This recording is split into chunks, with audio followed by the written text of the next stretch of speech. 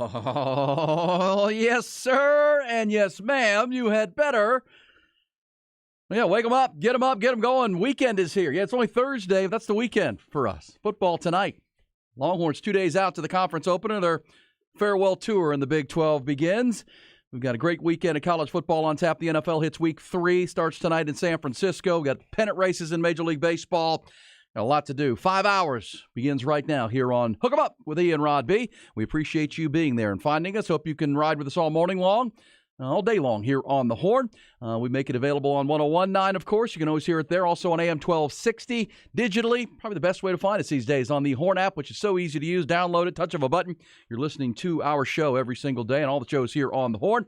Also, you can watch on our website, hornfm.com. Got the Twitch channel up and running. You can watch the shows or just listen. Also on our YouTube channel, which is growing by the day, and we appreciate that very, very much. That's at the Horn Austin on YouTube. And we are ready to roll on a Thursday morning, 21 September. And look who it is across the desk, shutting down his side of the show 5 hours a day, 5 days a week, here on Hook 'em Up from DB High down in the 713. So DBU right here in the 512 stops at 4 NFL zips along the way. He is our football theorist. He doubles his Blackstradamus with his prognostications, or 21 in your program, but always number one in your heart. He's our man, Rod Babers. Good morning, Rod. Good morning to you, E. I appreciate the intro as always. And yeah, man, basically it's the weekend now. I declared the weekend on Thursday because you got football on Thursday, then Friday. Hey, it's officially the weekend. So we might as well start celebrating a little bit early, as we do every morning, up early. For those who serve, we appreciate you. We know that it is a blessing, but also a burden. Our society built on the selflessness of service, and we appreciate all those who serve in whatever capacity it is. God, country, or community, we salute you. First responders, the teachers, nurses, soldiers, the waste management, officers of the law. We know there are so many of you. We don't have all the time to name it, but we want you to know that we appreciate you, bottom of our heart. Thank you. Up and Adam, yeah, the backbone of our Amen, city and country. We appreciate you very, very much making it happen for us each and every day.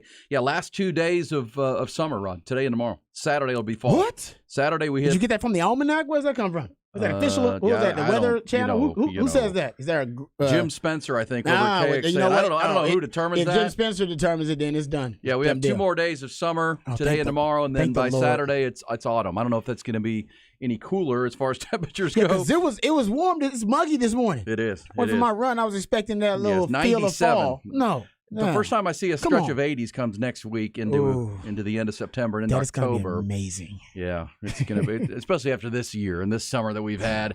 It's been unlike any other, it feels like. But yeah, so so enjoy that. Football season is here. Football, of course, the weekend starts tonight with a good NFL game, or maybe a good NFL game. The line is double digits. We'll preview that. That's a good question. Yeah, is it going to be an NFL game? Saquon Barkley, he's not playing? Yeah, I don't know if he's playing. Yeah, the Giants will be at San Francisco. We'll preview that coming up.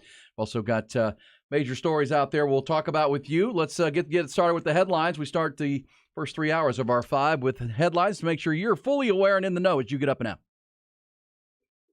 Top Gun Rentals and Lawn Equipment bring it to you. Start with college football. Third-ranked Longhorns begin that Big 12 farewell tour in Waco Saturday night, facing the Baylor Bears to open conference play. Longhorns have posted 3 straight double-digit wins to open their season. Bears, meanwhile, have struggled, dropped 2 out of their first 3, all at home. Real season, though, begins this week. Texas can expect a loud, raucous environment on Saturday. Baylor announced yesterday the game is officially sold out. The program has distributed more student tickets than ever before for a game at McLean Stadium. And Bears head coach Dave Aranda also says he's fully aware of the significance of this one. I can't tell you how many times this offseason it's been, hey, Dave, just win one game, please. And so that has been brought up to me multiple times. And so, I sense it and I know it. And, I'm blessed, and we're blessed to be able to do something about it. Yeah, the always exciting Dave Aranda bringing it strong. Texas and Baylor played 112 times since 1901, every season since 1944. This may be the last one. Kicks at 6:30 on Saturday night. Our pregame coverage here on the Horn begins at 4 o'clock live from Doc's backyard in Sunset Valley. And in the NFL, Week 3 does kick off tonight. The 101 Giants on the road at 2-0 San Francisco. Tall task for the G-Men in the first place. Long trip, short week to face one of the powerhouse teams in the NFL. Now they'll be without their best player. Running back Saquon Barkley officially ruled out yesterday because of an ankle injury. 49ers are 10.5-point favorites in their home opener. Trade in the NFL coming down this morning. Word the LA Rams have moved disgruntled running back Cam Akers to the Minnesota Vikings. ESPN's Adam Schefter reports the teams will swap 2026 draft picks as part of that deal. On the pitch, Austin FC's playoff hopes and season still alive, but barely. Sebastian Driussi scored a goal late in the first half on a header off a corner kick in the Big Apple last night to help El Tree play to a 1-1 draw with the New York Red Bulls at 9-13-7 on the year now, 34 points. They're 12th in the Western Conference, 4 points out of a playoff spot. They face a must-win game this Sunday night when they welcome their former star Diego Fagundes in the LA Galaxy to Q2 Stadium. Also last night, Lionel Messi substituted because of muscle fatigue in the 37th minute of the Inter-Miami match with a win over Toronto 4-0. Afterwards, the team says their superstar will be evaluated today but will not be available for their match with Orlando City on Sunday. Major League Baseball, 3-team race atop the American League West remains the same this morning after Houston, Texas, and Seattle all posted day game wins yesterday. Houston rallied with a run in the 8th and another in the 9th to walk off Baltimore 2-run. Rangers pummeled the Red Sox in the rubber game of that series 15-5. Mariners doubled up the A's 6-3, so Houston remains on top of the division by just a half game over both Texas and Seattle. All three teams are off today. Mariners and Rangers open up a huge series in Arlington tomorrow night. Houston will host Kansas City this weekend. Also last night, Round Rock dropped their second straight in Tacoma 5-2.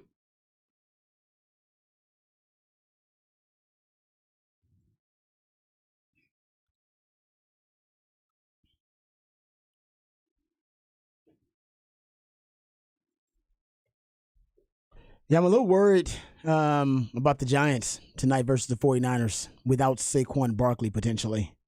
That could get ugly. It could get ugly. They're going to try to do it with a running back by three guys. Matt Breida would be the one name you probably have heard of who will be trying to tote the rock. And obviously this is going to be a big Daniel Jones game. If they're going to be in this, he's got to play really well. And he did in the second half of their win in Arizona last week. Yep. They need his legs, his arm, and it still may not be enough because San Francisco is really good. Yeah, and it's a good comparison though because the Cowboys defense just overwhelmed the Giants. I mean, the Giants could do nothing against that Cowboys defense, and the 49ers defense, we talked about it, on par with that 49ers defense. And also the 49ers, I don't know if you're paying attention because I've been paying attention to the running backs just because Bijan Robinson's playing so well. His productivity now, he's kind of the second best running back in the league behind Christian McCaffrey. Dude, the load that Christian McCaffrey's getting right now, it's not good. It's a lot. It's a lot. He has 115 snaps so far. That basically, it's only 10 for the next closest running back, which is Elijah Mitchell. And we know that Christian McCaffrey's got, he's got a history of durability issues. Man, if I'm Kyle Shanahan, if I'm Shano, I think about curtailing that somehow. You got to do, because Christian McCaffrey's not going to last through 17 games like that and the playoffs like that. Agreed. With that kind of usage. Agreed. That means Elijah Mitchell needs to step in and step up. And look, I said this a bunch about they in Miami. They both went on the road and won 2 games to start the year. There's 9 2-0 teams, but man, when you win both road games to start the year, one in Pittsburgh, you embarrassed the Steelers at home. Yeah, embarrassed them. And you saw Monday night, Steelers still got some defense. They're a proud franchise, and Mike Tomlin, and they went in there and just whacked them, and then came back across country to play the Rams, a divisional rival, and tough game there. So to go 2-0, that means you're heavy on home games coming up. I think you're right about that with Christian McCaffrey, but they just have so many weapons, and we'll see if Brandon Ayuk can play tonight. Anytime, I always look at this, anytime that we play these short week games, I think the home team has a huge advantage because they, the Niners got to come right up the coast from LA on Sunday, and they're playing at home. Kyle Shanahan, your buddy Shano, talked about, man, you wake up on Tuesday and you're like, man, so we're almost game. We got a game. It's almost over. We got a game. Like tomorrow's game, pregame. Yeah. And so it comes quick. And then now somebody texted and said, was it a long trip for the Giants if they stayed out west? And they may have. Teams are, when your schedule. Sometimes they do that. Giants may have, because they were at Arizona. That would make sense. That'd be smart, actually. Just stay west and not go all the way back to New York and then all the way back to San Fran. That saved you a little wear and tear. Yeah, that actually makes a lot of sense. Yeah, probably so. Yeah. You would have planned ahead for that if you're the Giants, but they just may not have the personnel. And I think, as we've talked about, Philadelphia, San Francisco, and Dallas have just separated from the rest of the NFC. And, this is a tall task. And then the home opener, first time in front of the home crowd. Oh, man. 2-0. Brock Purdy back and healthy and playing great. I think he's tied for the lead in the NFL in QBR right now. So he picked up right where he left off before the UCL injury and surgery. Picked up right where he left off. And obviously the 49ers knew that. That's why they decided to move on from Trey Lance. They're like, you know what? We'll go all in on Purdy. And he's played really well so far. I'd also add to the fact that the Niners have won 14 of their last 15 games dating back to last year. Remember, they were on such a roll. It was like a 10-game winning streak or something like that? They got off to a bit of a slow start last year. They had some injuries, and they made the Christian McCaffrey acquisition and took off. And then Brock Purdy took over and took off even more. And then, of course, we know that one loss of their last 15 games was the NFC Championship game when they didn't have a quarterback. Brock Purdy got hurt in the first quarter. Then their backup got hurt, and the Eagles went on to the Super Bowl. But that's it. When Brock Purdy has started and finished the game with Christian McCaffrey in the backfield, they've not lost. Yeah, and you said it's rare that you have the fortune at the quarterback position that the 49ers have had by finding Brock Purdy. But Shannon believes in him. He really does. I mean, that's to have that kind of faith in Brock Purdy. They don't really have a backup plan. He is the plan.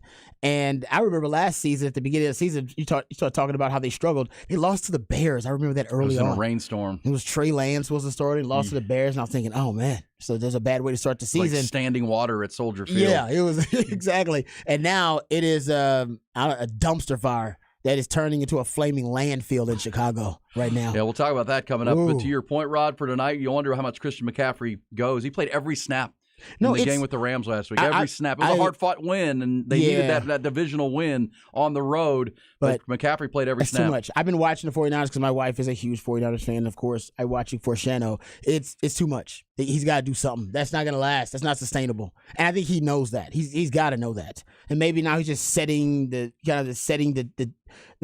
tempo, if you will, and kind of letting teams know that, hey, we're going to feature Christian McCaffrey in so many different ways. And so they have to prepare for all those variety of ways that he's going to weaponize Christian McCaffrey. And I get that. But he's got to bring on Elijah Mitchell and some of these other guys now. Because Christian McCaffrey's not going to make it through the season like that. Knock on wood. I hope he does. But it's highly unlikely. Highly unlikely. I agree with that.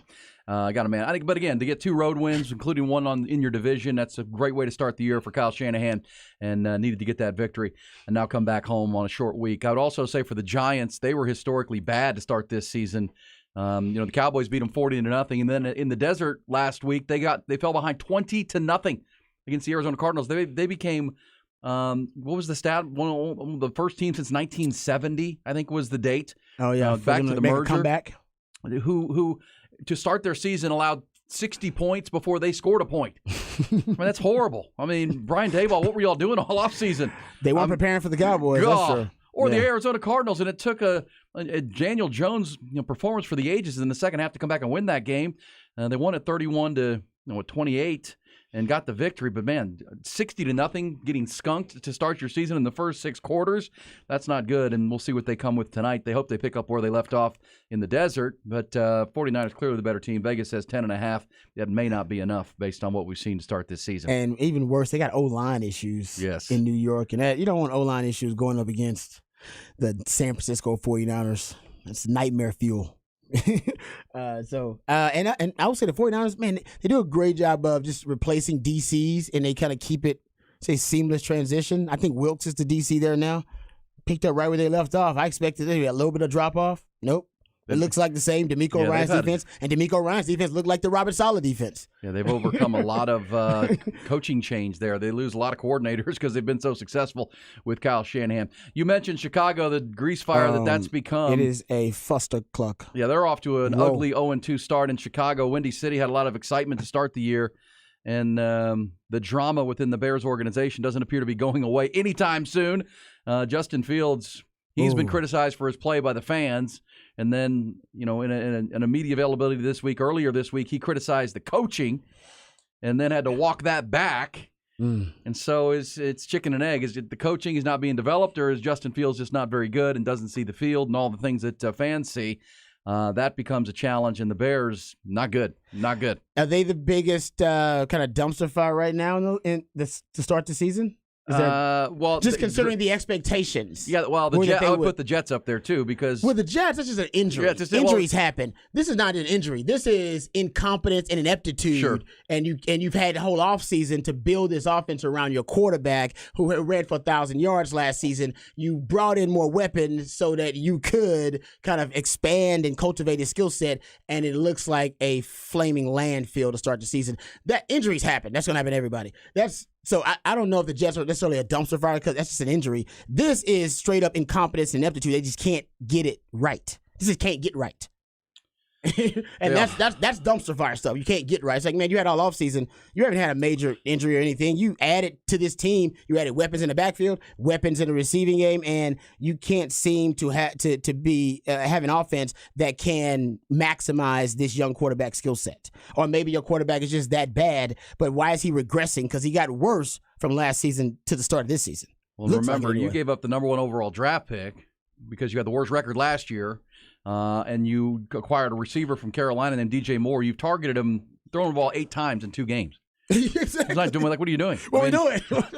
I mean, doesn't make any sense. Doesn't make any sense. I mean, you gave up the number 1 pick, because look, they could have taken a quarterback, right? I mean, and they knew what Justin Fields is and was, and they went with him. So it's their job to develop him to the highest level. And Justin Fields through 2 games.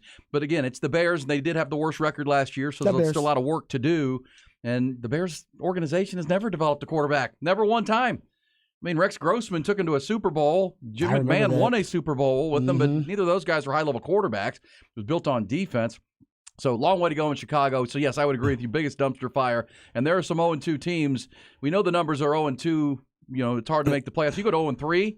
Yeah, that's doomsday. That's desperation time. And that's going to be one of the storylines of this weekend, Rod, once we get to Sunday, is the desperation teams who know that their season essentially could be over if they can't win this week. And there are a handful of those teams, and we'll run through those that are going to be playing with dire straits on their minds, including New England.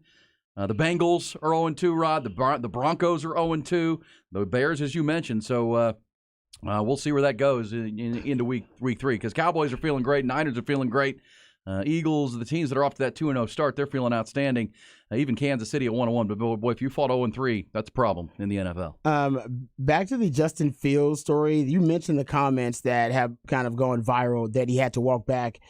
Ty has the media availability that he had. So he wants everybody to hear it in context because he was upset that they took his comment out of context about the coaching, and that's what went viral. So here's basically the entire thing. It's about 90 seconds, but here's the entire thing in context, and you let me know, E and listeners, if it was indeed something that was taken out of context. And here is Justin Fields. Of course, things that I didn't like, I felt like, I wasn't necessarily playing my game. Felt like I was kind of robotic and,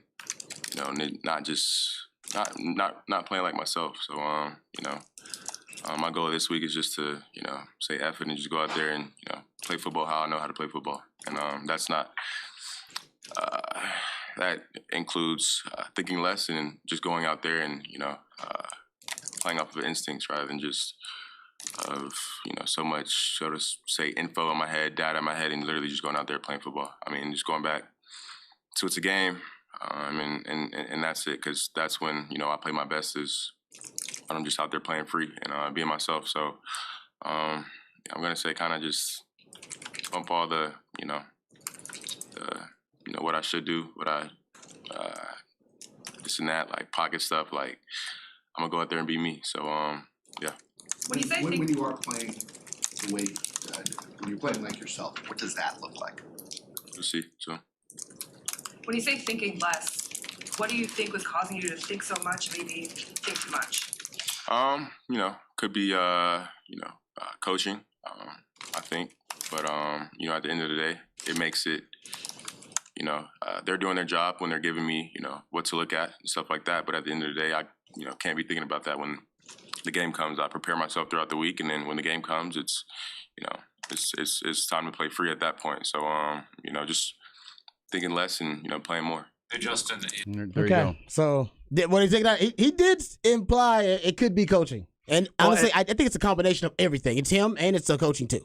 It's all of it. And what I hear there, and it's a pretty long cut, but the question was, what leads to you thinking too much? And that's when he said the coaching. So clearly he's trying to coach him to see the field, right, and read its progressions and, wait for the play to clear. It's almost like Justin Fields. When I see him and then you see the film, you can't wait for players to be open in the NFL, Rod. No, the windows aren't big enough. You have to anticipate that. Yeah. You have to understand the coverage that you're facing, understand the play that you've called, and then you've got to throw it ahead of the window. And he waits for the window, and sometimes – it's too late. Once he took he took four sacks last week where he had more than 4 seconds in the pocket. Yeah, to where there was a play there, you just didn't throw the ball, and so that's the problem. And by the way, Rod, to add to the fire that you're talking about, they play the Chiefs in Arrowhead this weekend. Yeah, that ain't good. Yeah. That's not and good. The Chiefs' defense has become a strength, and I've talked about their ability, their secondary, and their coverage ability, and how they harassed and held Jacksonville to 9 points last week in Jacksonville. Chris Jones is back now too. Chris Jones, that one could get out of control because something feels like Patrick Mahomes got a raise this week. He's feeling good. He's ready to blow up. Now he's making what he believes his worth, his market worth. Travis Kelce's now dating officially Taylor Swift. I mean, they got Chris some momentum Jones there. got paid, and it's like, hey, it feels like KC's ready to explode on somebody, and just have the team to do it against the Chicago Bears. Yeah, I don't really have faith in the just the tandem of the coaching going on there, the combination of the coaching and what Justin Fields is struggling with right now, because it doesn't seem like they're on the same page. They want him to evolve into being a pocket passer, and you can even tell right there he's almost rejecting the coaching. He's like, I don't, you're telling me about they'll read this and read that. I'm just trying to play free. And it's like, well, I think he's just trying to tell you about progressions and about pocket presence and exactly what your keys and reads are. So they do need to make the offense more free-flowing and almost build in improvisation for him. Yeah. You can do that within the offense. As he comes, right? Yeah, you can build in the improvisation if he wants to have a more free-flowing offense instead of being so rigid. And I think right now there's too much rigidity within the offense, if that's a word. I think it is. He just invented it. So there you go. Yeah. And look, I mean, it's Justin Fields, I think, struggles to read the defense and make throws quickly, but at the same time, he's got a second-year offensive coordinator in Luke Getsy. They've got a defensive head coach in Matt Eberflus. And so, is he being developed to the highest level? That becomes a question. All right, so NFL coming up tonight to start week 3. We got college football on the brain. Huge games this weekend. I mean, there are games this Saturday that will have long-term college football Final Four playoff implication kind of things. The Notre Dame-Ohio State game. There's an elimination. Alabama and Florida and Clemson have already taken the losses. They suffer another one. They're in trouble. Florida State goes into Clemson and wins a game on Saturday, Rod. They're feeling good because they would own wins over LSU and Clemson to start the season. He might even move up. And they're already Absolutely. in the top 5. So move up a little we'll bit. start to preview those. And then obviously out in the Pac-12 with Colorado and Oregon and USC, all those teams, plus the Big 12. We'll start drilling down on that as we are now Thursday. The football weekend is here, and we're just getting warmed up here on Hook 'em Up with Ian Rod B. We've got 5 hours to go. So ride with us.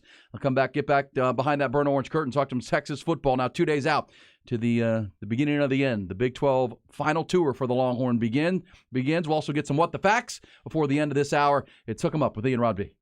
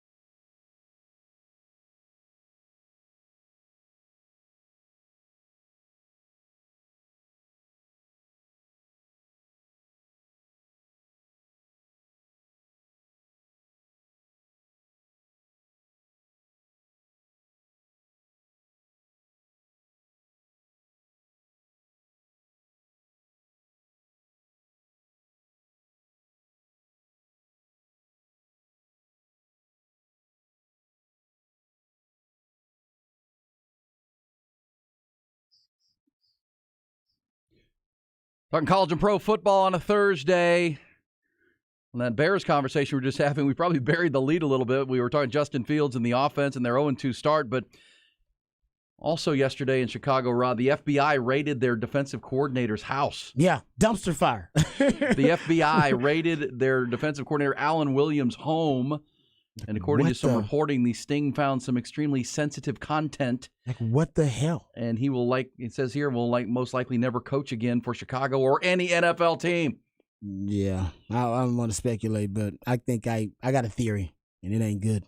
Well, it's never good when the feds raid your house or office, right? I mean, but there are only a few things the feds are concerned about. Let's just say that. Yeah, otherwise, they'll let the local authorities handle the feds on it. The feds only at a few things. And the feds, you typically don't raid unless they've got you. Boom! The feds don't even make a move, and they're like, "We got him. We got him." That's why their conviction rate is what, like 90-something%. Yeah, like, come on, man. They don't. Oh, that's scary. Can you imagine the day for Matt Eberflus, the head coach of the Bears? He's got Justin Fields having to walk back comments about the coaching. Yeah, same day. And then you get a call from the feds. You did what?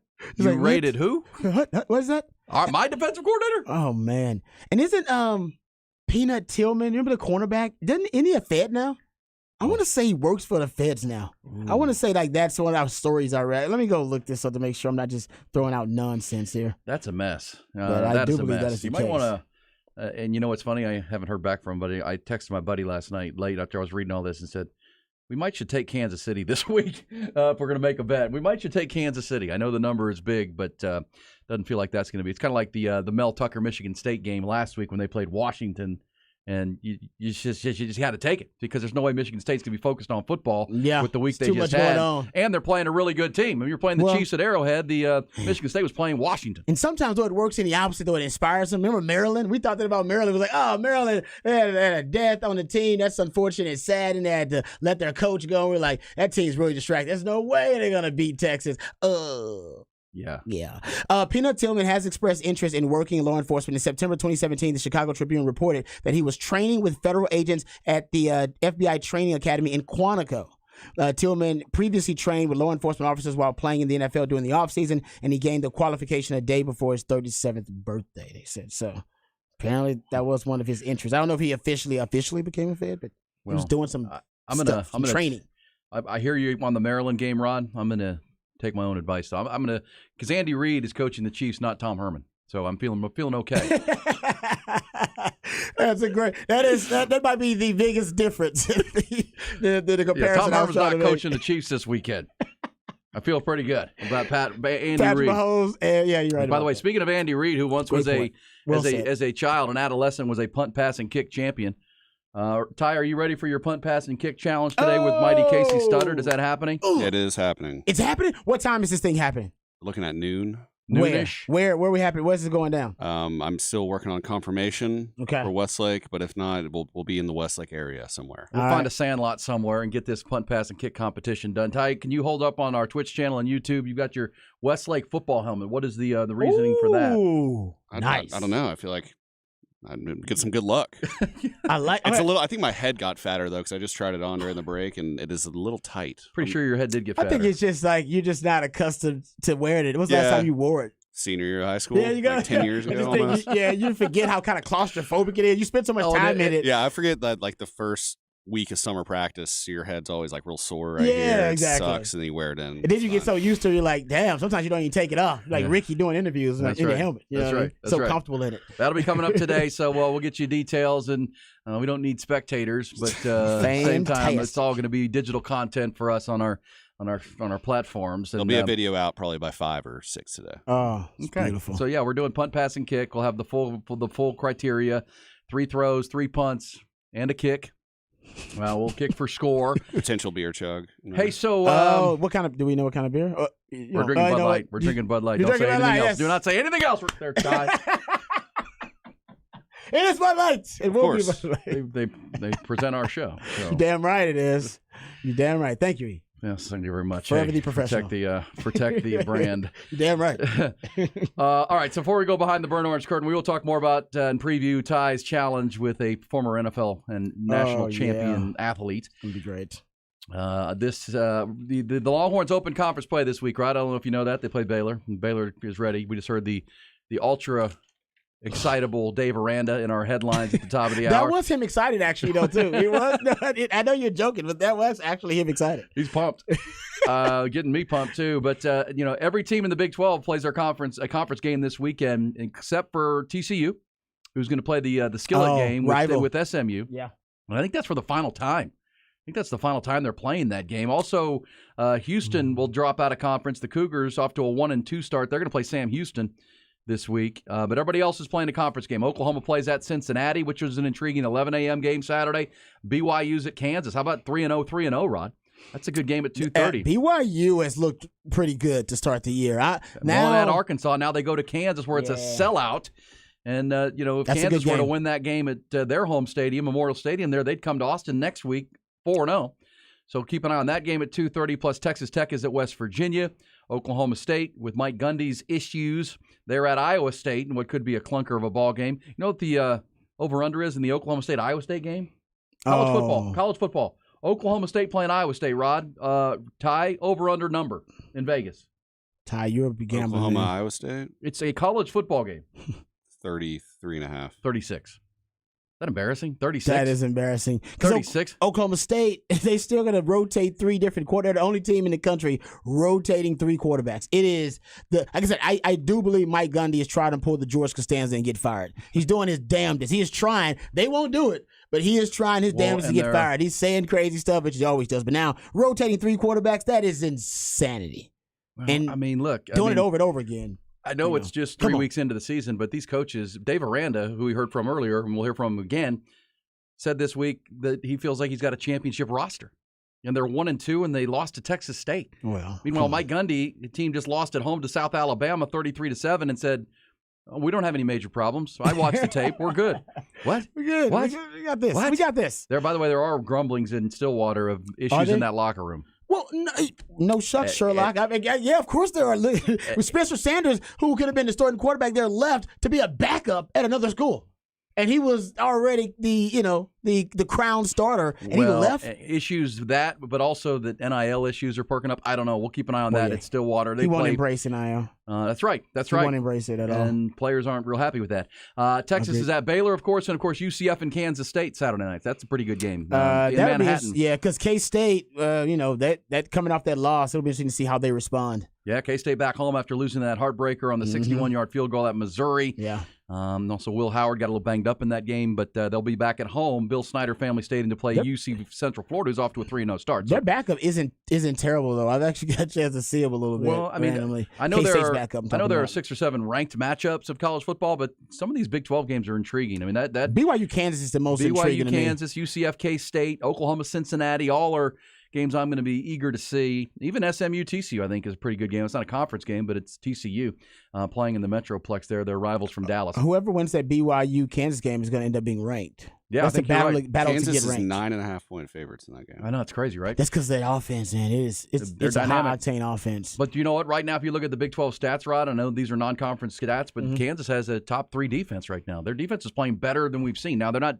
they deep enough to manage an entire season on the defensive side? But they've made improvements on that side of the ball. Yeah, they just don't. Long as they're not a sieve on defense, as long as it's not basically a liability.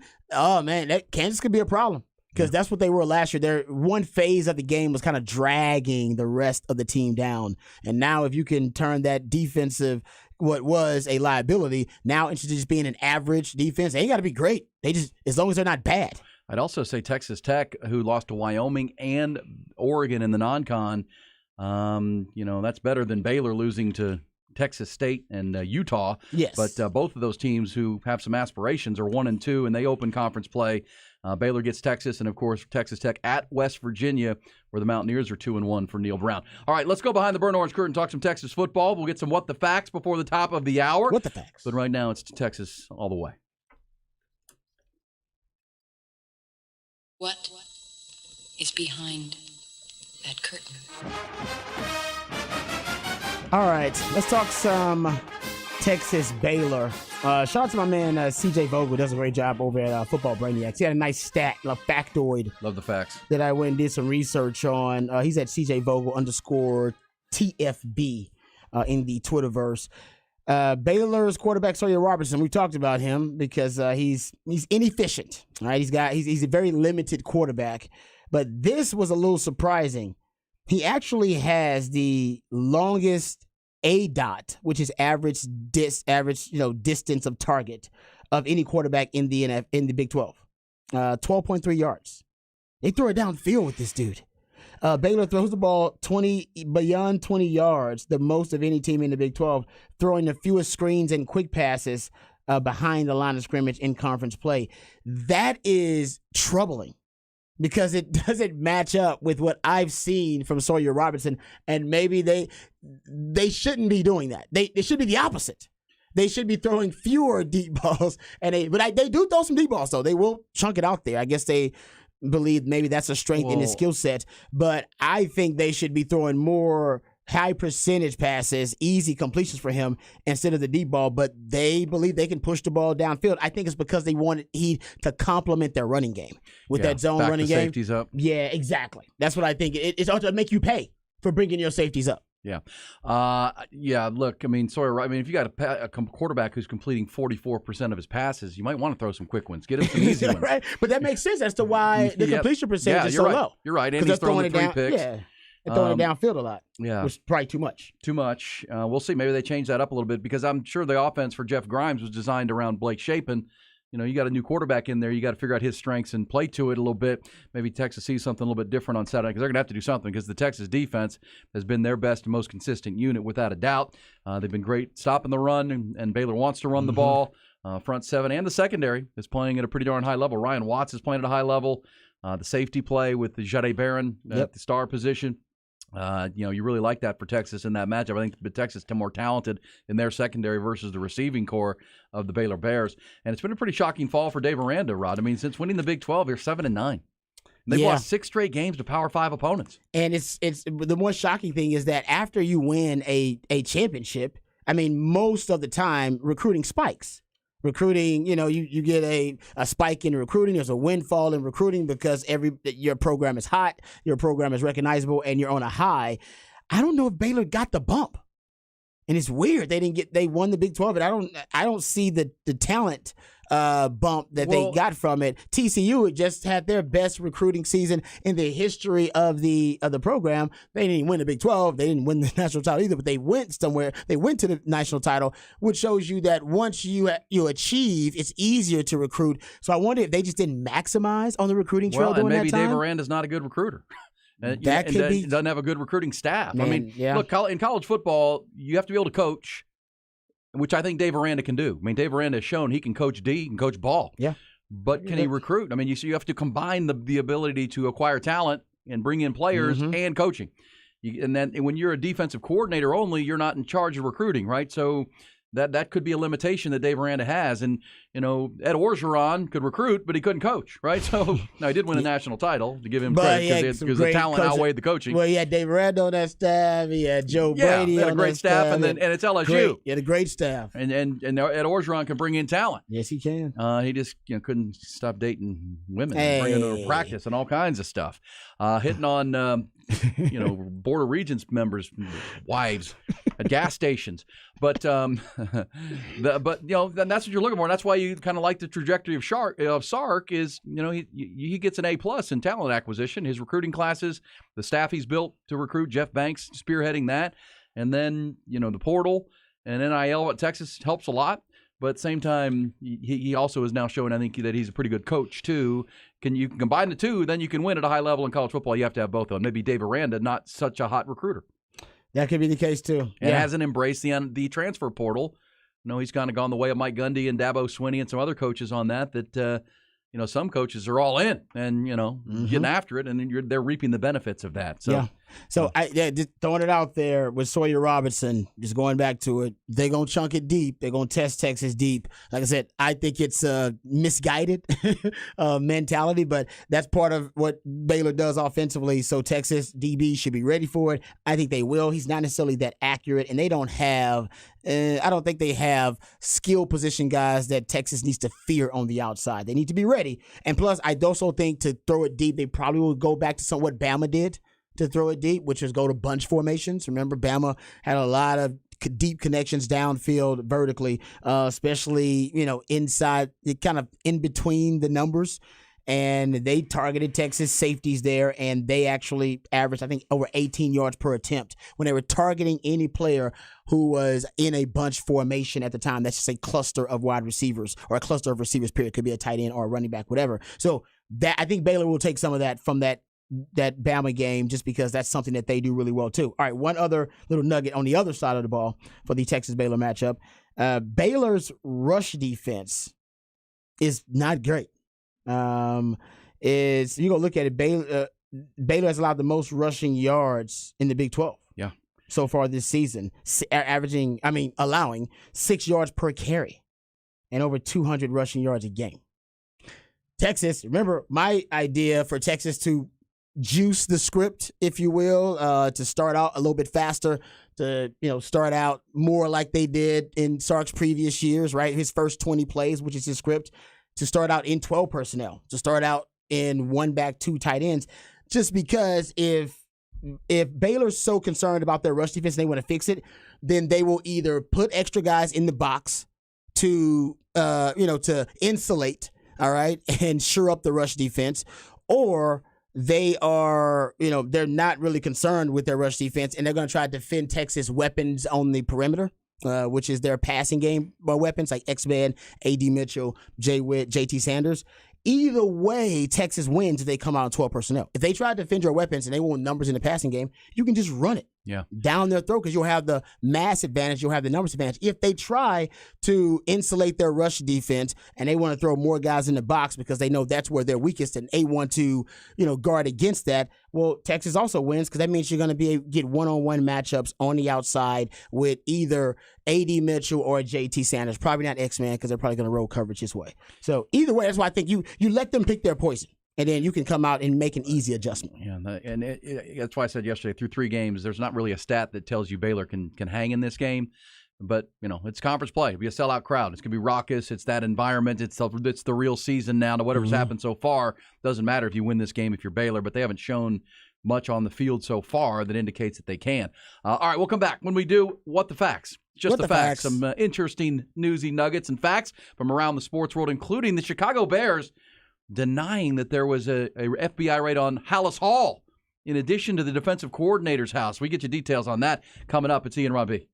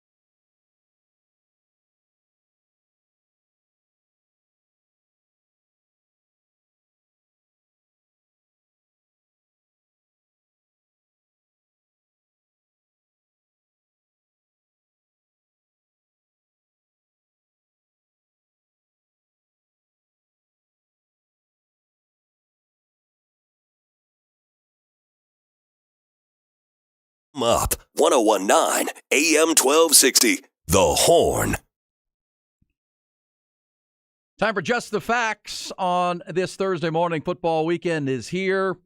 NFL tonight, Rod. I mentioned it, but it is a fact that the 49ers have won 14 of their last 15 games, and in games since they've acquired Christian McCaffrey.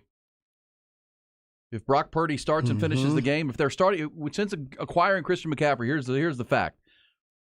If the starting quarterback of that game starts and finishes the game, they're 14-0. 14-0. That's wild. Only game they've lost is the game Brock Purdy got hurt, then the backup got hurt, and that was the NFC Championship game. They're really hard to beat when they keep everybody on the field and the quarterback starts and finishes the game.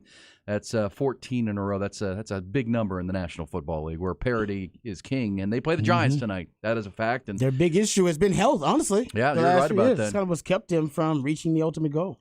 Also, right on the fact side, the Chicago Bears have denied that, remember we mentioned the FBI raided their defensive coordinator's house. The Bears. And maybe found some sensitive material. They denied, because there were immediate reports in Chicago that Hallis Hall, the Bears facility was also raided, and they denied that unequivocally. So there was no raid on Hallis Hall of any kind. So that's a fact. That's a fact, man. But that story is, ooh, it's cringeworthy. Okay, got some facts for you here. A couple of facts. How about this one? And if you're a betting man, you'll pay attention to this fact. So you have this week the Patriots are going to play the Jets, right? Correct. The Patriots have beaten the Jets in 14 straight matchups. They haven't lost to them since 2015. That's a trend. Yeah, that's more than a fact. You're right, that's a trend. For reference, Matt Castle, Johnny Manziel, Carson Palmer, Jay Cutler, Sam Bradford, and Colin Kaepernick were all playing in the NFL the last time New York won a game versus the New England Patriots.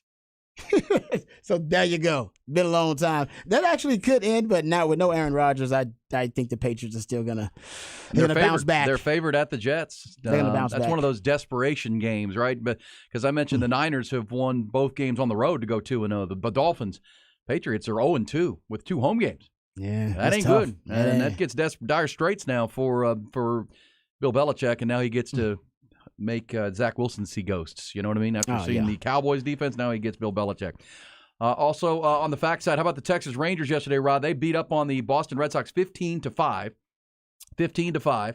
We know their offense is historically good. The Rangers, it's their 11th game this year, scoring 10 or more runs. That's the most in a season by in franchise history, and the most in a season by any team since the Brooklyn Dodgers in 1953. Also, the 6th time the Rangers have scored 15 or more in a game. That's the most in a season in franchise history as well. Pitching has been their problem, the bullpen, when they lose.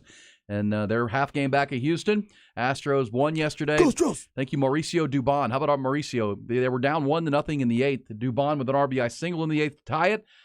Then Alex Bregman later in that frame struck out with the bases loaded when the Astros looked to put the go-ahead runs on. But then Dubon came back around in the 9th. RBI single to win it. Clutch. And the Astros win that game. They all won yesterday, so they're all off today. Twins, Rangers, and Astros. And huge series this weekend. Rangers hosting Seattle. The first of 7 meetings between those two teams between now and the end of the regular season. It will be settled. It will be settled. It will be settled on the field. That's all you can ask for. Yeah. No, this is this has got to be the best case scenario for Major League Baseball. Have this many teams competing down the stretch like that. Fan bases are all on pins and needles. Same things in the NL wildcard race too. It's all going to the wire in that spot. That's good. So pretty good. This is why baseball went to the wild card and the extra playoff teams and that kind of stuff to keep more markets involved. What do you have, Rod? What just the facts? This is a somewhat Texas football related. How about this? Alabama's O-line, it has the worst sack rate allowed in the Power 5. That's not good. And Ole Miss, who they got to play coming up, has 10 sacks through the first 3 games. Ole Miss can get after the quarterback. Alabama cannot protect their quarterback. We talked about it too. Texas had 5 sacks in that game. They did. And should have had 6, probably 7. Probably missed 3 sacks in that game that I counted. So Alabama's O-line struggling. So the quarterback position are struggling, and Jalen Milroe's now been named the starter again. But also the offensive line struggling for them too. So Bama's having a lot of issues, man. Starting to miss Kyle Flood up there at Alabama, it appears. Kyle Flood's doing great things with the Texas O-line right now. It may be the first time in a long time that Nick Saban did, when he's had all this attrition and all this turnover at the coaching staffs, because everybody just comes and poaches all of his great coaches. This may be one of the first times where he did not kind of reload with the best Tommy Rees was coordinators. a weird hire. That was for a me. weird hire, right?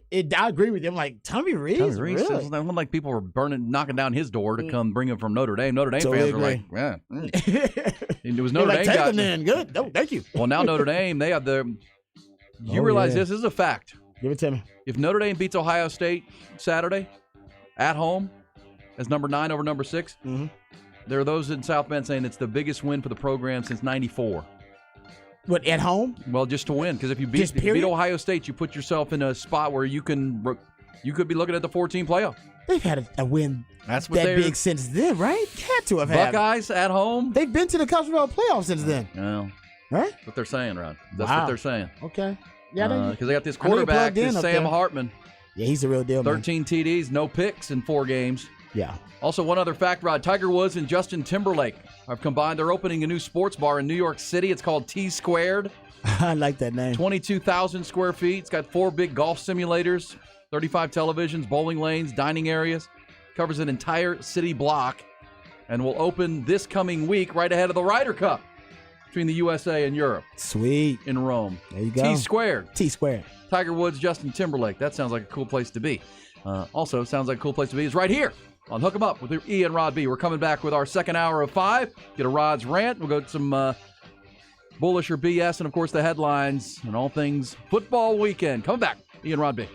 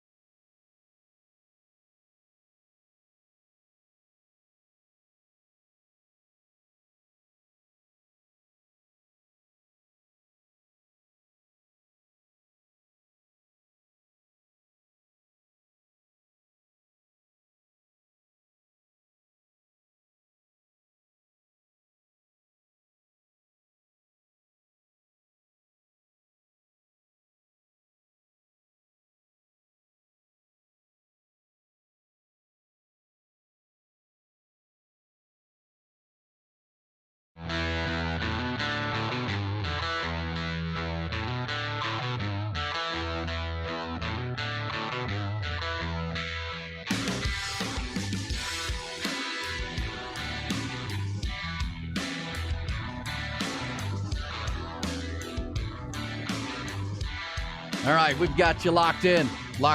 Ian Rod B. We're getting ready for conference play in the Big 12. Longhorns road trip, Waco.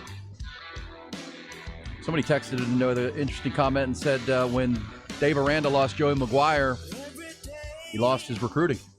And that could be a good point right there. No, Jerry Hamilton said that actually a couple of days ago. Jerry Hamilton said basically when Joey McGuire left, he took a lot of the recruiting aces like the Rainmakers from Dave Aranda and Dave Aranda's connection to Texas high school football. And that's a big part of why the talent acquisition has failed for Dave Aranda in the last couple of years. So that makes a lot of sense because Joey McGuire, he's even though he's got some unexpected losses to start the season, everybody agrees the talent infusion there at Texas Tech is real. They're definitely they're getting more talent than they have in previous years. Yeah, and that's credit to Matt Rule, the Nebraska coach now. When he came into Baylor, he hired 3 high school coaches, one from the Metroplex, one from Central Texas here, one from Joey McGuire was the Metroplex hire, one down from San Antonio to be able to recruit up and down, help build relationships up and down I-35. Smart move. Very smart. And Dave Aranda has not kept that train going. That's why the program 7-9 since they won the Big 12 championship. They've lost their last 6 games against Power 5 schools. Yeah. Including 2 this year to Utah and to Texas State. Yeah, and Matt Rule kept that going, too. Didn't he have the UIL director or yes, former he did. UIL director? Dr. Susan Elza, yeah. Up there at Nebraska. He so understands he's got the same recipe. That pipeline. Got to have it, without a doubt. Okay, Texas will be at Baylor. They're a 2-touchdown-plus favorite in that game, but we'll hear from the always exciting Dave Aranda here in a moment. In our headlines, also previewing the game tonight, Giants at Niners to start Week 3 of the NFL. And we assess the dumpster fire that's happening in Chicago with the Bears. That's not good. Quarterbacks talking about bad coaching. DC's resigning. Coaches being raided by the FBI. Oh, man. Not good. Rough. They play the Chiefs this weekend. Yeah, even more bad news. So on top of all that, you got to play the defending Super Bowl champions. Yeah, it's not going to be good. And they're coming off a game where they probably had a hard week of coaching. Because they played a game against Jacksonville, and it wasn't a perfect game. You could argue by any stretch. Yeah, they had no business really winning that game, except they have championship DNA and pedigree, and they figured out a way to win it in clutch time. And their defense was excellent. Yeah. And Patrick Mahomes is a problem solver. I mean, he found ways to win that game for that team. Because who's under a little bit of fire, or at least under a microscope in Kansas City, is Matt Nagy, the former Bears head coach, because he replaced Eric Bieniemy as the OC. And Eric Bieniemy's got the Washington Commanders and Sam Howell at 2-0. And the Chiefs' offense has struggled here early. Turnovers, penalties, drop passes, a lot of things that we aren't used to seeing. I from love the that Chiefs. Matt Nagy is getting credit for calling the plays. Eric Bieniemy, when they were doing well, couldn't get credit. He's getting blamed. He's getting blamed. He's getting blamed. He's like, whoa. So what's going on? So Eric Bieniemy didn't get any of the credit when they were killing it and they were balling out of control and the best offense in the league. But now Nagy's getting all the blame because the offense isn't performing at high level. It's like, what's going on here? Andy Reid's got a sweet gig. Let's admit, Andy Reid's got a sweet gig, man. He does. Does Andy Reid not call plays? No. Well, he does. It's a collaborative. It's a collaborative. Yeah, he does. Well, but and he just said that Eric Bieniemy, he did admit Eric Bieniemy did call plays. He was like, no, he calls plays. Yeah, he did. Yeah. And remember, when Eric Bieniemy got to the Washington Commanders this offseason, the accusation from some players he was too tough. He was too hard on him. And he said, no, this is just the bar we're playing to. This is coaching, guys. Like, it's a coaching. Y'all just don't know about real coaching. That's why y'all suck. Like, this is real coaching. This is how it happens every day. They've looked pretty sharp on offense so far. And the Chiefs, meanwhile, without him, are looking a little discombobulated so far. But I got to think Travis Kelce is going to have a good. I think you'd have to have a little bit of a skip in your step if you were dating T Swizzle. You know what I mean? Yeah, and they've Taylor Swift. Yes, and they've tried to reinvigorate the confidence of Kadarius Toney. You can tell in that last game they were force feeding the football to him. They want him to get over that Sky mental Moore. block. They're trying to get Sky Moore going. Yeah, he trying had a to get big those young wideouts going. Young wideouts, they need them. And, they may trade for one though. I still think they might trade for one. If it doesn't get better here in the next couple of games, you may see that. They may trade for one. And when I say confidence with Travis Kelce, right, you just have a little more skip in your step because you're dating T Swizzle. You're dating the biggest pop star in the world. I think it helps with your confidence.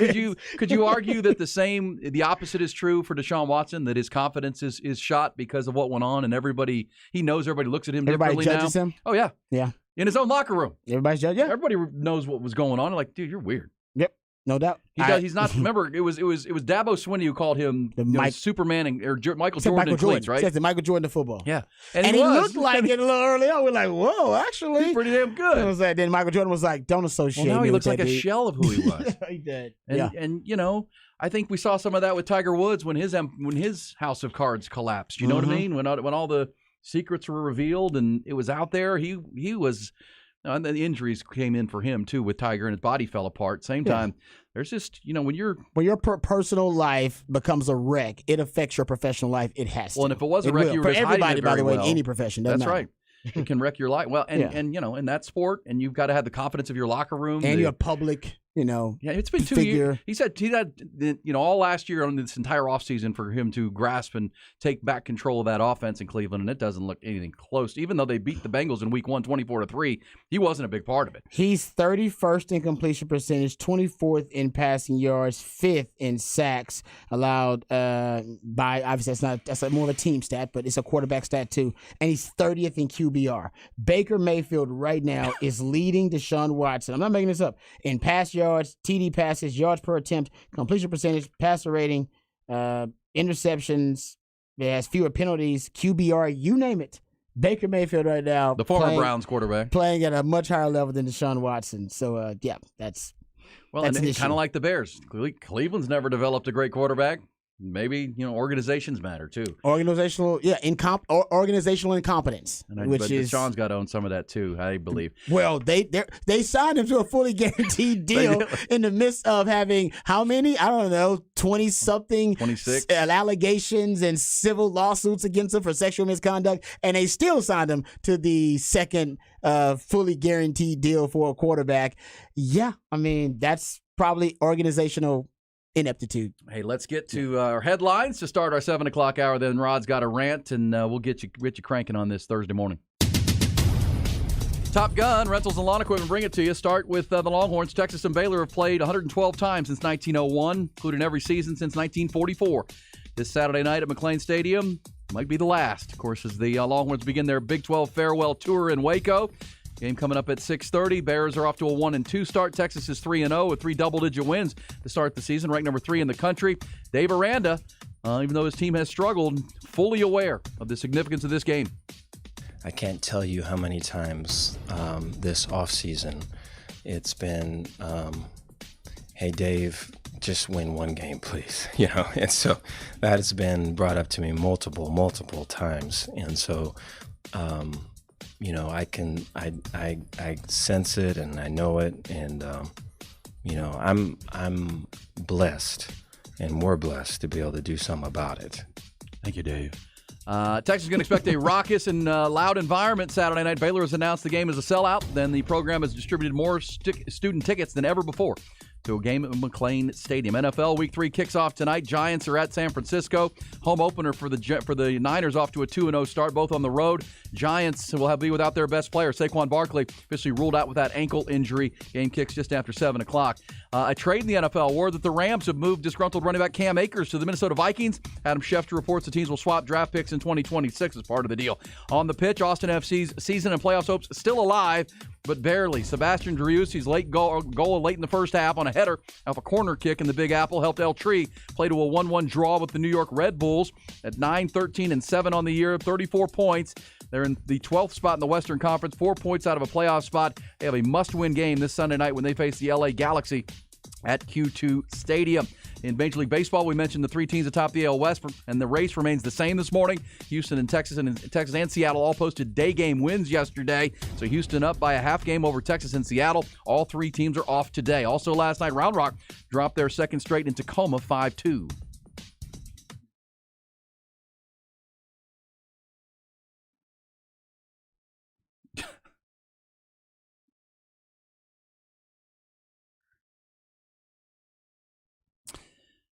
All right.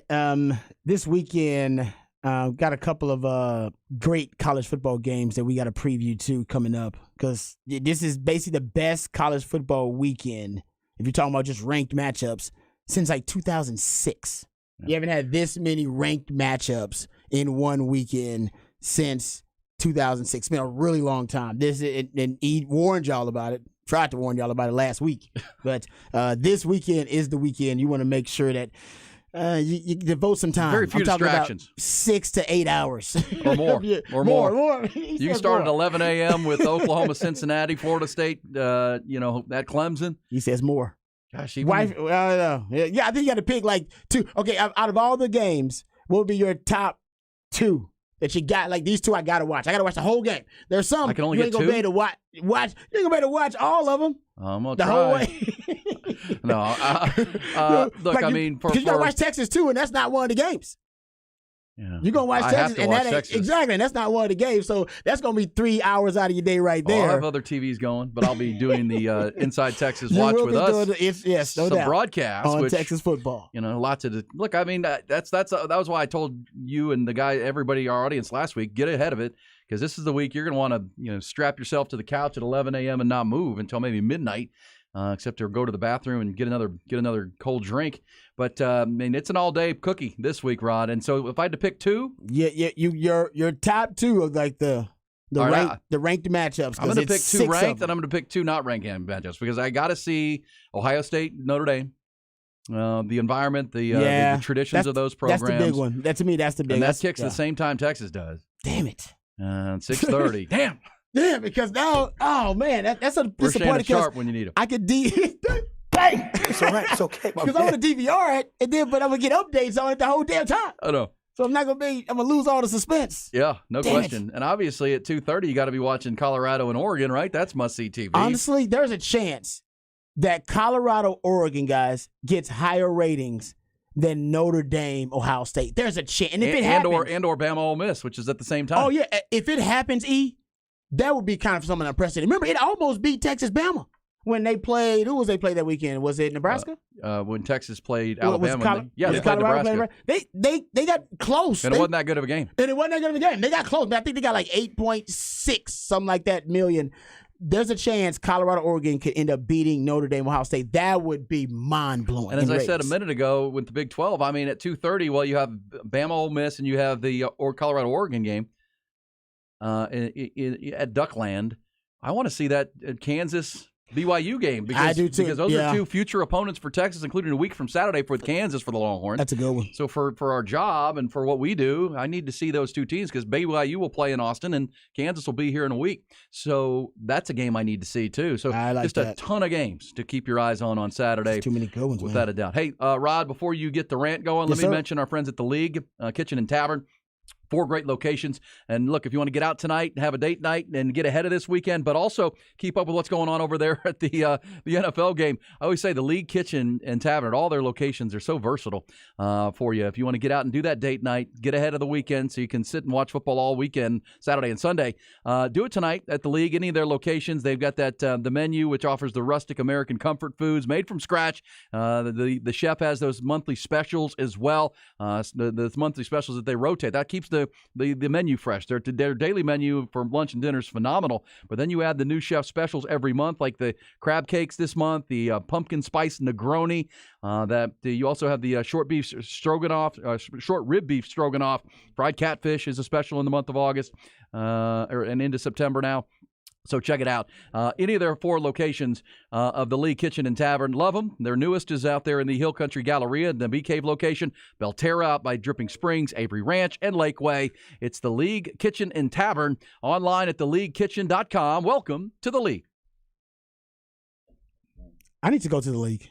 I'm as mad as hell, and I'm not going to take this anymore. Find out what happens when people stop being polite and start getting real. You ain't keeping it around. My God! Okay, it's happening. Everybody stay calm. Oh, you've done it now. It's time for Rod's Rant of the Day. Hold on to your butts. I do need to go to the League. I've never been. It's great. I keep hearing about one it. To you is going to be, I know where you live, so the Belterra. Yeah, I think you're right about that. Great location. And again, because you get the bar areas, they got TVs, and so you can just sit at the bar if you wanted to and watch the game, or if you want to sit over in the formal dining room. Their brunches are great, Rod. I know, and now I've heard they got the fried chicken.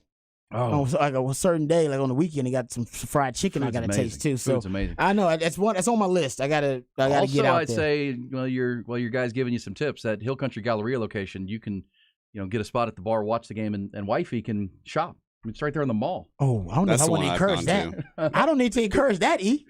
Your wife's like almost about to pop pregnant. She is. She needs some out time. You know what I'm saying? Yeah. But, man, encouraging her to have that shopping, that retail therapy. Baby needs clothes. Baby's got lots of clothes. She coming. It's like that Dion's like, hey, we coming? Oh, she coming. She coming.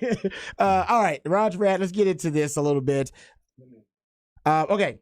I've been giving crazy Cowboy stats lately. Yes. Just because of how dominant the defense has been, and I got another one. So one of my favorite stats, you've heard me talk about it, even for the Longhorns, is havoc rate. For those that don't know, havoc rate is basically splash plays by the defense. Any splash play, a sack, a tackle for loss, a forced fumble, a fumble recovery, interception, a PBU. These are considered splash plays by the defense, and they call them havoc plays. That's it. And Texas led the Big 12 in havoc rate, actually, just sidebar, last season, hoping that's the case this year. But the Cowboys, havoc rate, and havoc rate is which takes, all the different things I just named and divides them by total plays. That's the havoc rate. Cowboys havoc rate is over 80% right now. Oh. That over 80%, all right? The number 2 team in havoc rate is the New Orleans Saints. They're at 59% havoc rate. That's usually considered really good, right? To be around 59, 60% havoc rate, that's considered good. Man, the Cowboys are at 80%, guys. That is freaky stuff. And honestly, this weekend, it's probably going to continue to be on that pace, considering the opponent they have. And, the Arizona Cardinals are not really a team that can put up much of a fight. So there you go. Havoc rate. The Cowboys are the most opportunistic and the most chaos-causing, havoc-wreaking defense in the NFL. And it ain't even close. So you'll watch the 49ers tonight. Watch the havoc plays that I just mentioned. Those splash plays on defense. Because that's something that's setting the Cowboys defense apart too. Is that they're making, not only are they kind of a suffocating defense, but it's the splash plays they throw out there are just, they got a lot of guys that can make those types of plays. All right, we got some sound from Dan Quinn. Shout out to my man Patrick, because I believe he's the one that found this sound, and it's good stuff. So Patrick Davis, host of the Sports Complex. Yes, 5 to 7. You should check it out because he does great work. And is there Dan Quinn quotes?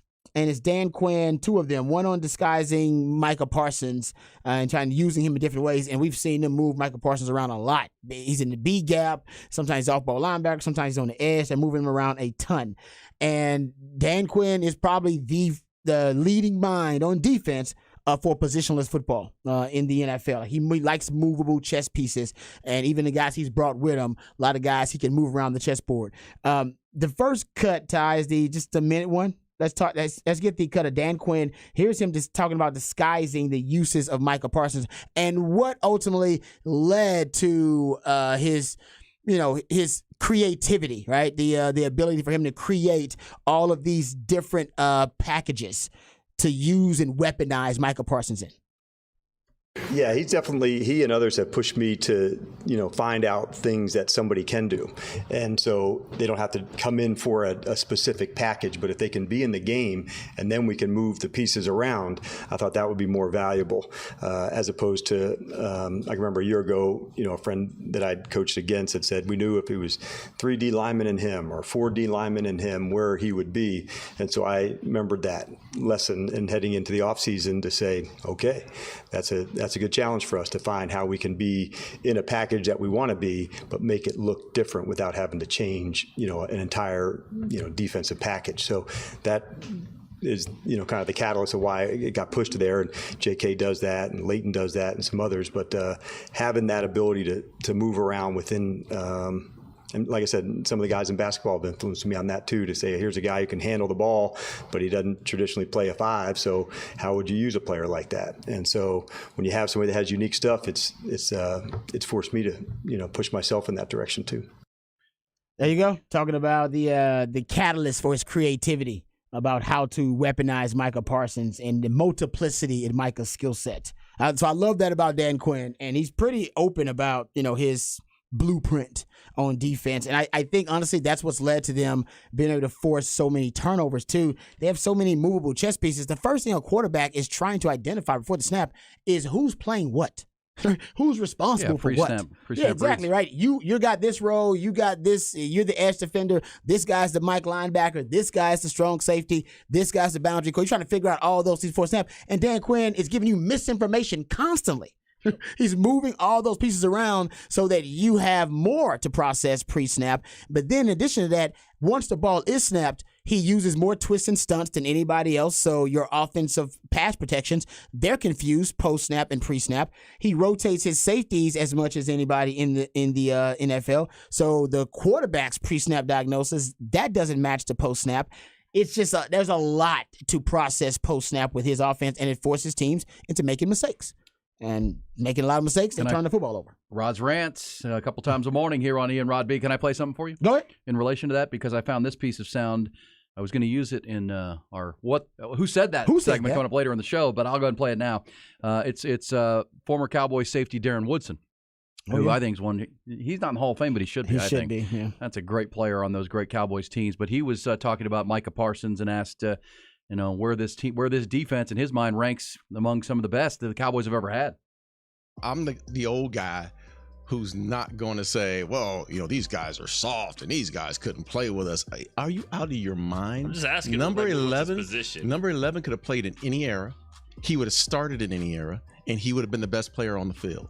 I mean, this guy, it is amazing to watch Micah Parsons' first step and his awareness and his ability to attack the quarterback and attack the tackle or the guard or what. I mean, he is one of the most dominant players that I can remember watching.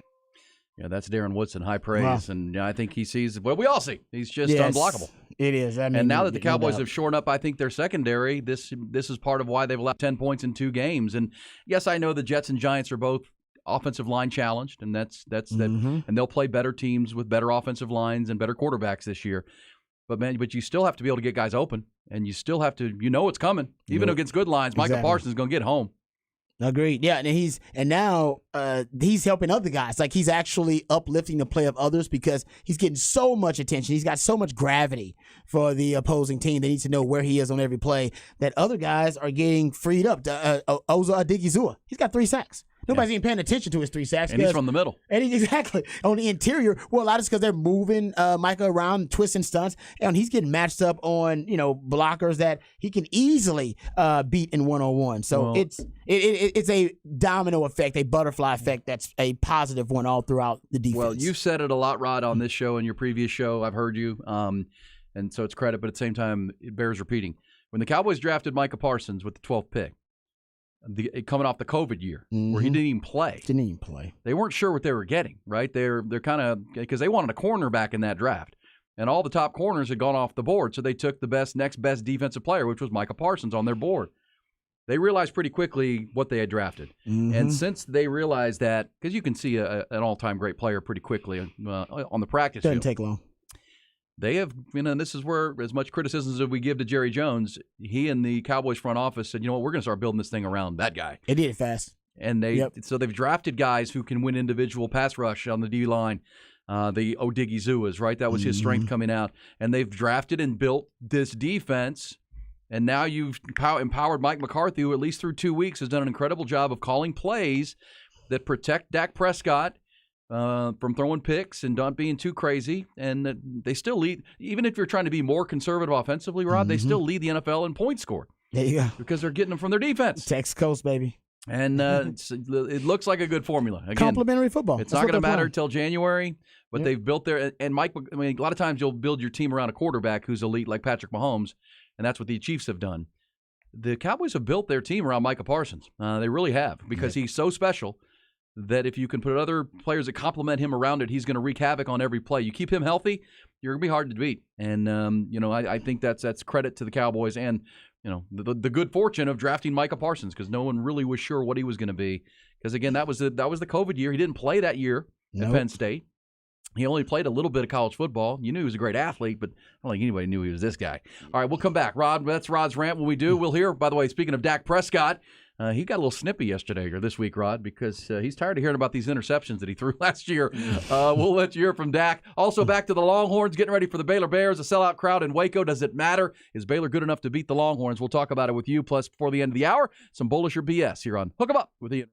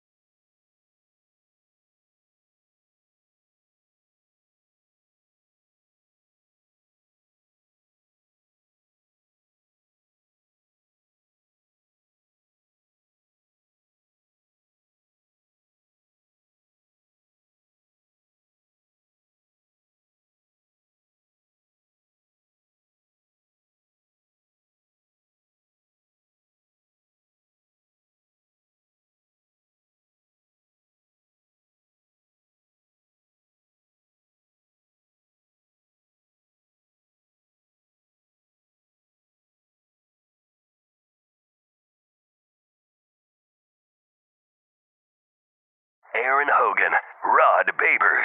Austin, Texas Sports. The Horn. Before we get back to the Longhorns in college football on this Thursday morning, can I play this for you, Rod? We just talked about Micah Parsons and the Cowboys defense allowed 10 points through 2 games. And really, it's just one play. The 68-yard touchdown, and Garrett Wilson's just a great player. Exactly. And he made a great play. Well, Zach Wilson made one throw. That's all the Cowboys have given up really all year in 2 games. And they'll play the Arizona Cardinals on Sunday, which that could be even more devastation for Arizona. Well, here's Dak Prescott because he's done his part, hadn't turned the football over. Cowboys lead the NFL in points scored. They're running the Tex Coast offense. And here's Dak getting a little snippy because people keep asking about, the interceptions. Here's Dak at a media availability this week. 2 straight games now without a pick. You didn't have that happen all of last year. Is there anything that goes to what you've done this offseason so far? What about the year before that? Or the year before that? Or the year before that? Well, last year is last year. And it's something, I've left. And, the interceptions, all that, it's I guess when you lead the league, it'll never go away. But as I stated last year, every one of them has their story. But that's not where my mind is. It's not something I think about. Just being candid, I really don't care about the questions about him at this point. See, getting a little testy because he's pointed out something, Rod, you've said a lot, that he has not been a turnover-prone quarterback in his career. He was last year for sure. He was last year. Without a doubt. He just said that. I led the league, and I guess you own that. Mm-hmm. You have to. But he's also, before that, in his previous 5 or 6 years, was not a guy who turned the football over. No, his career interception rate is tied for 8th among active quarterbacks, or at least it was tied for 8th among active quarterbacks. And 2 of the guys ahead of him were full-time quarterbacks. You're talking about he was tied with Joe Burrow. He was better than Josh Allen and Deshaun Watson. And his basically 1.7% interception rate going into last season.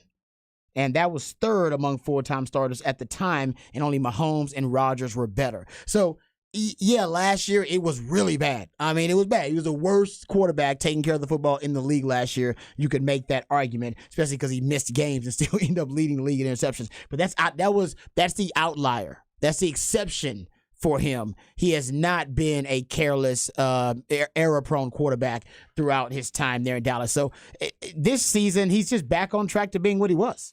Well, and so my read of Dak is this, right? Before he became a turnover machine last year, he was that quarterback who would manage the game. He would have some big games, but Cowboy fans would be frustrated with him because he couldn't make that big play in a big moment, right? Yep. The really big games that you got to win. Got to win. Playoffs, baby. So he gets the tag of game manager, that he's a really good leader and a good, says everything right, leads the locker room. Doesn't make mistakes, but will he make the big play you need in a critical time? Well, last year he became both of those guys. He was a turnover guy, and he wouldn't make the critical plays when you needed them. So a lot of Cowboy fans and fans sold their Dak Prescott stock. Come on, man. You can buy it back with this defense, but again, I'll say it all year. He's still going to have to make big plays in January. He's still going to have to lead his team, and that's still going to come to that. Mm-hmm. Your defense, I don't think, is going to win. It'll keep you in games in January. You still have to go score points to beat a Philadelphia Eagles team or a San Francisco 49ers team. Yep. Or even if you make it to the Super Bowl, you got to beat a team like the Chiefs with Patrick Mahomes. You're going to have to make some plays. And even as good as Jalen Hurts was last year, he couldn't outscore Patrick Mahomes when it mattered most. And he made plays. He was making plays. He played an incredible game. And you're right about that. I totally agree with you. And why? Because you're right. At one point in the playoffs, you're going to be going up against a team that is just as formidable as you are, and they're going to force Dak Prescott to have to beat them. Yep. And by the way, same thing happened with Brock Purdy. The team's gonna be like, hey, Brock Purdy's going to beat me, and he was beating them last year until he got hurt. That's why those guys, the quarterback, make so much damn money. Because at one point they're gonna have to earn it, and Dak's going to have to earn it. And if you get past the divisional round, I'm with you. I think it'll be because Dak showed him. Dak changed the narrative. Well, and the argument is they've given him more weapons, right? Brandon Cooks has been brought in. He didn't play last week, but he'll play. And Michael Gallup's more healthy. Mm-hmm. And, now there's this talk of Micah Parsons at tight end. Micah Parsons is a weapon. Come on now. Say Blackstradamus told y'all he's going to win that MVP. He's got to play offense. Jerry's already whispered in Big Mac's ear. Hey, Big Mac, I need you to have a couple of plays for Micah because he's going to be in the MVP talk. Just in the red zone. Just in the red zone. This one. Hey, no, he didn't really got to catch it. He just got to go out there and run a route. Oh, he'll catch it. But I'm just saying, you don't really have to target him. Just the MVP conversation needs him to play both sides of the ball and if get he's some of going those. defense. I'd give him like 5 carries a game at running back. He's also doing it in high school. I want to say he averaged a touchdown every 4 carries. But you know what? If he gets hurt, I mean, that would be the fear, right? Yeah, you can't coach with fear. The fear he gets popped. Yeah, you can't. And now all of a sudden he's hurt. We just saw Nick Chubb lose his leg on a carry. I would use him as tight end. Remember, Mike Vrabel, the coach of the Titans, has 11 career touchdowns. Mm-hmm. Remember when they would put him in at the goal line situations, and he's such a great athlete that he became Tom Brady, and you got Gronk out there. Well, now you got these really athletic tight ends, and they became – I could see that. At the same time, if you get him hurt playing offense, we just said they built their defense around him, and it's enough of a risk, but I see your point. If he's going to win the MVP, he's got to make some splash plays like that. Yeah.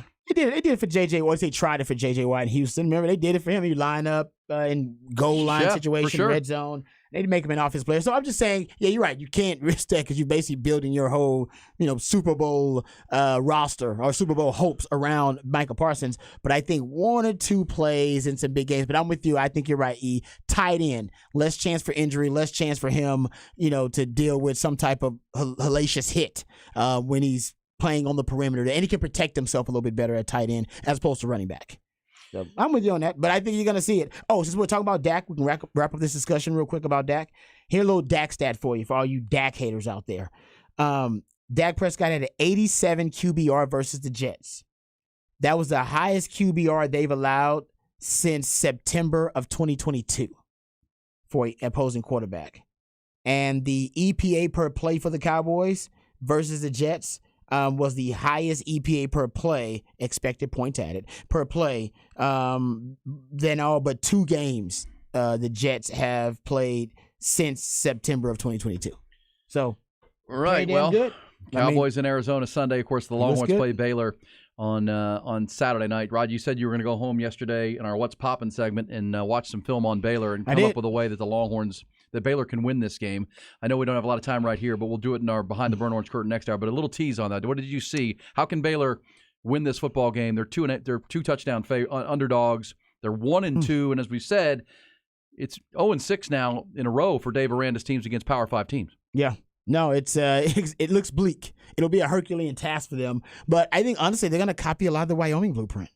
Truth is, Wyoming kept Texas, fighting and scrapping for 3 quarters of Texas decided they wanted to go thermonuclear in the 4th quarter. Then they blew them out. But with the new rules, man, you can choke the clock. And Baylor wants to run the football. I think their game plan will be similar to Wyoming's. They believe that they can pop 1 or 2 big runs against Texas, which maybe they can. Wyoming popped that 62-yarder early in the game. And I think if they can control, and this is the thing the Texas defense has to do, they have to get Baylor in 3rd and long. They did not do that versus Wyoming. And Wyoming was able to stay on the field because they were always in 3rd and medium, 3rd and manageable. That cannot be with Sawyer Robertson. You have to have him in 3rd and long consistently, which means you got to win first down. To win first down, you force him in a 2nd and long. 2nd and long, offensive coordinator start thinking about throwing the football. Like, man, I don't want to get too deep of a hole on 3rd down. Also, I would say Baylor will go for it on 4th down. Yeah, they will. So they look at it as sometimes, depending on where they are on the field, it's 4 down territory for them. So they will run the ball on 3rd and long, thinking, oh, you know what? We'll get 4 yards here. We'll get 3-4 yards here and 3rd and 7, and that'll make it easy, a 4th and 2, and we'll go for it. So that's also why you got to win first down if you're Texas. You give up 3 yards on first down, 3-4 yards. You're thinking, oh, that was a good first down. Actually, not for a team like Baylor who's thinking about going for it on 4th down and then choking the clock and extending that drive. You got to get off the field if you're Texas. The only way to do that, win first down, force 3rd and long. Svoboda, you got it. Yep. Did I get it right? Svoboda. The V is silent. I don't know. For some reason, I want to put 2 B's in there. Svoboda. He actually was only in 3rd and long 4 times. Yeah.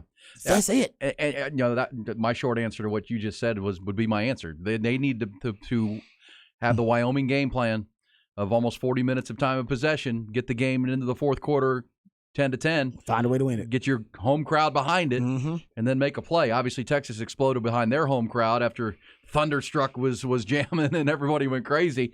That was what you would want to do if you're Dave Aranda. Do they have the talent to do that? Because I don't. I've said I think having seen Baylor play this year and then seen Wyoming up close, I think Wyoming would beat Baylor right now. I mean, I thought I was really impressed with how sound and tough Wyoming already beat Tech. So I think they could win that game. So clearly Texas has to play down to this team because Texas is more talented than them, and that would be my concern. If you're Steve Sarkisian, players watch film, and it would be easy for a player and even the coaches to watch this Baylor film and take it like I am, like these guys aren't very good. Then you start taking some things for granted. You don't put in the work and the effort. I got this licked, and I'm not going to watch as much film this week. That's how you get beat in this game. And that's what Texas as a program and a player-to-player can't do. You can't prep for this game differently than you did Alabama. I know you don't have as much time as you had for Alabama. I'm just talking about your game-to-game dedication to the film work and taking – this is something that in our conversation before the season we had with Todd Dodge, the legendary high school coach, Rod. Yeah. Westlake and South Lake Carroll won 7 state titles. And we asked him what is the key to reeling off all these wins in a row and state titles. He said, respect every opponent. Respect every opponent. Even if you watch film and they don't look very good, you just have to believe that they could show up and play their best game on Saturday or Friday night in that case. You have to and you know how you respect every opponent, he said? Prepare like hell. Prepare like hell and then kick their ass. That's exactly what Todd Dodge said. That's what he told his team. You respect your opponent. If you're a better team, they're inferior, you respect them by preparing for them like they're going to beat you and then just whip their ass. Dominating them. Yeah. And that shows respect to that team. Because the teams when you don't respect them is when you get beat. And you think you're better than them. All right, we'll come back. When we do, we'll get some bullish or BS, some things we're bullish on and not good debate topics out there, and there are plenty of those right now. Also, Rod will have some behind the burnt orange curtain, more on that, how Baylor can keep in this game and maybe upset the Longhorns in the last meeting, maybe ever, between the two I-35 rivals. We're coming back. Bullish or BS next.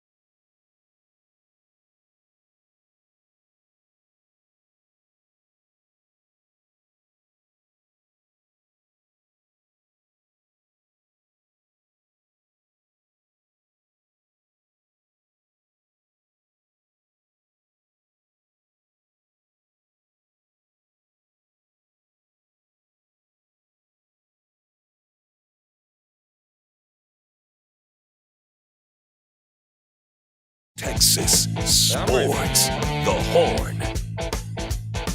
Bullish or BS time.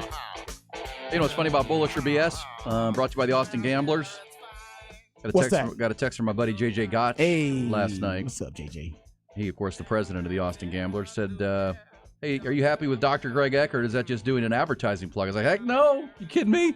I'm so bullish on Dr. Eckert, my new smile, and what he can do for you. Also, the Brain Vault technology. I was like, come on, JJ, get in there. Get to work. That's where you need to be. Damn right. And appreciate Dr. Eckert. I need to make an appointment for Dr. U too, man. Yeah, I know Patrick went not too long ago. Looking good. About it, looking good. I need to get that done. It needs to happen. Great new smile. Okay, so Dr. Eckert with you. Hey, also bullish on this, Rod. Bullish or BS. Here we go. Here's a stat. You're going to like this. Week 3 of the NFL. Week 3 of the NFL kicks off tonight. So if you go back 20 years plus, Rod, teams who are 0-2 and have failed to cover the spread in back-to-back games to start the season, the third week, they win the game or cover the spread over 65% of the time in week 3. It's a good stat. I like that. Over 65% of the time. The teams that have the opportunity to do that this week, these are teams who lost, not just lost their first 2 games, but didn't cover the spread in either one of them. The Patriots are at the Jets, -2.5. The Texans are at Jacksonville, +9.5. The Broncos in Miami, +6.5. The Bears, +13.5 at the Chiefs. No, don't. And the Bengals -2.5 v.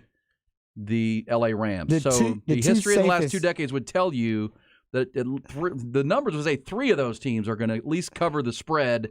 Which 2 or 3 would you be most bullish on? The 2. Okay, so you said that 0-2 that didn't cover the spread. Right. Now again, within their this is our third game. Lost and didn't cover. Lost and didn't cover. So the Patriots are in that group, right? Yes. -2.5. The Patriots have -2.5, right? Yeah, they're favored. Yeah. At the Jets. Remember, they've beaten the Jets. They've beaten the Jets 14 straight matchups. 14. You got to go all the way back to 2015. It's the last time the Jets beat the Patriots. So I like the Patriots now, and I'll go with history. The other one is the Texans. I don't know what it is about the Texans in Jacksonville. You know it, E. You watch the Texans. They play well in Jacksonville. I don't know even what when the they've hell been it is. horrible. Even when they're bad. And the Jacksonville Jaguars are pretty good. Houston has won each of the last 5 games in Jacksonville. 8 of the last 9 in Jacksonville. Hell, Trevor Lawrence admitted he's only won it once against the Texans in Jacksonville. It's crazy. And they're getting 9.5. They're catching 9.5 points. I like that one a lot too. I'm just throwing that might be one. And now again, Houston has got such an offensive line issue, and I think Laramie Tunsil's going to play this week, which means they'll have 2 starters available. See, that's better than last week. And C.J. Stroud's 4th in passing yards right now. He's doing pretty good. No picks. Yeah, that could be one of those backdoor covers. C.J. is playing very well. And they're going to run Damian Pierce now. I don't know why they haven't really been able to get him going. They get him going. The offense, probably because of the O-line.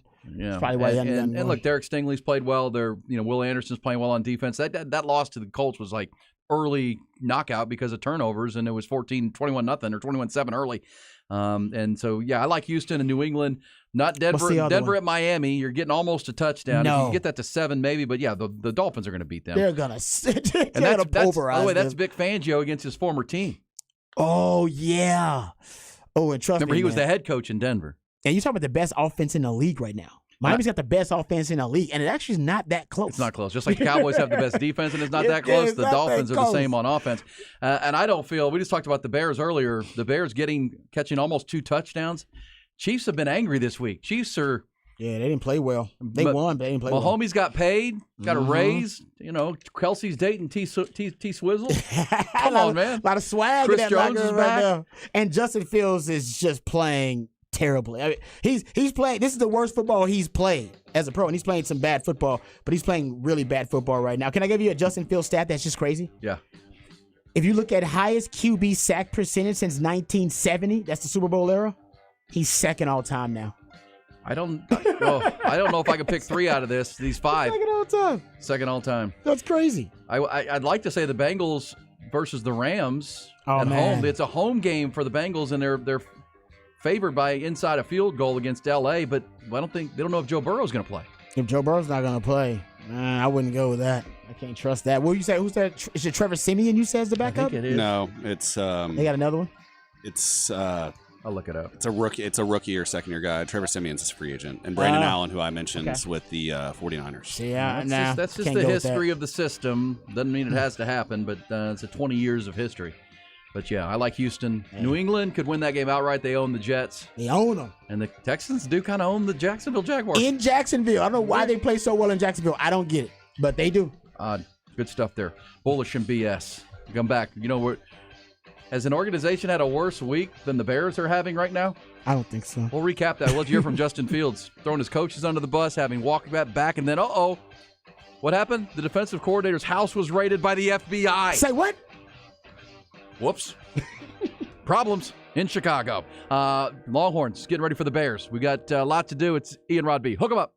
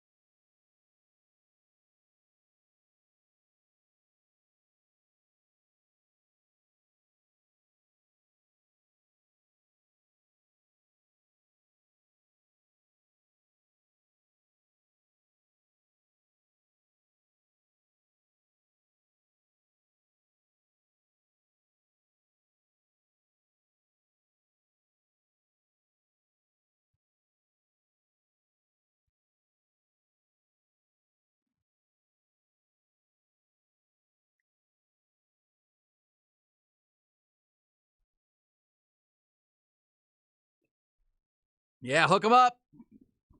It's a Thursday. The football weekend begins today.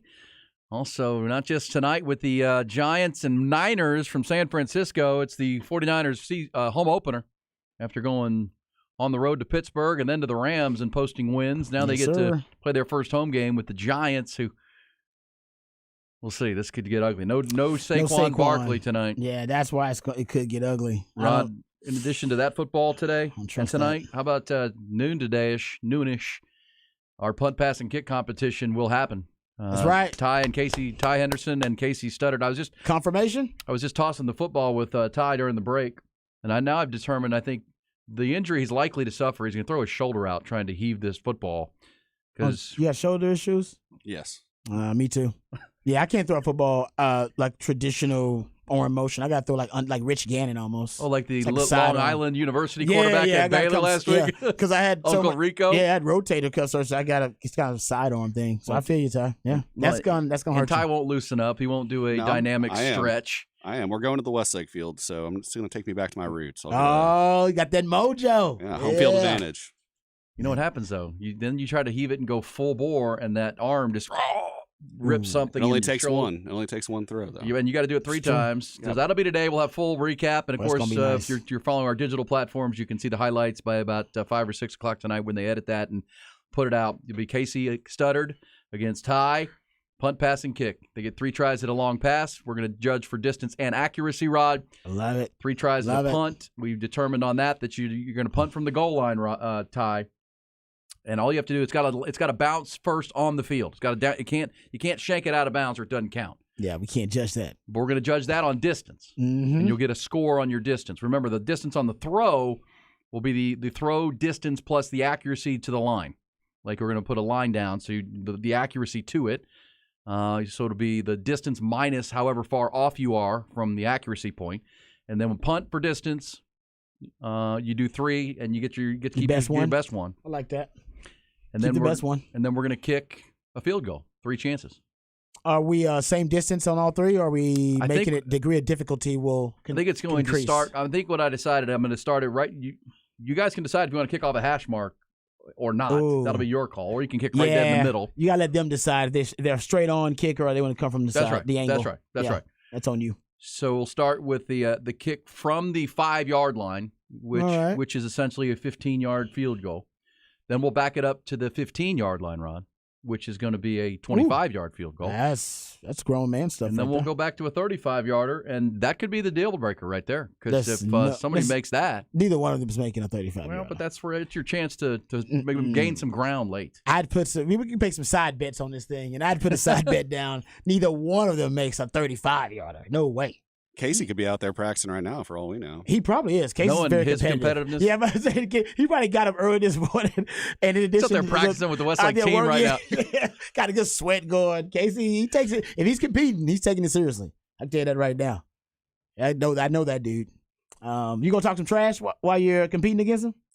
Yeah, you got to get in his head a little bit. He might try to fight me if I talk too much trash. That's true, so. But you can also get in Casey's head a little bit. I can end up shanking a couple of these. I was a pretty good trash talker back in my day when it came to I know. Shocking. The point of trash talk is to distract them. You need them focused on you and upset with you instead of focused on executing the task. That's the point of trash talk. Trying to get in their head. Yeah, he's trying to get in their head. So honestly, I would encourage you might want to try to get in his head so that he's thinking about other stuff other than executing the task. Rod B, I've never asked you this. What was your level of trash talking game in college and pro? It was pretty good. It was really good. But now, it would be so detailed and I'd be so thorough because you can do so much cyber stalking on social media, and like you can actually get to know the guys and what they like and when you learn about their girlfriends and stuff like that. I didn't have access to that kind of stuff. If I did, it's probably good I didn't. I probably would have gotten some actual fights because I'd have been researching moms' names and stuff. Like you calling somebody's girlfriend name on a football field, it gets their attention.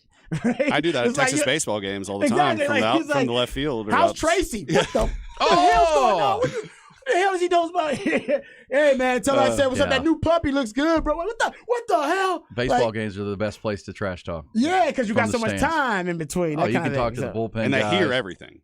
Yes. You know they hear it because you got downtime. Yes, yeah, they're just sitting there. Yeah, so now I bet trash talk is at a whole nother. But now I hear the guys don't talk as much trash as they used to back in the day. Because you ought to hear some of the things that the what is it, the left field crowd there at the Texas baseball game. Let's say to that left fielder. Oh, I bet that's. Oh, they're all in his kitchen. Yeah, exactly. See, trash talk works, man. This says, guys, are the punt's distance going to be in the air with the roll? I'll give you the roll as long as it stays in bounds. Yes, that'd be like a real punt. Like a real punt. Yeah. The minute it goes out of bounds, that's the end of your distance. But if it comes back, that counts too. That does count. Okay. Yeah. Or you guys can decide on that. I'll let y'all pick that. We got to let Casey in on this. If it backs up, I might give you where it landed, just for distance. I agree with that. Purposes, because we're not playing football here. Yeah, I agree with that. All right, so there you go. We'll document coming up the week for the Chicago Bears and why the Bears still suck. Also, we'll get to the other Bears on the top of our minds, the Baylor Bears. The Bears. And the Baylor Bears, quite honestly, have kind of sucked this year so far. But it's a conference game. Let's get to those headlines, trending topics, in which we'll also hear from the always exciting Dave Aranda. Top Gun, rentals and lawn equipment, bring it to you. Start with college football. Third-ranked Longhorns begin their Big 12 farewell tour in Waco Saturday night, facing the 1-2 Baylor Bears to open conference play. Longhorns have posted 3 double-digit wins to open the season. Bears, meanwhile, have struggled. They've dropped 2 of their first 3 all at home. But obviously the real season begins this week. With Texas coming to town, Longhorns can expect a raucous, loud environment. Baylor has announced it's a sellout, and the program has distributed more student tickets than ever before for a game at McLean Stadium. Their head coach, Dave Aranda, fully aware of the significance of the contest.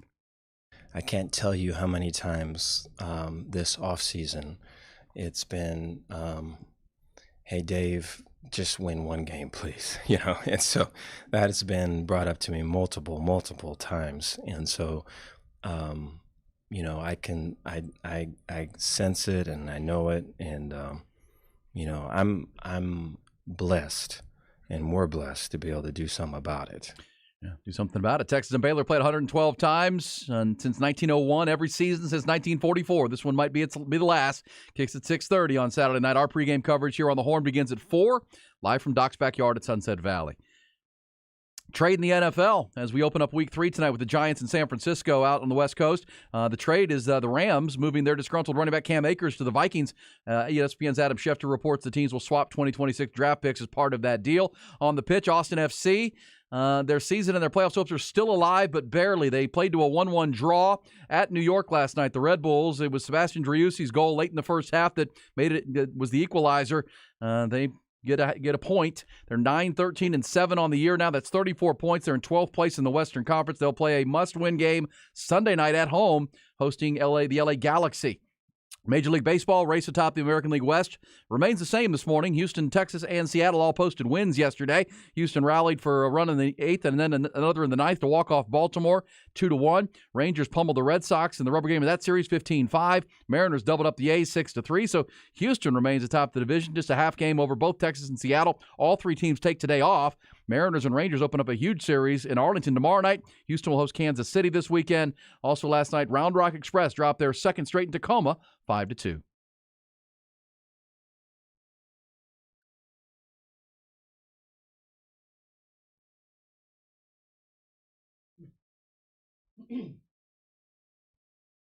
I also wonder if Dave Aranda struggles as a motivator. We used to admire his very monk-like disposition. Yeah, exactly. We were talking about his disposition, man, he's so stoic, and but this was when he was winning. We threw out all these terms. He's so stoic, he can't be rattled, can't be shaken. The disposition, he seems to always have this crystallized focus all the time. And now I wonder, with the team regressing, is he the guy that can motivate them? Because he doesn't seem like that's one of his strengths of his skill set. I'll borrow the great quote from our friend, former coach of the Minnesota Vikings, Mike Tice. Players play, coaches coach.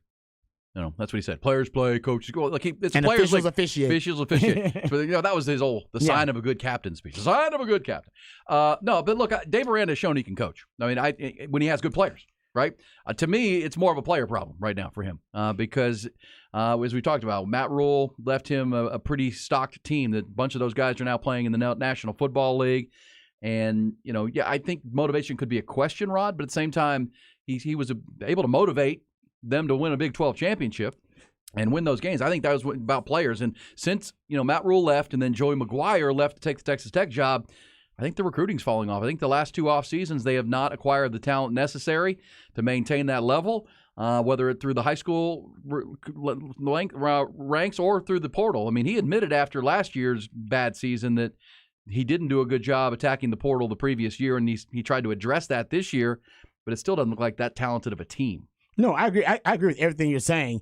I think when you have a lesser talented team, you need to have them play beyond their ability. That's fair. And the way they play beyond their ability is you motivate them, all right, to play beyond their ability. That's what great motivational speeches are all about, and motivating guys, to play beyond their capability. You're right about that. Like Deion does. Yes, exactly. We all want to play for Deion when he had a speech. You go, man, I want to play right now. Sign me up. Right? I'm ready to go pull some hamstrings. And the thing about Dave Aranda, like I said, he is a good X's and O's guy. There's no doubt about that. But there's so much more involved with being a great head coach than just, all right, we got the X's and O's. As we know in Texas, that it ain't just about the X's and O's. You can have the X's and O's, but what about the talent development? Like you said, what about the talent acquisition? What about the culture of the program? There are a lot of boxes that need to be checked that I'm not sure Dave Aranda is checking right now, even with the talent void and him being bereft of talent there. And by the way, that's his fault. You just won the Big 12 title. After you win a Big 12 title, which he did two couple of years ago, you're supposed to experience, or any title, by the way, you're supposed to experience a spike in talent acquisition, right? A spike, especially at the college level in terms of recruiting. And I don't know if Baylor got the spike. They didn't get the bump. And how the hell do you not get a bump when you have one of the best seasons in the history of your program? That's crazy.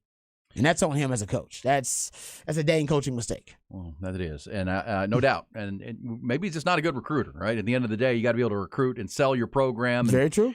And maybe that's part of it too. But Joey McGuire was a huge help to him. And then, as you said, and you said Jerry Hamilton said to you on Inside Texas that they not only did Joey leave, but he took some people. He took some of the best recruiters off that staff. And so I think we're seeing that. And that's why Texas has the talent advantage across the board here. They've got, if you go position by position, there's not one I find that Baylor has superior talent. So this is about preparation for Texas, handling your business, playing to your bar, not theirs.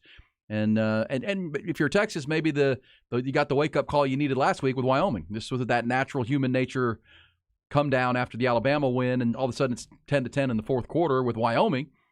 You might have a better preparation week of practice for this Baylor team, which is a conference game. It's going to be on the road. Because this week, if you're playing a close game into the fourth quarter, well, now you got the home crowd to deal with. I got Baylor fired up, knowing this is because the last time they're going to play Texas.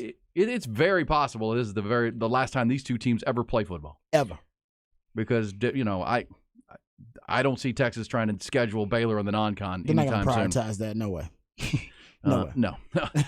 As I said, maybe Texas Tech because there'd be some political push. Remember, Texas, there's a program and there's a institution were against Baylor being in the Southwest Conference when they got in. That's old politics, man. Old politics. Ann Richards, baby. Yeah. Bob Bullock. They made that happen. Yeah, hey, politics is power. You got it done. Yeah, and so Baylor got into the Southwest Conference because of that. And, of course, they just had all the scandals. Three massive scandals. That's true. But then after that, I would say they have put together good sports programs. I think if you're Texas, good luck to them. We're just not playing you in football. Amen. And I know there's not many people at Texas that like their basketball program and Kim Mulkey on the women's side, Scott Drew. That's not happening. It's unfortunate, but it ain't coaches were dislikable. Everybody was unlikable. They hated Kim Mulkey. Oh, man. All right, so that leads to this song with the Baylor Bears, Rod, but it actually applies to the Chicago Bears. Can we play this? The Bears. The Bears. The Bears. You like this? I remember this. It's the Bears polka. We're dedicated it this morning to Baylor and Chicago. How many times must we take this disgrace? Another Bears fan throwing insults in our face. The Packers are the greatest team to ever play the game, even if from time to time they've been a little lame. How could you ever love a team with Jim McMahon? Not even Porky Pig was as big a him. They got a reputation that's mostly based on. There we go. Ready to sing along, Rod? Still suck. The Bears still suck. I like it. Yeah, you're right. This is the Bears are the biggest dumpster fire. Let's finish this chorus here. Really, really, really, really suck. Yes, the Bears Well, and there was optimism in Waco that Baylor could be good this year. So far, they've not been. Lost to Texas State and Utah on their home field. Hey, they can save the season. They can. Baylor, Chicago Bears, meanwhile, Rod, let's walk folks through what's going on there. There's is a mess. Fuster cluck of a franchise right now. They are the biggest dumpster fire in the NFL right now because it started with the Justin Fields comments that he made to the media, which he had to walk back. I believe we have these comments. Ty, if you can get them ready, please. And for those who don't know, Justin Fields has been struggling. He's been basically playing like one of the worst quarterbacks in the NFL for to start the 2023 season, and he is on pace to have the second highest sack rate in the Super Bowl era. And a lot of that is on him just holding on to the ball and not reading defenses. So he met with the media. And here is, and Ty got the comments for us, it's like 90 seconds, but he was upset that his comments were taken out of context, so I wanted to give everybody the entire context. Here's him talking to the media about his struggles and when he throws his coach under the bus. Of course, things that I didn't like, I felt like, I wasn't necessarily playing my game. I felt like I was kind of robotic and, not playing like myself. So, my goal this week is just to, say F it and just go out there and, play football how I know how to play football. And that's not,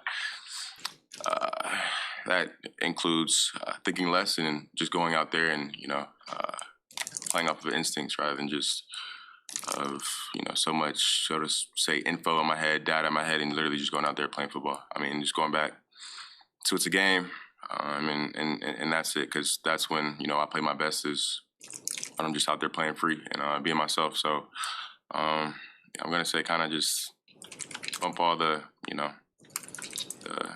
what I should do, what I, this and that, like pocket stuff, like I'm going to go out there and be me. So, yeah. When you are playing the way, when you're playing like yourself, what does that look like? We'll see. So, when you say thinking less, what do you think was causing you to think so much, maybe think too much? Could be, coaching, I think. But, at the end of the day, it makes it, they're doing their job when they're giving me, what to look at and stuff like that. But at the end of the day, I, can't be thinking about that when the game comes. I prepare myself throughout the week, and then when the game comes, it's, it's time to play free at that point. So, just thinking less and, playing more. All right, he's the one that brought the coaching, and that's the original comment that got everybody all amped up, and that really got him in hot water with, I'm sure, the coaching staff. Well, and as I said earlier, he was asked what leads to you overthinking, and he said, well, maybe the coaching, because it sounds like to me he wants to play his game. They want him to play a different game and run the offense from the pocket, pretty much, and go through progressions and hit open receivers and not wait till the receiver's open, but anticipate the receiver breaking open, which is what you have to do in the National Football League. Well, here's Justin Fields too, Rod. He came back and wanted to meet with the media again, and this is where he kind of walked it back this week as well after saying that. I think he said that on Monday. Here again, because look, there was a lot of optimism that this could be the year the Bears take a step forward. They added weapons. They no Aaron Rodgers in the division. Aaron Rodgers. Division's open.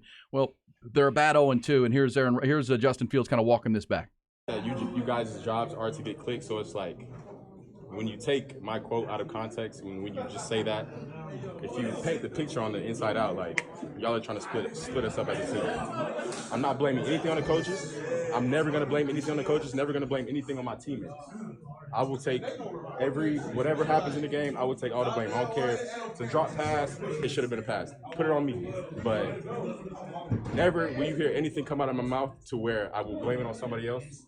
In this organization, my teammates, never will you hear that. So I just want to clear that up and just know that, like, I need to play better. There's Justin Fields walking it back. Okay, yeah. And I would say this. Look, I think what he's trying to say is you asked me what is causing me to think and not play free. And he says coaching, which, again, they're trying to work with him to be a pocket player, which he's thinking too much instead. And what he's saying is, I just need to react and play. Yep. And he's instead of thinking. And that, so I don't know that he threw the coaches under the bus, but he mentioned them when asked a specific question about what's leading to your paralysis by analysis kind of thing. And I think the media could take that and say, well, the coaching's bad. He's saying, no, I'm trying to do what they want me to do, but that's leading me to think while I'm in the pocket. Which he doesn't need to comment on how bad the coaching is, because we can. Because it is bad. It's terrible. All right. Now, he's bad. He's been bad, too. He has not helped the coaching. But for a guy who ran for 1,000 yards last season, Why does he have just 13 rushes in 2 games? And that is including his scrambles, by the way. Yeah, they're trying to fit a square peg in a round hole with this quarterback. Exactly. Last season, after week 7, after they figured out basically that they wanted to be, they basically took the Baltimore Ravens offense that Lamar Jackson was running and started to run that. Because based on some research they had done, I read an article that Justin Fields admitted that they were watching film, the coaches were preparing for an opponent, and they started watching Baltimore and going, well, Justin Fields could do that stuff. And they were like, yeah, let him do it. And that's basically where it picked up, and they were averaging 7.7 design runs per game from that point on. He's got 5 in 2 games in 2023. He was averaging almost 8 per game last season when he rushed for 1,000 yards. Why are you trying to turn him into something that he's not? And that's why he's in the pocket taking sacks after 4 seconds in the pocket, because he's just sitting in the pocket. The coach tells him, we want you to work from the pocket. Work from the pocket. He's like, well, you don't need to sit there for 4 seconds and work from the pocket. Either escape the pocket, get out and make a play, or get rid of the football. He's got less than a 60% completion percentage now in his career. He's taken 101 sacks. I just told you, second highest sack rate since 1970 for a quarterback, which is way too damn high. 31 fumbles. He's only had 1 game with 320-plus passing yards since he graduated from high school. He's not a passer. It's not, you know what I mean? He can be a quarterback, but he's not a passer. Yeah. And so that's going on with your quarterback and the drama in your 0-2, and you're going to Kansas City this week to play the Chiefs. And then the phone rings yesterday, or I think the Bears kind of knew this was coming, but the FBI raided the Chicago Bears defensive coordinator Alan Williams' home. The FBI, not the Chicago Police Department, not local authorities, the FBI. The feds. Due to some very serious allegations, the sting found some extremely sensitive content, according to sources. Williams will most likely, according to some in Chicago, never coach again. So that story going on. Now, he left the team a week ago because I think he knew this was coming, and the teams separated from him a little bit. But the raid came yesterday. And as somebody mentioned, and you said it earlier, Rod, Peanut Tillman, Charles Tillman, the former corner and DB at Chicago. My teammate, I played with Peanut Tillman. And he is now a member of the FBI, and apparently he alerted the Bears that this was coming. I can see that. And that's why Alan Williams was pretty much let go last week and is resigning now. We've heard this is coming. We don't need you around here. So, yeah, it's going good. It's going good for the Bears.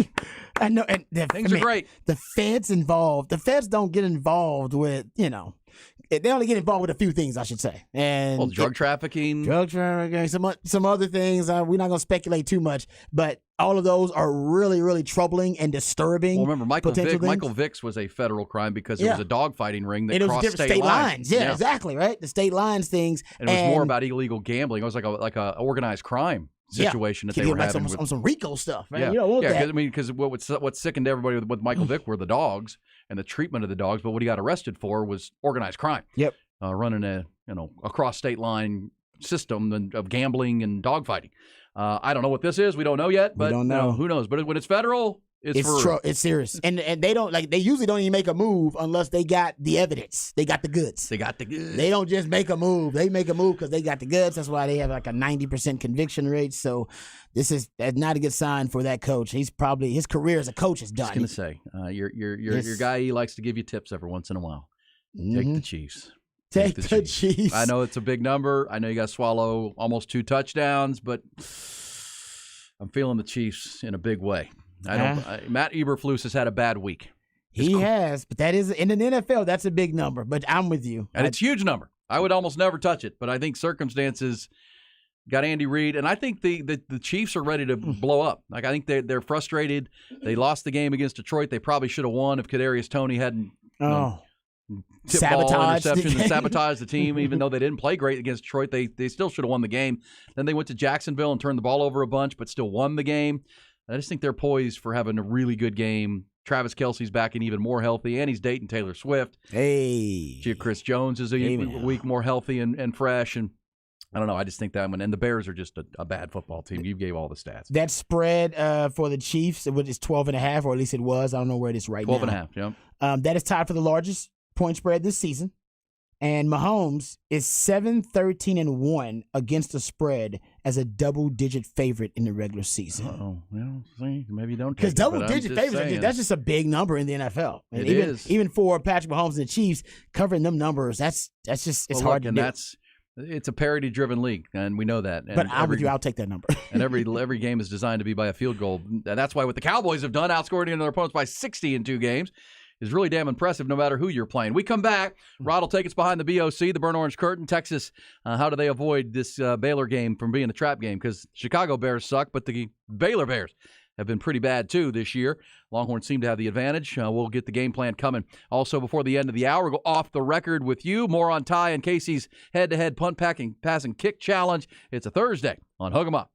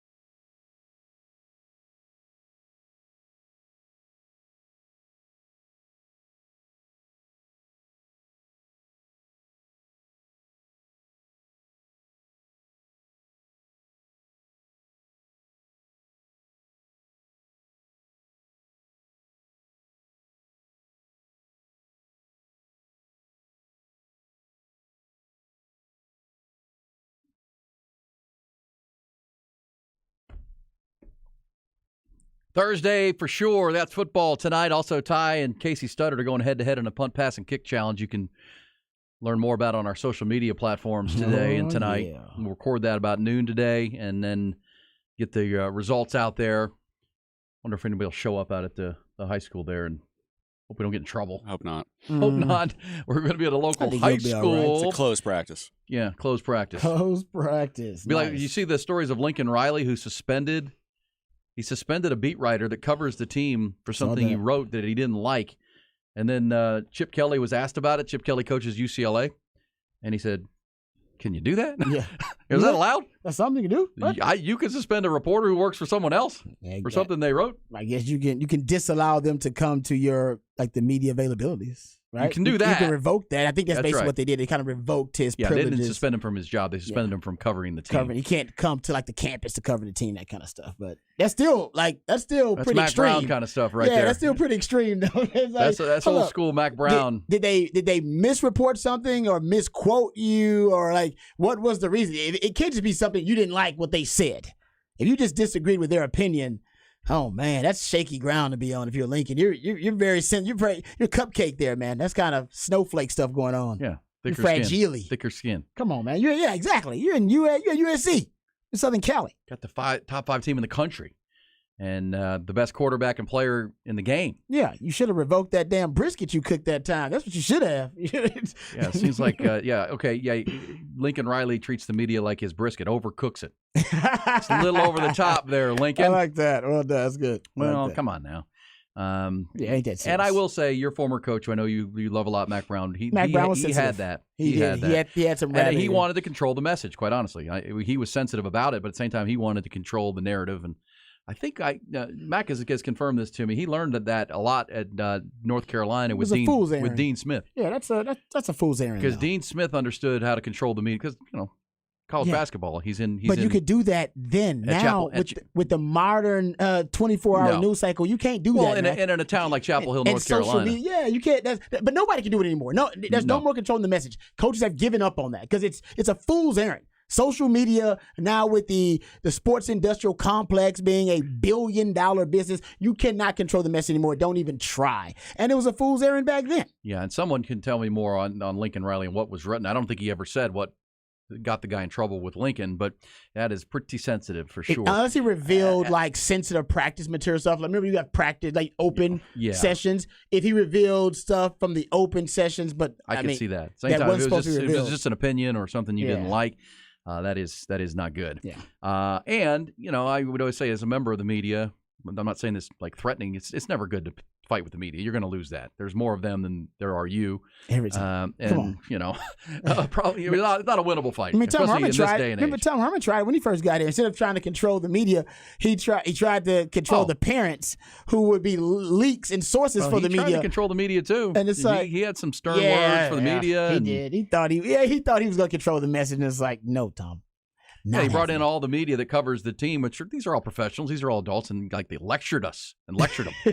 Hey, thanks, Tom. We've done this for a long time. We don't really need a lecture. He tried to lecture the parents too. Oh yeah, well, the parents of the players. Like what? Right, to not give up information to the websites, and to the insiders, and don't share. And I think we found out happening. the next day from the Austin American Statesman, who had talked to a parent about that meeting, right?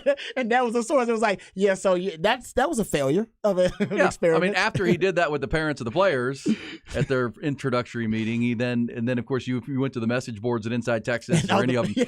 You got parents on there going, "You believe this guy? Exactly. You believe this guy? Who does he think he is?" Oh man, it's too much. He's learned. Now he's at 10. By the way, he's at Florida Atlantic, and his quarterback Casey Thompson blew his knee Injured. out last week. Yeah, I saw hated that. to see that. Yeah, that was 6th year for Casey, Yeah. and he got hurt, and he's going to miss the rest of the year. Can we go behind the BOC? Yes, sir. We got a big game coming up. We're 2 days out to Texas and Baylor.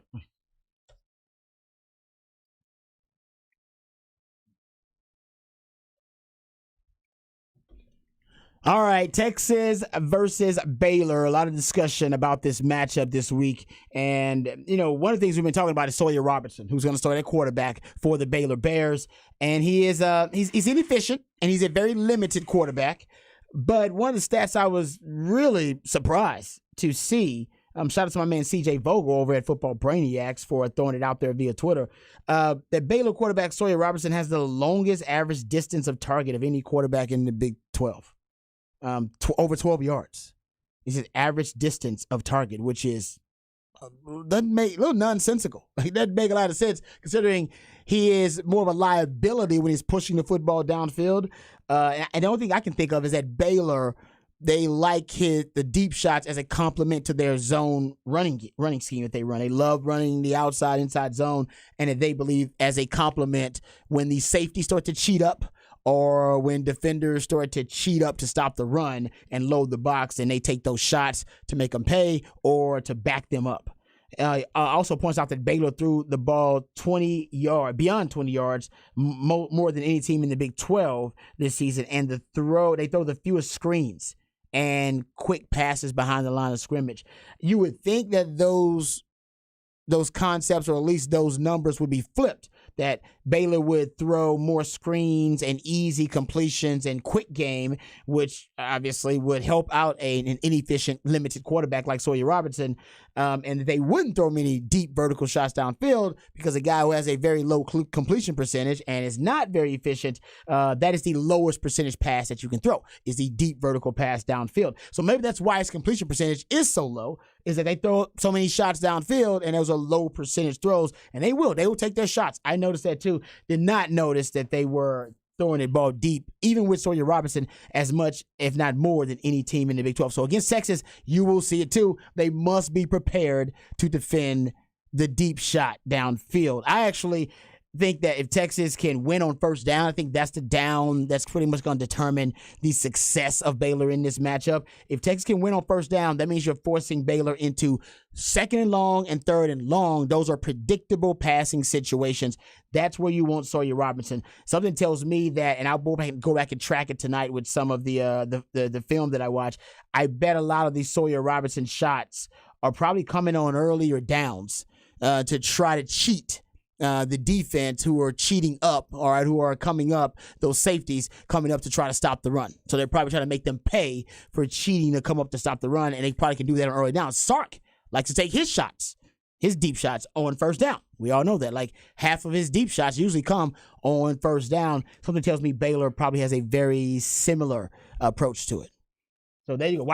And by the way, if they're gonna throw the deep ball, it'll be out of bunch formation. I've seen them use bunch formation, which are just clusters of wide receivers, tight ends, or running backs in any variation that you want to throw it out there. But any cluster of wide receivers, Bama just decimated Texas. It was the only thing that really worked for Alabama, was throwing the bunch formation. They averaged over 18 yards per attempt when they targeted a player out of bunch formation. Rice actually had some success too out of bunch formation. Rice actually averaged over 10 yards per attempt out of throwing out of bunch formation too. So it's one of those things that if you're targeting a player out of bunch formation, we've seen teams have some success with it. Wyoming didn't do as much. Remember, Wyoming didn't throw the football downfield.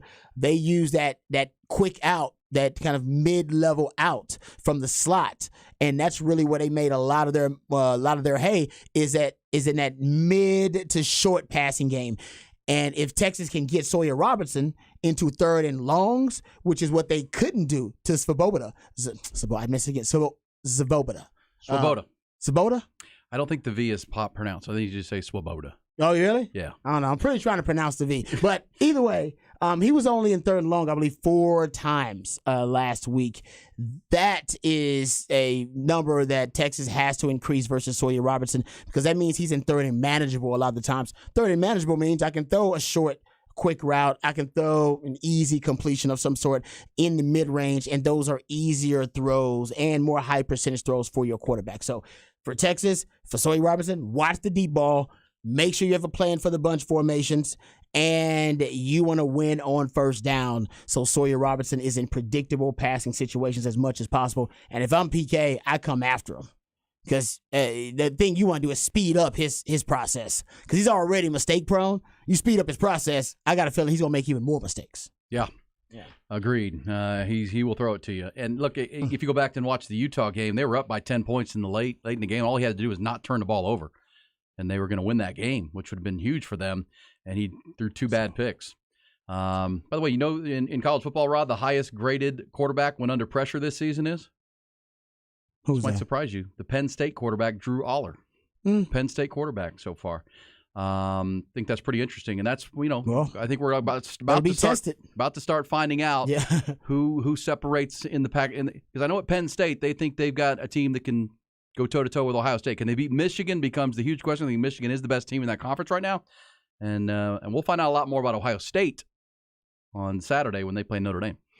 We'll find out a lot about both of those teams. We're going to find out a lot about a lot of teams. You got 6 ranked matchups, so we're going to find out a lot. And we're going to find out a lot about, Texas, too, because I think Baylor will challenge them in certain ways. And another way Texas is going to be challenged is the opening script. We talked about this, right? First 20 plays. Texas this year averaging a little over 4 points, like 4.3 points per game in the first 20 plays, which is the script for Sark.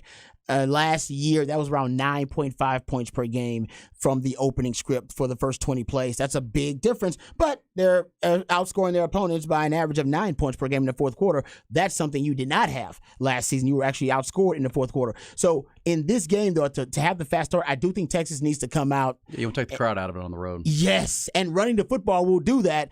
Remember, running the football is how you ended the Baylor game in 2022. Remember how they ended that game? Yeah, early all on, runs. Quinn Ewers was discombobulated. He looked confused. He looked shaky in the pocket. And Sark decided to just abandon the passing game. He did. He took the old DKR quote. All right, when you throw football, 3 things can happen and 2 of them are bad. And that's basically what was happening for Texas in that Baylor game. So they decided to run the football and pound the rock against Baylor. And they basically used the same formation over and over again. It was actually a very similar formation, if not the same formation, that Texas used to close out the game against Wyoming. Out of 12 personnel, 1 back, 2 tight ends, and they just pounded the rock down their throat. The reason they used it against Baylor last season is because Baylor was running a lot of twists and stunts, a lot of amoeba fronts, all right, when they were throwing the football. So Sark said, we're not going to throw the football. We can take care of the twists and stunts and the amoeba fronts and simulated pressures right there. But that's not enough, right? How can we run the football consistently when Baylor knows we're going to run the football and control the clock? Well, Texas decided with that formation is a very compressed set. They had a bunch trips on one side with 12 personnel, 2 tight ends, and then 3-by-1 with a single wide receiver on the other side. And they forced DBs to play the run. When you go compressed set like that, you force DBs to have to come down and play the run, and Baylor's DBs could not play the run, and they were outmanned and outmatched, and Texas just ran it down their throat. If I am Texas, I start this Baylor game in 12 personnel, just the way you ended last year's Baylor game. You'll be able to neutralize any issues about twists and stunts up front and their pass protection issues and the simulated pressures, because I think you'll run the football. If they want to stop the run and they say they load the box, let's say they go heavy to stop your heavy, 1 back, 2 tight ends, then great. That means you have one-on-one matchups that you can manipulate on the outside with your wide receivers and JT Sanders against their DBs, and you're averaging over 11 yards per attempt out of 12 personnel the last 2 weeks. If they want to stop the passing game, they want to drop guys back and they want to go sub packages because they're afraid of your threats in the passing game, then great. You're going to win the numbers battle at the line of scrimmage. Then you can just run the ball down their throat and make them choke on it. Baylor has the worst rush defense in the Big 12 right now. So something tells me they're going to protect and insulate themselves from their bad rush defense, which means they'll probably load the box or they'll probably go heavy personnel to match you and give you advantages, manipulated matchups, one-on-ones on the outside. Rod Babers behind the BOC. That's how you win this game on Saturday. Longhorns a 2-touchdown plus favorite. We come back. We go off the record. Get you some stories maybe you haven't heard, but you need to know on Ian Rod B.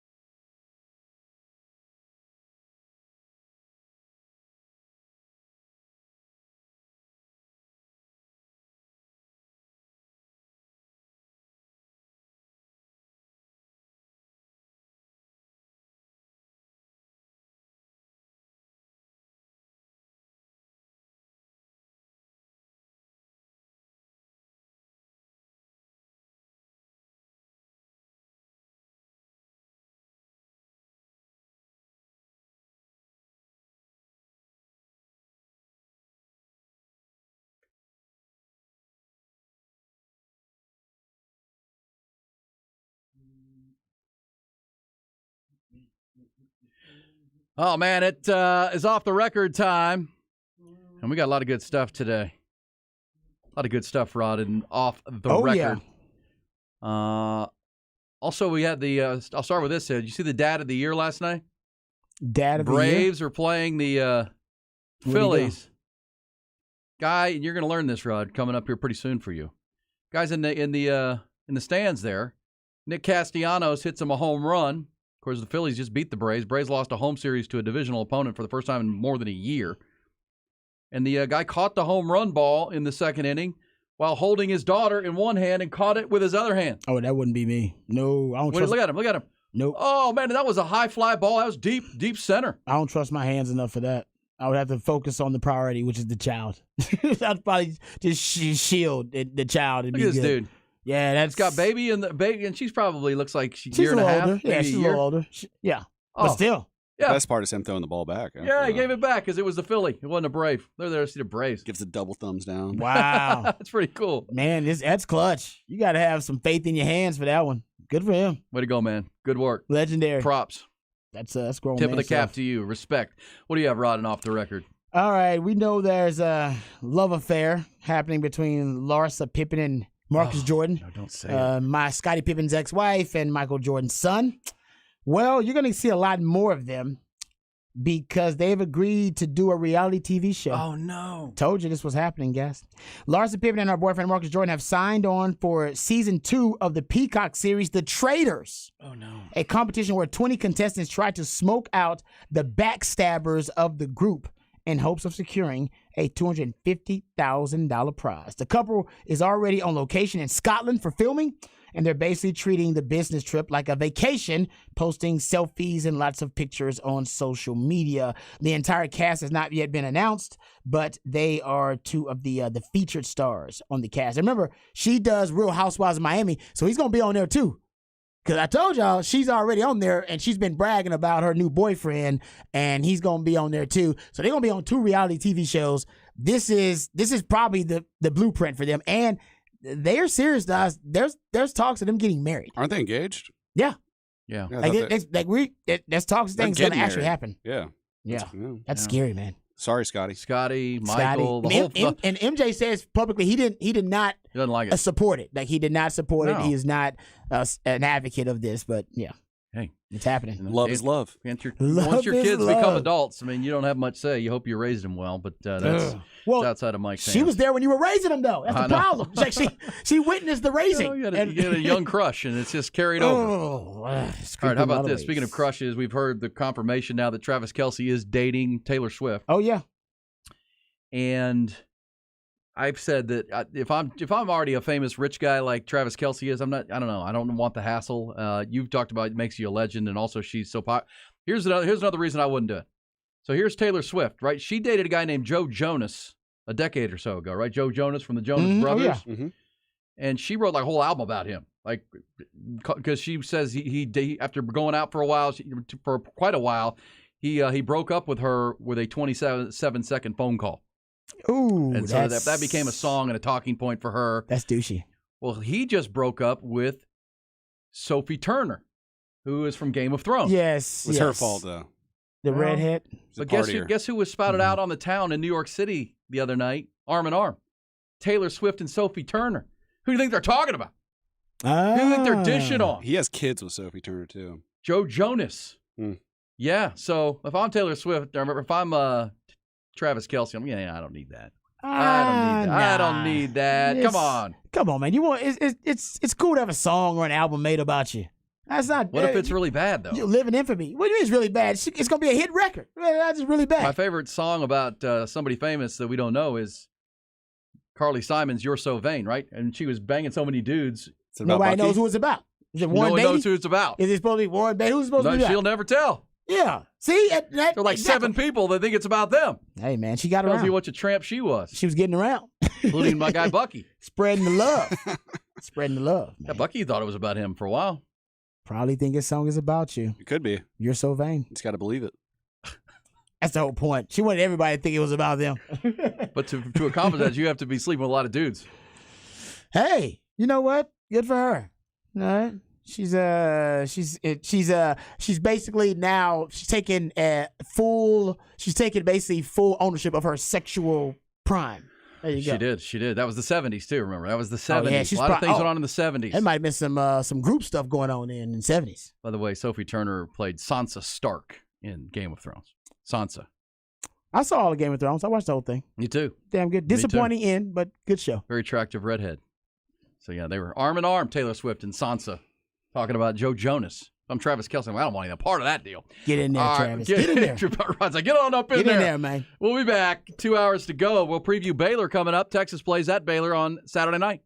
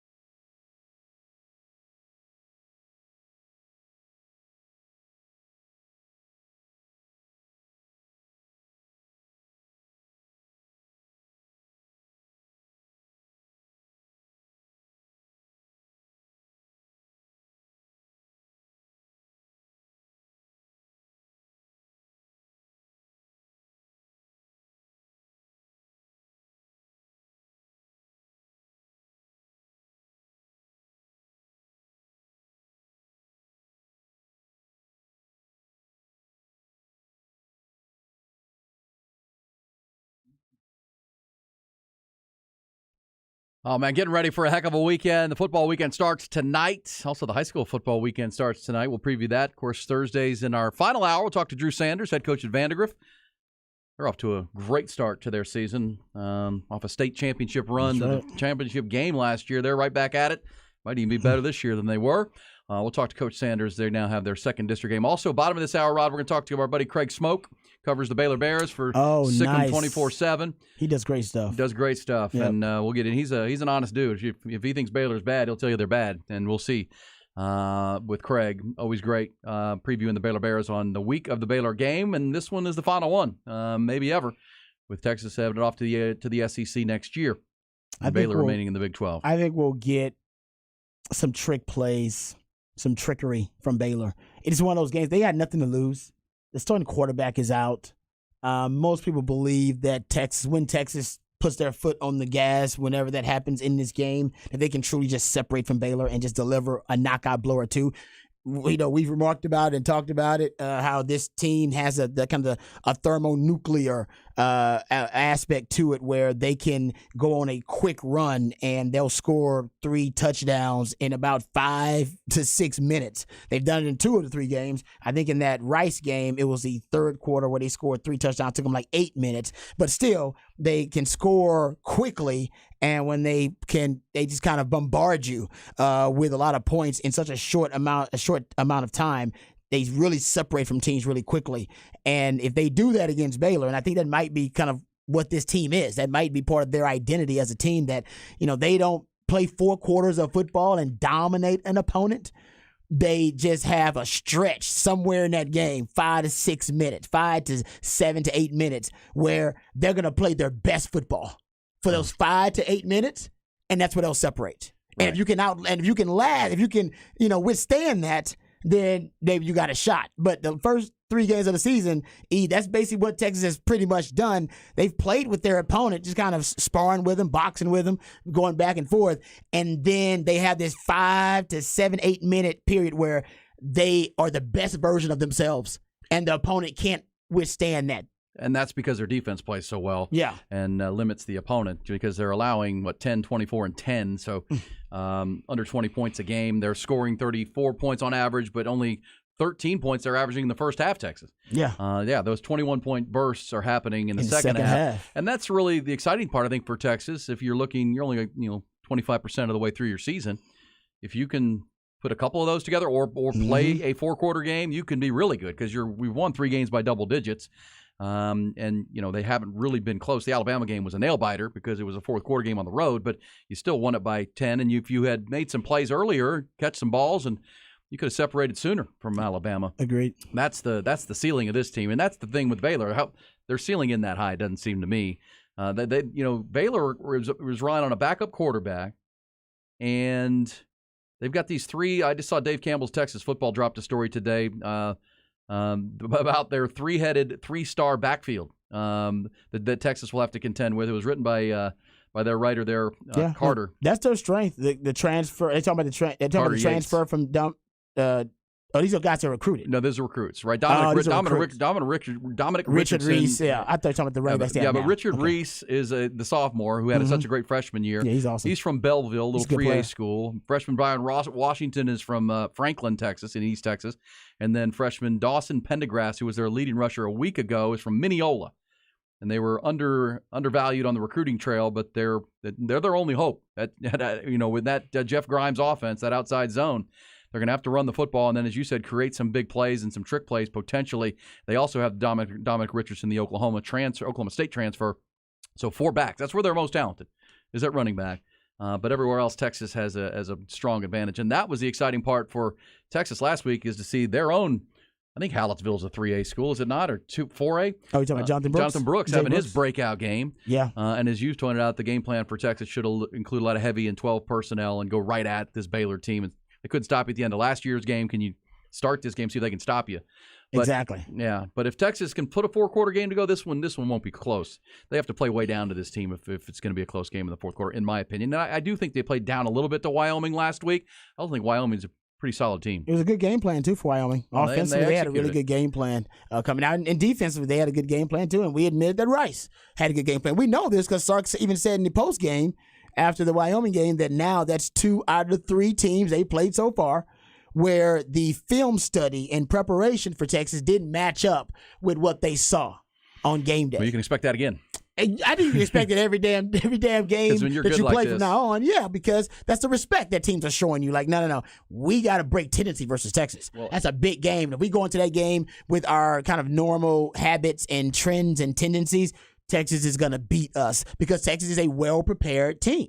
They have a good game plan usually. So I think that's what it is. And, I think for Sark, basically what he's telling you is that Bama was the only game plan or the only game where their game plan and preparation matched up with what they saw on film and what they prepared the team for. That's why Quinn Ewers looked so good. Yeah. What Quinn Ewers didn't look good was Rice in Wyoming, where they didn't prepare him, for what he was going to see because it was something new. Well, and the good thing about this year's team is they've shown that they can adjust on the fly and try to figure some things out, and that's when those 21-point quarters come on. Mm-hmm. And look, every program, every team prepares for their conference opponents more than their non-conference. I mean, Texas overly focused on Alabama, but I'm sure the preparation time devoted to Wyoming and Rice was not close. Baylor, I mean, you're preparing for Baylor, right? Yes, you're spending all offseason preparing for your conference slate. Mm-hmm. And somebody said, come on now. They said that about Texas and Texas A&M. Never say ever, for that matter. Well, look, Texas and Baylor could play down the road in a bowl game, I think, potentially, right? Or I just don't think Texas is planning to go to Waco anytime soon. Because non-con? Because even when Texas and Texas A&M broke up and the divorce happened, we talked about it every year. When's this going to happen again? When are we going to get this game back? Why can't we get this game back? No one's going to be doing that for Baylor. Nobody's going to be promoting the matchup. no one's going to care. Nobody's going to long for it. Look, is there a way that we consolidate conferences even further down the road and all of a sudden they're back in the same conference? I don't foresee that. So you're right. I probably shouldn't say ever, but there's a chance it's the last time ever that they play in football at Waco. There's a chance. Yeah, I'm with you on that. I would be very surprised. Just because of all the teams that they could choose to play in non-conference from the state of Texas, now they're going to the SEC. Remember, now you can add Texas State. Texas State beat Baylor. It's a good point. Go ahead and bat the Bobcats. But in addition to, because now you go to the SEC, so you have your full slate. And remember, they're still they're going to add another conference game to the SEC too. Remember, that's still talk about that like in the future scheduling. They're going to add another conference game once they can get more money for it from the broadcast networks. ESPN will pay for it, yeah. Exactly. And they will. Yeah, exactly. And then we know Texas is scheduling, everybody is, scheduling more blue blood programs in the non-con. There's always that one game. That's for the boosters and the donors. Like, hey, we're going to give you that one game, whether it be Michigan or whoever it is, right? Georgia, Ohio State, whatever it is. And so that leaves you only 2 games. Now, you can choose to, obviously show some love to the state of Texas and some of your former conference foes. But even if that's the case, man, like you said, there's a lot of choices. And I don't know how high up on the list Baylor is of those possible I think if teams. if you're Steve Sarkisian, you want to play a game in Houston, right? So Rice could still be a fixture. DFW would be great. DFW, you get that for the Cotton Bowl, but yeah, you'd like to play an extra game in Dallas if you could. Mm-hmm. And look, there's going to be a push within the UT system to play UTEP and UTSA in schools that are show some love in the family that are in the family, yeah, right? Yep. If you're going to write that big check, keep it in house, keep it in under the umbrella. So yeah, I think Baylor's way down the list. I would put Texas Tech before them. Because there's not a lot of love lost between the programs and the athletic departments and the history. Just my opinion. All right, so that's out there. We know it's a huge weekend of college football. Florida State, Clemson, Ole Miss, Alabama, Colorado, Oregon, UCLA, Utah this weekend and Saturday, Oregon State, Washington State, Iowa, Penn State, and then Ohio State, Notre Dame is where College Game Day is going, right? It's the biggest game of the weekend, number 6 and number 9. I was reading a story at theathletic.com, and then we'll get into your rant. Interesting. I did not know this. One of the big pushes this offseason, or all leading up to this game on Saturday, is to find a way to keep Ohio State fans out of Notre Dame Stadium. And I didn't realize this, Rod. It's so this all stems back to a game they played against Georgia in 2017 on that field in South Bend, and the place appeared to be half full of Georgia fans. And everybody at Notre Dame was like, how did this happen? Well, it turns out, according to this story in theathletic.com, that Notre Dame only has 45% of their ticket sales are season tickets. Only 45%. That would surprise a lot of people, including me. And the reason is that the average alumni of Notre Dame lives an average of 500 or more miles away from South Bend, because no one lives in South Bend once you graduate. You move to get the hell out of Chicago's the closest, but you move. So so there are programs in the SEC like Georgia, Rod, where 85% of their seats are season tickets, right? And season ticket holders don't typically sell their tickets. So they're trying to figure out at Notre Dame how to keep all these Ohio State fans coming from Columbus and buying up all their tickets. They're having a hard time. It's become a push for them. They're trying to encourage their fans because when you have 45% of your ticket being sold to only under half to your season ticket holders, that means there are 55% of those tickets that are on the one game tickets. Yeah. And that's how it happens. And they're trying to. So there's been this huge push. It'll be interesting to see with game day coming and this top 10 matchup how many those that are wearing scarlet and gray can get into the stadium to bring, because Notre Dame wants to have a great home field advantage. They want to have the place packed with Notre Dame fans. They don't want all these outliers rolling in there. These opposition fans. We'll see. That's an interesting story. I recommend it if you're a subscriber at theathletic.com. That's a story that's been dropped today about says, can Notre Dame keep Ohio State red out? How it aims to stop a Georgia repeat. Written by our friend Pete Sampson, who has been covering Notre Dame for a long time. I don't know if they can, actually. I didn't know that either. And it makes sense. It makes perfect sense as to you're not going to invest in season tickets because I don't live close enough to go to all the games. Yeah, that's why we have all of our games on national TV. That's right. We have a very widespread network of alumni, and that we want everybody to see the game. So that's interesting. And I think Ohio State will probably, not probably, well, they're going to travel, and they're going to travel strong. So it's not far. I don't know if they can stop that. It's only 2 hours. From most parts of Ohio, already done. It's an easy drive. It's already done. Yeah. Well, so we'll see. Well, so again, they've been planning for this ever since the Georgia game, and we'll see because what they've been pushing is their alumni to buy the season tickets and then sell them to Notre Dame fan. To Notre Dame people. Yes. But, and how important the season ticket base is, and then so you own them, but you can still sell them if you're not going to come to the game. But don't sell them to the Buckeyes. Yeah, but the Buckeyes may be offering more money. Yeah, but you know what? Support your alma mater. Yeah, but if your alma mater is only offering you, 80% of what somebody else is offering you, you take the higher bid. Yeah. Take the higher bid. That is a rivalry for sure. Because if you grew up in the state of Ohio like I did for 8 years, the parochial schools, all the Catholic schools in Ohio feeder to Notre Dame. Yeah. I mean, if you grew up and went to a Catholic school, which a lot of kids do, you become a Notre Dame fan. So a lot of Notre Dame fans in Ohio, and that go to Notre Dame, and then of course you have the massive Ohio State fan base. Mm-hmm. This will be a fun game Saturday night, and being so close. They played last year in Columbus. Now they're playing in South Bend. This will be a good game. Hey, can we go to get Rod's rant here? Let's do it. We do twice a morning.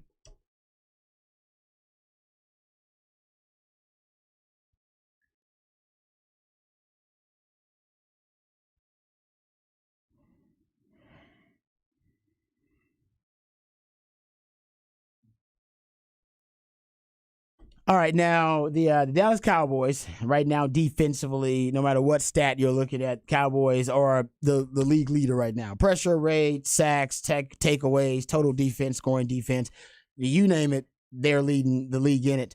But they also lead the league in, and I love this stat, havoc rate. I brought this up about Texas actually earlier this year. Texas led the Big 12 in havoc rate as a defense in 2022. Hopefully that's something they can repeat in 2023. But for those who don't know, havoc rate is just havoc plays, right? The rate of havoc plays, splash plays on defense, sacks, tackles for loss, interceptions, PBUs, forced fumbles, fumble recoveries, you get it, right? Any splash play on defense, that basically is added to the havoc rate. And right now, the Cowboys are leading the NFL in what they call havoc rate.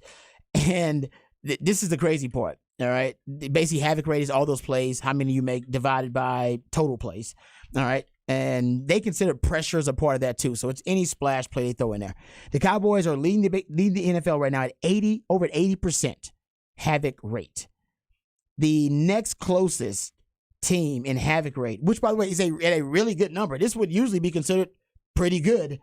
The Saints are at 59%. They're right under 60% havoc rate, which, like I said, usually that's pretty good. But the Cowboys, their havoc rate is just otherworldly right now. They're in a different universe than everybody else in terms of the havoc they wreak on offenses and just the splash plays they make as a defense. So got to throw it out there. And obviously the architect of this is Dan Quinn, who is on his way to being the architect of, another all-time great defense potentially, and he's already had one with the Legion of Boom. He'd have 2 under his resume with this Cowboys defense the way it's looking. So Dan Quinn spoke to the media. Shout out to my man Patrick Davis, who hosts the Sports Complex 5 to 7 right here on the Horn. Send me this great audio of Dan Quinn talking about how he created these different packages, what was essentially the catalyst, and what caused him to go deep into his bag and go rabbit holing to figure out how to maximize and weaponize Micah Parsons to the extent we're watching now. A guy that's going to not only be in a defensive player of the year discussion, but maybe in an MVP discussion too. Really interesting audio. Here is Dan Quinn talking about what led to the think tank sessions on how to maximize Micah Parsons. Yeah, he and others have pushed me to, find out things that somebody can do. And so they don't have to come in for a specific package, but if they can be in the game and then we can move the pieces around, I thought that would be more valuable as opposed to, I remember a year ago, a friend that I'd coached against had said we knew if it was 3 D linemen in him or 4 D linemen in him where he would be. And so I remembered that lesson and heading into the offseason to say, okay, that's a good challenge for us to find how we can be in a package that we want to be, but make it look different without having to change, an entire, defensive package. So that is, kind of the catalyst of why it got pushed there. And JK does that, and Leighton does that, and some others. But having that ability to move around within. And like I said, some of the guys in basketball have influenced me on that too, to say, here's a guy who can handle the ball, but he doesn't traditionally play a 5. So how would you use a player like that? And so when you have somebody that has unique stuff, it's forced me to, push myself in that direction too. Unique stuff. I like that. Mike has got unique stuff, Rod. Man, he's got tons of unique stuff. I'll give you another Michael stat. He had the fastest BGO versus the Jets in the league on Sunday. Average BGO, that's ball get off. How quickly you can cross the line of scrimmage after the snap. According to Zebra Sports, he had the fastest BGO of any pass rusher in the last 2 years. His average get off was at 0.57. He had 9 pressures, including those 2 sacks, but nobody had faster BGO, ball get off, than Micah Parsons. And they're saying nobody in the last 2 years has been faster off the line of scrimmage than Micah Parsons. He is that's freak. One of those things where when you see him, you say, I don't think I've ever seen a guy get off the ball as fast first as him. step. No, and then you hear those guys go, okay, because I haven't seen one because there hasn't been one. Yeah. But to give you a perspective on that, Myles Garrett is just as freaky. He had a few snaps like that this past weekend, too, where he's at, not on average, but a couple of snaps where he's at like 0.48 and like 0.52. Look at the size of that dude. Off the ball that quickly, that's just unfair. Yeah. Offensive lineman can't get up fast exactly. Okay, one other quick stat before we hear one more cut from Dan Quinn. So if you look at NFL pressure rate leaders individually by Pro Football Focus, I counted 3 Cowboys in the top 10. 3 in the top 10. You had Dorrance Armstrong. He's at 21.9%. DeMarcus Lawrence at 21.4%. Micah Parsons at 21.1%. Oza Odighizuwa at 20%. You got 4 in the top 10. That is something I've not witnessed, but with any team. No, actually, I take it back. Philly was doing that last year. Yeah. Philly was doing that last year. Philly would have like 3-4 guys in the top 10 in pressure rates. That's what the Cowboys are kind of doing. And DeMarcus Lawrence is quietly having an amazing season early on, and nobody's talking about it because we're too preoccupied with Micah Parsons. Matter of fact, Pro Football Focus has Micah Parsons number 1 edge rusher or edge defender based on their Pro Football Focus grade. DeMarcus Lawrence, number 4. Yeah. They got him 4th. They got Micah number 1. Here is actually another piece of sound from Dan Quinn, then we can close up on Rod's Round of the Day. This piece of audio is Dan Quinn talking about DeMarcus Lawrence and how moving DeMarcus Lawrence around actually now has become a really interesting, intriguing concept for them, and it's also something giving them a huge advantage up against opponents in pass protection. Here is Dan Quinn. Yeah, I thought, as he played really aggressive, and that's, no Dan, but there's a level that you can go to where he's playing at different spots. I saw him have a really good rush outside at the right end, where he's played so much left end and had good things. But when we can move guys around into different spaces, I think that's what really sets it apart. And so he's so active. He thinks about the ball. You saw him on a rush. He got his hand on one that was, I believe, it was down near their end zone. It hit the ground where Diggs was, but he got a piece of that one. It's just the awareness to not just rush, but to try to, extend and win the last yard of the pass rush. And so those are the things that I've seen with him. But he has really improved, where now he can really align almost anywhere along the defensive line and feel very comfortable doing that. And so you can imagine that's not as easy to do when you've played mostly left end for your career. So I really tip my hat to him for not only accepting that, but to say, okay, hey, this is another part of how we play. Listen, what you're doing with Micah kind of influences that a little bit with him when he says, hey, he's working with this guy. I think it's part of it, but not the driving reason. Sometimes we just want to, put him in a matchup too. And so not one size fits all. And so we do talk a lot about, Micah and Trey and a lot, but there's a lot of other players that have that's why I was so proud, like I said, of Curse and of Hooker and a guy like D-Law and DA, that we move into different spots. And when they get their chances, they nail those. And sometimes you can overplay to one player. And that's what's fun about our group. If you do that, we're going to be prepared to attack in another way. And so if you overplay your hand to one side, there's some other people that are ready to take that action. Yeah, it's great stuff. Shout out to my man Patrick Davis of the Sports Complex, 5 to 7, right here on the Horn. But Dan Quinn, now he's moving everybody around, moving DeMarcus Lawrence around the JetSport, moving Leighton Vander Esch, J-Run Curses, he said, Micah Parsons. You have no idea who's in charge of what, or who's got what responsibility and where they're supposed to be designated on that defense on any given down. Very confusing for an opposing quarterback. Yeah, and these offensive linemen that can't get off the ground fast enough to block these guys, especially in passing situations. That's how dominant they've been. They've allowed 1 touchdown through 2 games, and they're going to Arizona to face Joshua Dobbs. It could get really ugly for that young guy. No doubt. All right, we come back. We're going to learn more about the Baylor Bears. Their 1-2 start. What have been the issues? What is their chances of beating the Longhorns on Saturday night? Our buddy Craig Smoke, who covers the Bears on the Daily, will give us the 411 coming next.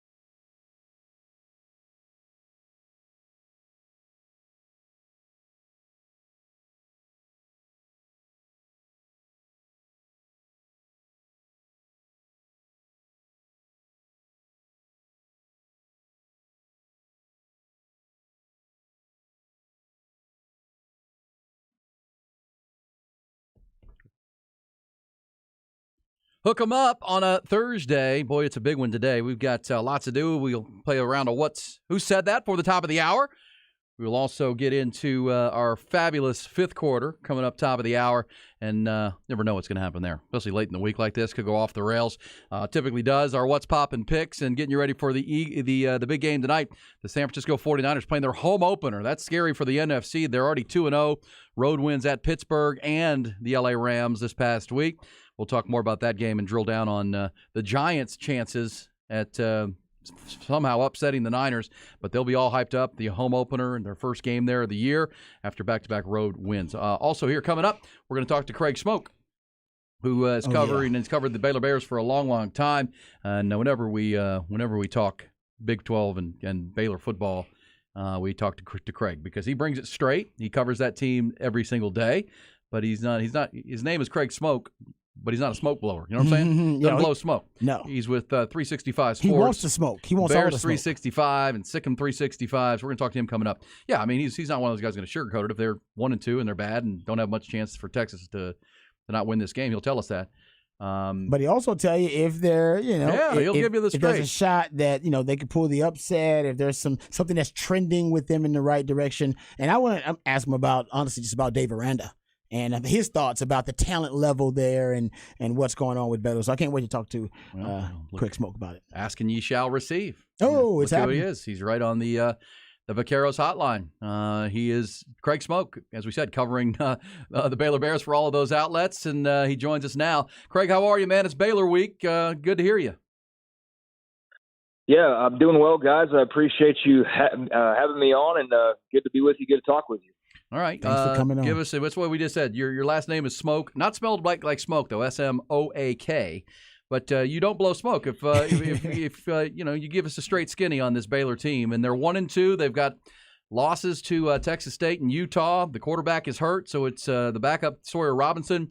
Also, Dave Aranda's lost 6 straight to Power 5 teams and 6-9 since that Big 12 championship. What's the state of this Baylor program, talent-wise, and chances to win this game Saturday night?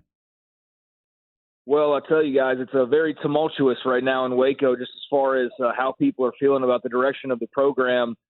Big expectations, not to go make the playoff or anything crazy like that this year, but I think people expected them to be competitive and to not be 1-2 at this point. The Utah game you thought was a good chance that you might not win that one. But given the circumstances of even the Utes rolling in, the fact that was a very winnable game, the way that it unfolded, the fact that you played their second and third string quarterbacks and couldn't find a way to seal the deal. That's one that got away. And then you combine that with the shocker against Texas State in the opener, and people have been thrown for a loop early. And then you go beat Long Island, and there's a 2-hour rain delay in the middle. And by the time you come back in the second half, it's just people are kind of already just sort of feeling like it's not as impressive as it should have been. And so you add all of those things up, and there's a lot of people who are just feeling a little bit of angst, a little nervous about the direction. There's others that feel like, hey, just everybody needs to chill out. But I think that this game this weekend is going to be very important and kind of, showing people where they're really headed and where they kind of stack up against one of the best teams, if not the best team in this conference. So it's been weird. It's been a little disappointing, I think, for a lot of people. But it's only 3 games in, and this is a young team, so I think people are still excited to see what they're capable of doing, but certainly not the start that, one would have expected going into this season. Hey, Craig, obviously the loss of Blake Shapen, the starting quarterback, for a few games has been really devastating on the offense. Talk to us about what Sawyer Robertson is capable of versus Texas. What are his limitations, and do they need to coach up Sawyer Robertson to win this game, or coach around Sawyer Robertson to win this game? Yeah, that's a really great question. The thing about Sawyer Robertson was when we first saw him, obviously somebody who's still very young, got a tiny bit of experience compared to most quarterbacks, and gets beat out by Shapen and handles it really well, but then gets thrust right into it, quicker than probably expected due to Shapen's injury. And initially it was, hey, things are going to be great. Doesn't have the strongest arm in the world, but he can make some pretty throws. Also has a good bit of ability to be effective in the running game to kind of keep defenses off balance. But what's happened guys is a couple weeks ago he gets his ankle banged up, and that limited his ability, or has limited his ability, to be as effective running the football. So you saw them last week not run him at all. They ran the ball 50 times and worked on the passing game a little bit, but really they just tried to establish a running game that otherwise hadn't been there, and they didn't try to run him at all. And it wasn't because they don't want him to be a part of the run game or because, they feel like they're just super confident they don't need to work on it. It's because they couldn't. It's because he's clearly dinged up. I don't know to what extent he's now healthier this week, but if they're not able to run the football with him as an option from time to time, it's really hard to see how he's going to be super effective against this Texas defense, because I don't think he's somebody that can just throw it around and pick them apart, if you will. I think he kind of has to have that other side of his game to keep this offense rolling. So I'm intrigued by how Jeff Grimes and company are going to try and attack this defense, but I don't think that Sawyer's somebody that can just sit back there and pick you apart. They're going to have to take some shots, but I think they're just really banking on their ability to run the football and then to have him just kind of, dink and dunk, if you will, maybe take a shot from time to time. But one thing last week with his ankle being the way that it was is there were passes just dying on the vine. I mean, you look back and they're going halfway through to their target and they're just fading and ducking into the ground. So if that's not improved, it's hard to see them really doing too much other than just trying to, take their shots where they can. But that ankle is certainly something that's impacted him. And, for Baylor's sake, they need him to feel a lot healthier and a lot better on that ankle this week. Follow Craig Smoak on Twitter at Craig Smoak, SMOAK, as host there on at Sikkim 365, writer and reporter as well, Bearcats 365. Hey, Craig, the defense now. I mean, look, I went back and watched the Texas State game. That was such a big win for folks in our area. And, boy, Texas State, that wasn't a fluky game. They just at times looked more talented than Baylor. And then the Utah game was kind of a desperation game, and it felt like the defense did their part and gave them a chance to come back and get that huge win and win a Power 5 game. And then the two interceptions from the quarterback in the fourth quarter were brutal to the cause. But the defense still seems like it can make some plays for Dave Aranda. How talented is that side of the ball?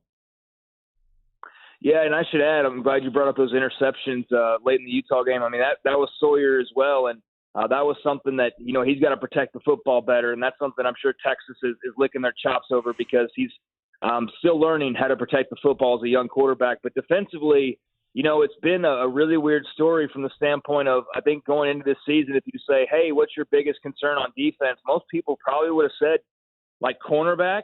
And you go into, week 4 here and you ask people what's probably the strength of defense. And I think they'd say cornerback, which is weird how that's worked out, but they've got just a good batch of young corners, freshmen and sophomores who have, a lot of potential and have played really well. Now, granted, here's the catch to that.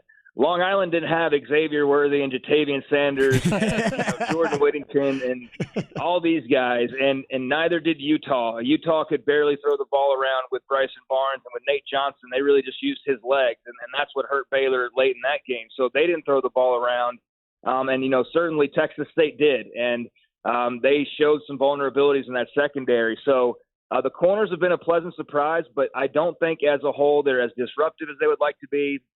I don't think they've gotten into the backfield as much as they would have liked.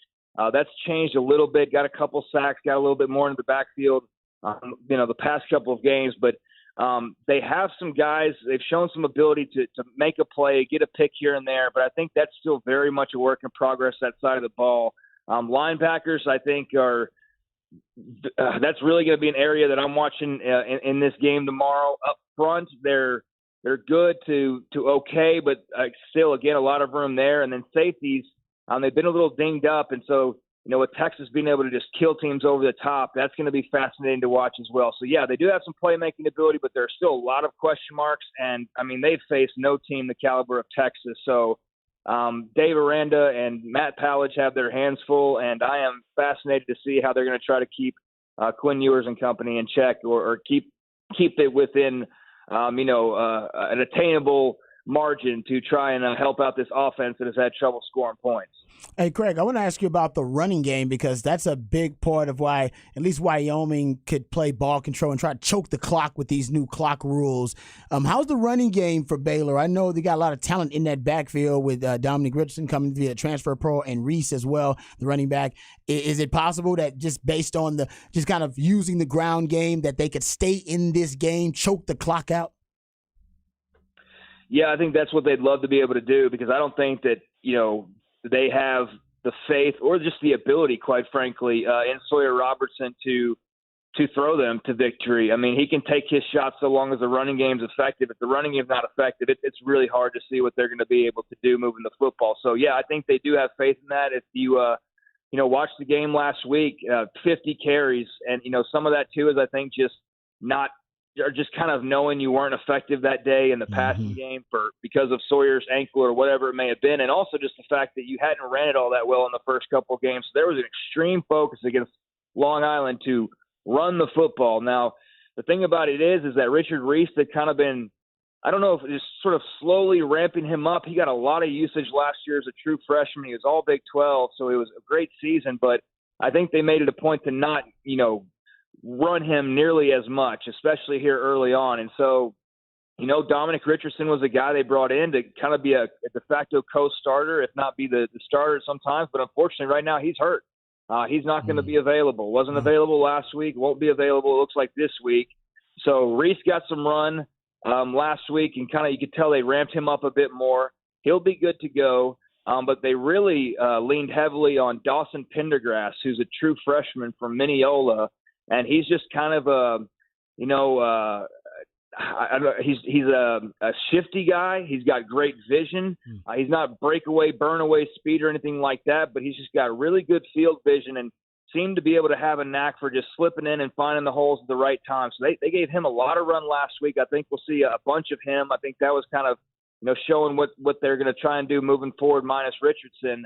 Then they had a little sprinkling of some of the other guys in the lineup that, I think it'll still be Reese and Pendergrass for the most part, but, they can sit there and throw in a Jordan Jenkins maybe for a carry or two. But, yeah, Pendergrass kind of, I think, just replaces Richardson until Dom gets healthy. And, I think they're hopeful in what they can do, but I think it's also going to be a heck of a grind against this Texas defensive front. So, again, just a monstrous challenge for them, and how they go about trying to attack and find holes in this Texas defense is going to be, part of the great chess match. But, yeah, that was definitely a focus for them last week. And there he is, Craig Smoke, as the Longhorns head to Waco for the 113th time, and maybe the last ever, or certainly for quite a while, as a Big 12 member of the Big 12. Good stuff right there. That's the overview we wanted. Now I think we see why the Longhorns are more than 2 touchdown favorites in this game, even though they haven't won in Waco since 2017. That is the challenge coming up. Craig, appreciate you, my friend. That's good stuff right there. Outstanding. Thanks, bud. I appreciate you guys anytime. I'm glad to be with y'all, and just have a great weekend. Thanks a lot. You too, buddy. Yeah. He gave us the real.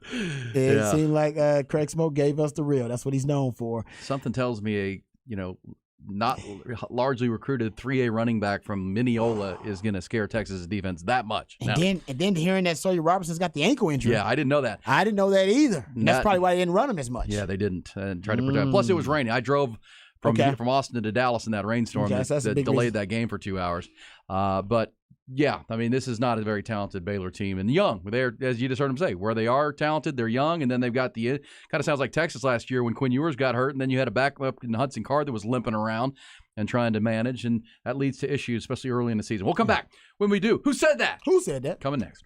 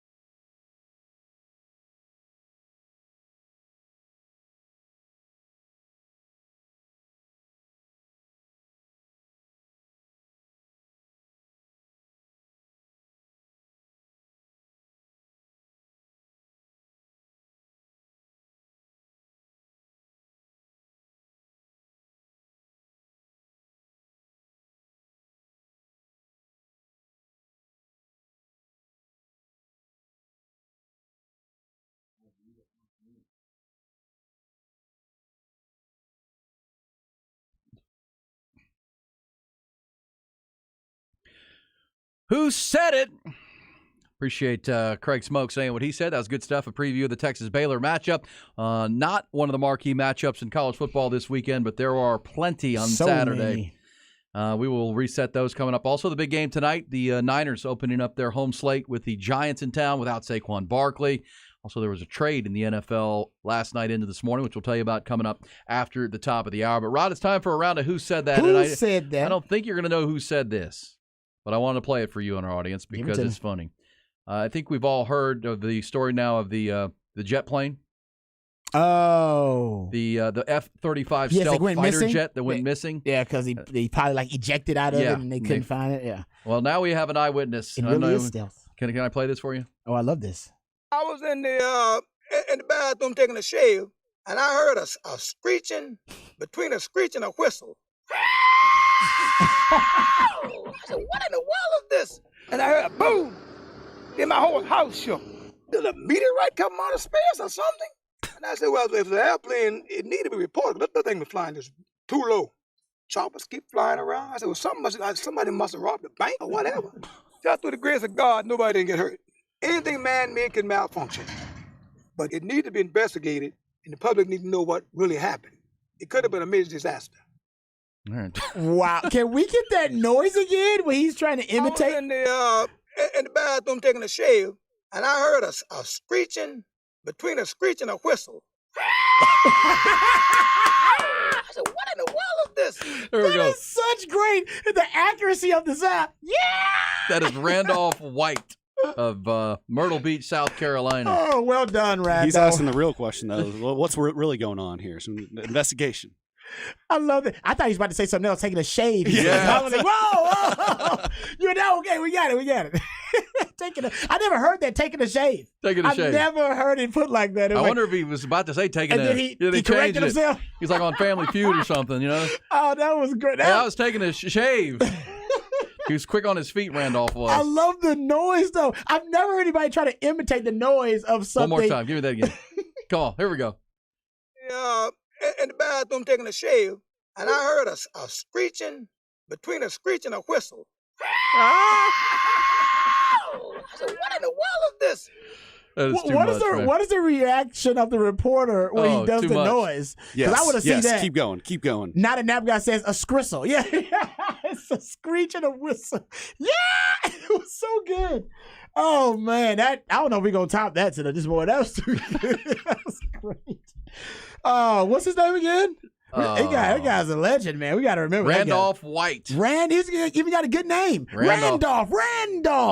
Randy White. Yeah, Randy White. Yeah, the Manster. Oh, that's fantastic. Good for you, Randolph. You're a legend now, man. God bless you. Okay, Ty, I sent you a few of these. Can we get the one of the QB? Can we get the QB? Is that cool? You know what I'm talking about? Yeah. Who's that? Wait, which? Oh, the older QB or? Oh, you're right. That's two QBs. No, the younger QB. Okay. Thank you. I wouldn't really going at me today. Well, I need to. Yeah, I mean, if I need to, I will, but I ain't have to. Hey. Why challenge the best player on the team? Get me out, though. Yeah. It was about to be a play. Quick snap, back to throw Prescott. Double clutch, throws it right. Incomplete, almost intercepted. Sauce Gardner jumped the route, should have had a pick, just couldn't hold on. I was thinking about the touchdown before I caught the ball. I appreciate that. I owe you something. I bet. Dak's like, I appreciate that then. Yeah, I appreciate that. You probably know what that is by now. That was Dak and Sauce. But I wanted to play the sound because I love them talking to each other. And Dak's like, no, I appreciate you dropping that pick. Yeah, that would have been pick six, too. That would have been pick six, baby. I need that. Good for you. Your guy Keaton Crawford had one of those for the Longhorns last week. He should have had a pick six. He did. And then it got caught it, though. This guy caught it. The Keaton Crawford's guy caught it. You don't want that. Shut it down. Shut it down, baby. All right, we'll have more. Piece of sound I need to play for you, Rod. Actually, play your other one, and I'll get the other one I have for you. All right. I want to hear this other quarterback. You can pick any of them, Ty. I sent you like 4 or 5. Just play one. Who said that? Time atmospheres like Athens. How do you? I've never played anything like this. I've been to one SEC game. My daughter's being recruited at University of Alabama, and we went to the Ole Miss Alabama game. And to this day, I think the Kentucky Derby is the coolest thing I've ever been able to go to. Live sports. I think it's better than Super Bowls. An SEC football game at night is way better atmosphere than a Super Bowl. I think it's the second coolest thing I've ever been to. as a spectator. So I'm personally really excited about going to an SEC game at night. It's different. I mean, that's Trent Dilfer. That is. He Coach said of UAB. They're playing Georgia this week. That night games in the SEC more exciting than the Super Bowl. Sanford Stadium. Wow. Right there on campus. That's crazy. What's kind of cool about Sanford Stadium, if you've ever gone to Athens, you can be walking on campus and you won't even see it because it's kind of sunk down in the ground. You'd be walking across this bridge, you look over, there's a stadium. Like in Texas, it's just it towers above everything. Not there at Georgia, but it's a great stadium, great place to see a ball game. I'll play this for you. I think you'll know the voice because we played earlier the always compelling and exciting Dave Aranda. We have a coach who's one of the greatest ever who also is equally compelling doing a radio interview. Saw a little bit of Taylor. That was pretty impressive. Yeah, she killed it. She's tough, man. She just stood out there and played right through it. Consider yourself to officially be a Swiftie now?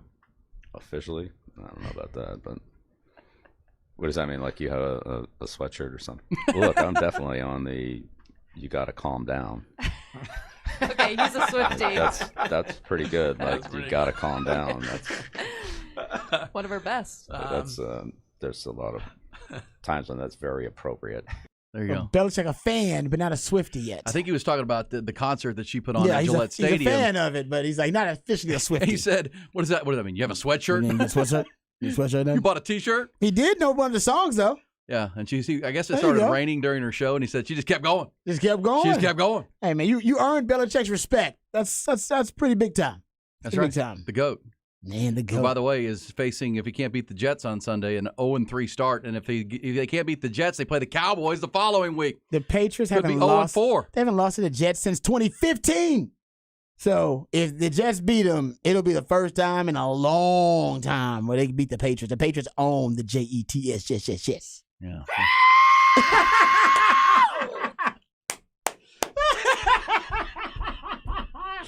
If there's a Who Said That Hall of Fame, that's it. That guy's in it. Randolph.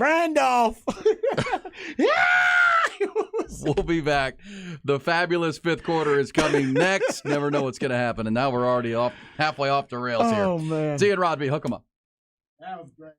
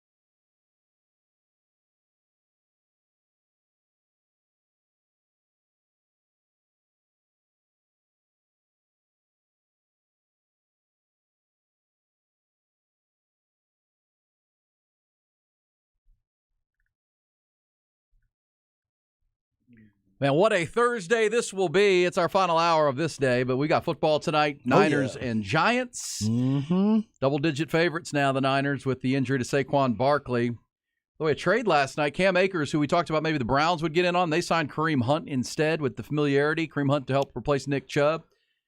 They also, the Rams turned and traded Cam Akers to the Minnesota Vikings. So we're kind of musical chairs at running back because Dalvin Cook, of course, they didn't re-sign him. He went to the Jets to be a two-headed monster with Breece Hall. Now, and Alexander Mattison, who they hoped could take over, he's been bad. Yeah, it's just not going to be – he's not going to be a lead back for you. He can be a complimentary piece. But you need a and that was workhorse. their hope, right? And if you had seen him when he would come in for Dalvin Cook, you're like, man, this guy's good. But then you realize, oh, wait a second. Yeah. He's not a lead back. Yeah, he's not. He's not going to be your main course running back. You got to find somebody. I'm surprised that Cam Akers went for so little. I guess they really pick swap coming up in 2 that years. Was it. Yeah. I was like, oh, man, anybody could have done that. Cowboys could have done that. Yeah. But Cowboys like their running backs, though. They like we like our guys, as Jerry always says. They like Rico Dowdle, and he's looked pretty good early on. They like Rico, for sure. Well, how about this? The Vikings, through 2 games, have 69 yards rushing. Nice. That's 2 games. Fewest in the NFL through 2 games by any team since 2019. I was going to say, that's got to be like that's got to be a record for a couple of years. Yeah, that's terrible. Well, and if you watch them, they don't even try to run. I mean, it's like, come on, Kevin O'Connell. At some point, you've got to establish a run game because when he got there, we know he came from Sean McVay's tree. By the way, there's a connection there of him acquiring Cam Akers. He came from the Rams, so there you go. Knows the player. Yep. So, and the system will be similar to what he's used to. But I would also say that, you can be from the McVay tree, but you still have to try to run the ball sometimes. McVay runs. I know. McVay likes to run the rock. For sure. It sets up his whole system. Exactly, the outside zone. But Kevin O'Connell's got more of a pass philosophy, and he that's why that Dalvin Cook was expendable, and now they realize they need Cam Akers because they got to run the ball some. Well, they got a lot of weapons in the passing game, right? You got Justin Jefferson. They got Jordan Addison now. Then they got T.J. Hawkinson, right? Yeah, exactly. Well, and their defense continues to be a challenge for them. Because they couldn't stop the Philadelphia Eagles running the ball last time they played on Thursday night. Yeah. So we'll see. That went down tonight. You got I kind of keep getting this feeling that the Texas Baylor game could get out of control. It could. I think this game could get out of control tonight. We saw it with the Cowboys 40-0. We saw the Giants then turn around and fall behind the Cardinals 20-0 And then they had to come back to win it. And now no Saquon. No Saquon, I'm with you. And the Niners are coming home. Niners have been on the road the whole season so far, right? They haven't played a home game. So this is their opportunity. They went 2-0 in those games at Pittsburgh and at the Rams, and now they get to open their building. So you know it'll be a great environment, great crowd. And you said something earlier I think is 100% accurate. In the win over the Rams last week, it was a hard-fought 7-point win. It was. By the way, it should have been a 10-point win, but your guy Sean McVay kicked that field goal. He did. Hey, no, we haven't heard anything about anybody investigating what happened there. But he said he had no idea. He said no idea about the spread. They asked him about it. I don't believe him. Yeah, I don't. This is the guy who remembers every play he's run ever. Yeah. Like if you can bring up a play 8 years ago, he can tell you exactly what the down and distance was in his play call. Yeah. He knew that there was a line of 8.5. He knew. He knew. But that was his team's better than people thought, including you and me, Rod. The Rams are pretty good, so they had to fight for that. But in that game, Christian McCaffrey played every snap. He never came off the field. He's played 115 snaps in the first 2 games. He can't keep doing that, can he? That's unsustainable. Considering his injury history, and you know Shano's building his offense around him because he loves positionless players, and Christian McCaffrey is the epitome of that. I think he's got to get more Elijah Mitchell in there. I know Elijah Mitchell is not the weapon that Christian McCaffrey is, because and by the way, these are not all snaps in the backfield with traditional run game. He's moving him all around in the slot, and he's putting him out wide. So he's moving around He's the kind of his chessboard. Micah Parsons on offense, right? Yes, exactly right. He's moving around. Elijah Mitchell can't do that, but Shano's got to be a little bit more responsible about how he's approaching Christian McCaffrey's durability, considering his past injury issues, and you got another game, 17 games now, and you need him for the Super Bowl run. I mean, the 49ers are a Super Bowl or bust team. They don't get to the Super Bowl, the season considered a disappointment. Very much like the Cowboys and Philadelphia, right? They're all Super Bowl or bust, and those are the 3 teams that dominate the NFC right now. And, Giants fans want to be good, but you know what will happen if this game gets out of hand like the Cowboys game did? I said, what in the world is this? That actually scared me. That actually, my heart actually jumped when you did that. Yeah. Giants fans. They'll be like, I got that hotkeyed now, so. Thank you very much. I'll have to be ready for that next time because I wasn't ready that time. You know what's funny? I've been to so many Texas games. You played at Texas and have been to games. Oh, you were on the man. sideline. Every time they shoot that damn cannon, it scares me. Yes. it Every does. time. Yep, I'm with you. Especially when it's the end of the quarter. And you expect it, and you still get scared. No. I know. And then I get to be like Shannon Sharp because I know it's coming, but I'd still jump. It's like, dang. It's okay. And your wife's like, it's okay. It's okay. Well, usually I'm sitting in the Bud Light suite, and all of a sudden, bang! Oh, Like, you're right. hey. No, I'm with you too. I've been scared by it. I'm like, why do I scare? I knew they were going when they scored, they were going to shoot up the damn cannon or whatever. Yeah. Yeah. That's great. Yeah.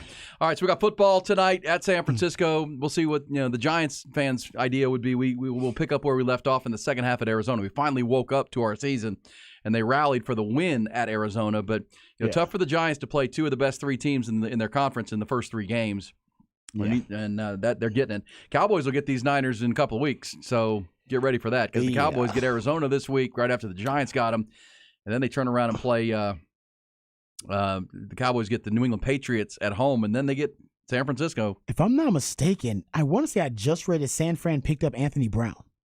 Ooh, former Cowboys cornerback. If I'll make sure I got that right. I swore I just saw that breaking, and I was like, and I was going to mention it, and I didn't mention it. I'll get the actual source. But I believe I just saw that too. So I wonder because and by the way, remember I said the 49ers, one of the only issues they've had early on has been at cornerback. They've actually rotated and moved around a couple of DBs already after the first two games because they were being exposed and exploited a little bit. So, it says they signed Anthony Brown. I got to get former Cowboys Anthony Brown signed to San Fran's 53-man roster. Well, he's terrible, so. He's not terrible. He's not terrible. He was pretty good for a little bit. No, yeah, Cowboys fans, he's not Stephon Gilmore. Y'all were missing for when he went down. That's when that other side of the corner became a liability. It was a liability before. No, it was not. I give you stats that tell you that is blatantly false, and I'm just telling you. I'll give you stats that'll make you feel bad about that. As a Cowboys fan, that was the one guy. I was like, get rid of him. Your eyes don't always match. 3 years. Okay, I'll say this is the problem. I'll tell you right now what the issue was. Right, because first of all, the stats say that he actually was one of the better corners in the NFL at the time. But I'll spare you that. I'll go eye test with you. Here's why. Because Rob B has been that other corner before. He was the other corner. What's the other corner? The other corner is the guy that's going to get targeted because nobody's throwing at Trevon Diggs. Right? Nobody's throwing at Trevon Diggs. Why would you throw at Trevon Diggs? He was a leader in interceptions. He's going to make you pay for that. I played opposite Quentin Jammer. I played opposite Nathan Vasher. Are you going to throw at Quentin Jammer? Got drafted in the top 10. You're going to throw at Nathan Vasher, all-time leader in interceptions at the University of Texas? Probably not. You're going to throw at Rob B. So you know some people, just like you, Ty, said about Rob B, guy's a scrub. Guy's a scrub. Guy gets attacked. They're going after him every play. Well, if you target me 8 to 10 times in a game, I might give up 3. All right? I might. And I may not catch a ton of interceptions because I don't have great hands, but Robbie was still an All-American. I still shut down my side of the field pretty much, but I got attacked way more than those other guys. And I guarantee there were people just like you saying, man, Rod B, he's a scrub out there, man. He's getting attacked all the time. He's a liability. Hey. Am I a liability or am I just the easier option rather than go up against the all-pro cornerback on the other side? Yeah, and that's why when they bring in Stephon Gilmore, they may have 2 All-Pros. Yeah. And now they're really good. But to your point. I get what you're saying, Ty. Like, yes, he wasn't as good as Trevon Diggs or the other players, but that still doesn't make him a bad player. He just wasn't to their level. Yeah. I get what you're saying. You know what I mean? I wasn't Quentin Jammer or Nathan Vasher, but I wasn't a bad player. You're that passion, Ty? You know what? It's like, Dion, you made it personal. No. You made it personal. Unintentionally. You know what you did? You know you made it personal. I made it personal because I basically put myself in Anthony Brown's shoes, and I basically, You've been there. Yeah, I projected myself into Anthony Brown's situation. But I have been there. People are like, man, Robbie, you give up a lot. I'm like, give up a lot? Man, they're not throwing another guy. All they throw to is me. You got to give up something. Getting it 10 times a game over here. You know what I mean? But I get it. Yeah, I love it. I love it. Okay, so that game is tonight. We'll see if Anthony Brown did get picked up by that group. Also coming up this hour, Rod will take us behind the burnt orange curtain, and we got what's popping. Including the Forbes people dropping their list of the entertainers who made the most money this year. Yeah, and guess what? It's not Taylor Swift. She did not make the most money? She did not make the most money in the entertainment industry. They do year to year. So is it an international artist? Yeah. No? No, it's American? It's not an American. Can I guess who it is right now? You can I bet I can guess. You want me to give it to you now and not wait till what's popping? Is it Peso Pluma? No. Is it Bad Bunny? No. It's here, according to here, it says it's interesting. Genesis, the band Genesis. The band Genesis. Oh, well, that I would never. The pioneers of progressive rock, top 2022. This is for 2022 from last year because it's all gotten added up now, I guess.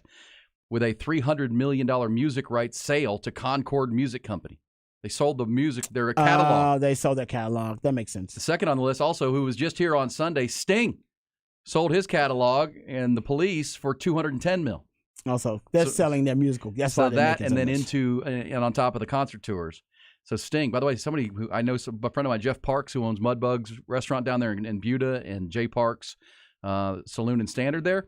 He went to that show. He said the dude's still ripped. He's like 70 years old. He's got biceps. Guy looks great. Even on this picture, he looks pretty swole. Sting stays in good shape. And Tyler Perry, by the way, 3. Tyler Perry.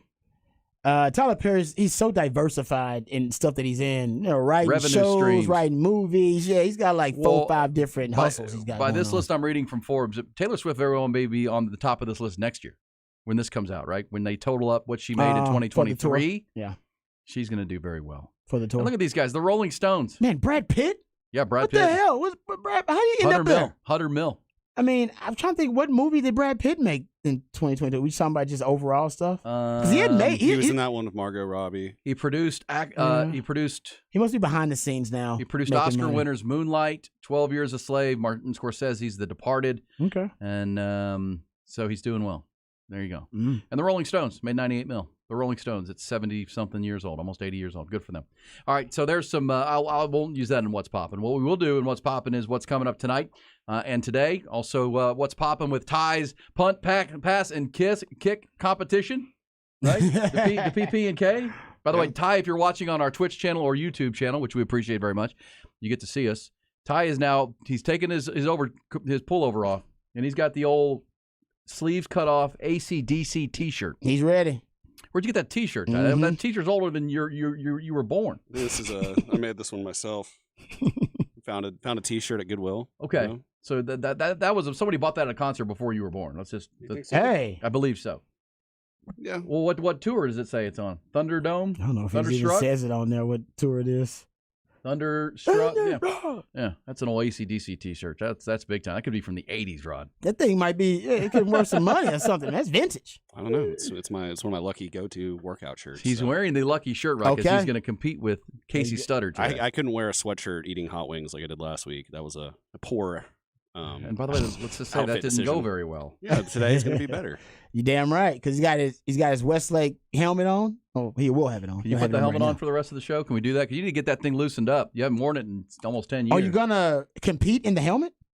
I don't think that's a good idea. Yeah. I think he said yeah. Well, I think that's going to hinder his abilities here. Well, maybe. Look at him. I think. Oh yeah.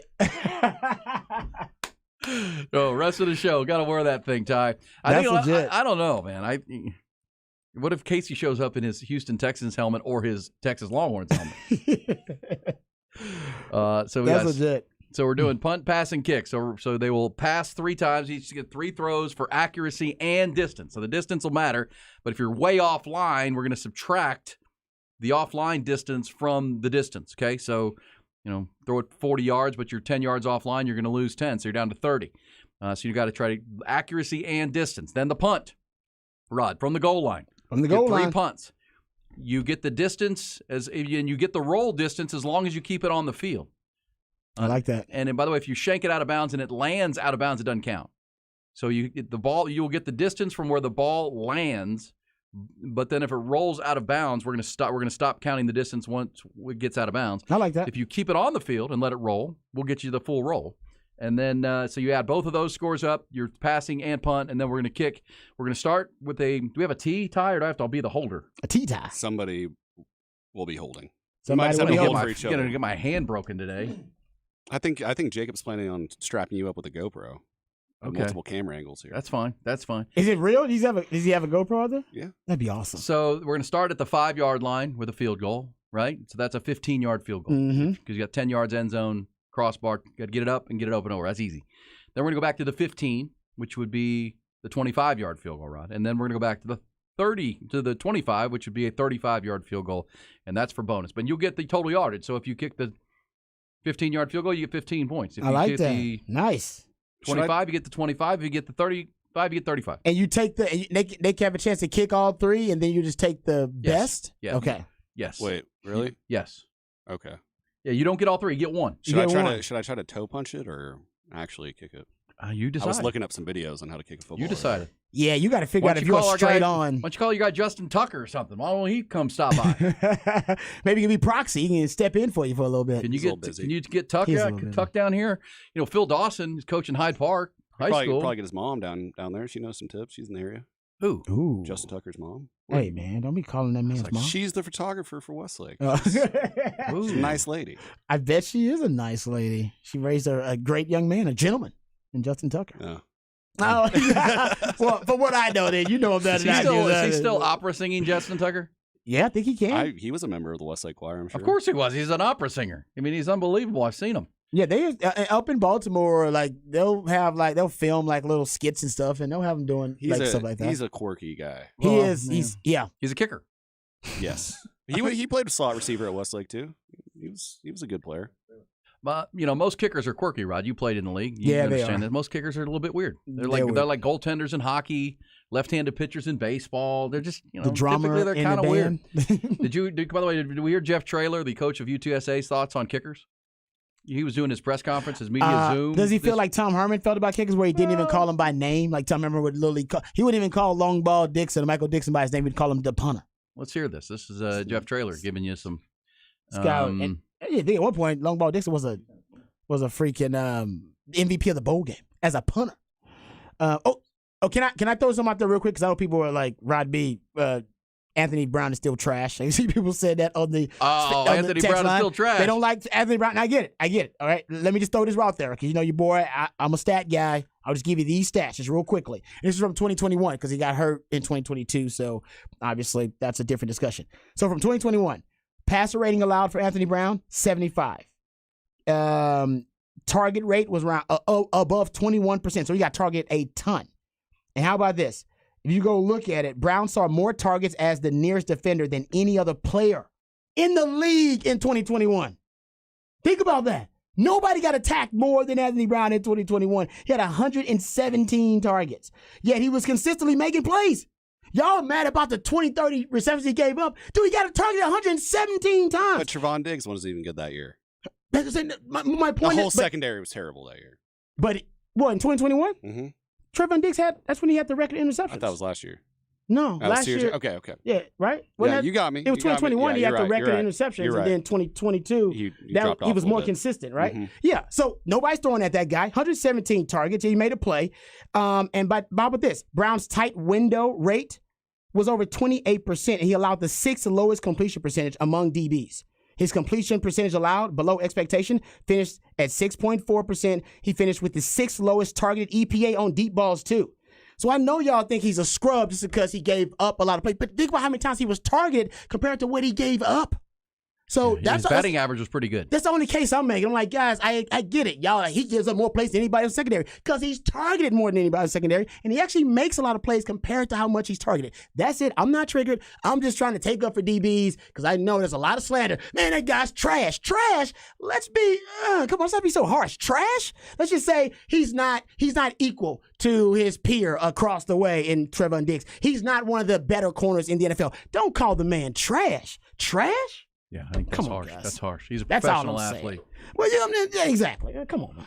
All right, so here is. Sorry, Ty. That wasn't directed at you. That was more about me. That was more about a personal thing from Rod B being attacked about my skill level for years. Because, man, Rod B's no Nathan Vash and Quinn Jammer. Yeah, no shucks, Sherlock. Nobody is, but I held my own, right?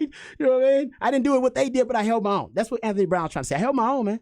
Yeah, now he's a Niner. Is that right? And now he's a Niner. Hey, let me hear this. This is Jeff Traylor on kickers while we're talking about Ty's and Casey's kicks today. I don't know. I'm about to make a policy that kickers and punters don't lift weights anymore. It might be my new policy. We might go back to the old school where I'm not even going to say it. But, back in the day, they just smoked cigarettes and drank beers, all the kickers and punters did. But I know you can't do that anymore in America. We can't do any of that fun stuff anymore.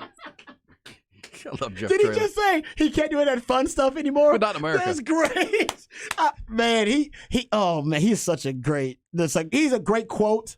Also a great quote, but he's a great quote too. Yeah. We need to get him on the Pat McAfee show. We do talk with him. I'm sure he wouldn't like that very much. Yeah, he'd also like that A&M job if he could get it. You know, and he'd fit right on in, wouldn't he? Those lines right there fit right on in with that constituency. Better than Jimbo rambling on about nothing for 30 minutes at a time. Like Boomhauer or something. No. Yeah, he's an upgrade over Jimbo in terms of his media relation skill. Talkability, yeah, and this is Jimbo, especially since he's moved to East Texas now, it's even worse. He sounds more and more like Hank Hill all the time. You got Boomhauer? Boomhauer, yeah. Come on. Boomhauer. Hey, can I say this? Breaking news. Breaking news. The Deion Sanders effect. It's real. You know who was on the field for Texas last week was a kid named Ryan Wingo from St. Louis, Missouri, 5-star wide receiver. Oh, yeah, I seen him at breakfast, actually. He was at Phoebe's when me and my wife were there eating. Well, he's apparently taking an official visit now to Colorado. Hey! It's all right. It's okay. Dang! And is still, most people think he's a Texas lean, but now he's going to Colorado. It was seemingly down to Texas and Missouri, and now Deion is in on it. Listen, he's only going to see Deion because that's the place to be, right? Right now, that is the mecca of college football right now, and he's going there to go hang out with all the rap stars and celebrities, and everybody else is going to be there for the game. That's more what this is about. If I'm a Texas fan, I wouldn't be freaking out. Now, it is Deion. So Deion can sell sand to a beach. So you got to work. And Tim Brewster's there too, by the way, the guy who recruited Rod B, the guy who recruited Vince Young and Chris Sims. So that might be the best recruiting mercenary in all of college football. So yeah, that's concerned about that. But from what I hear, and as I hear from Jerry Hamilton, who's as plugged in as anybody, they don't have the NIL funds to bring Ryan Wingo to Colorado, in my opinion. Deion might. Now, Deion. Hey, we'll come back. Deion, Mike. Hey, we come back. We'll talk our high school football visit for the week, brought to you by Brain Vault and Brain Vault Technology. Dr. Greg Eckert and his team. It'll be Drew Sanders, head coach of the undefeated and highly ranked Vandegrift Vipers, coming next.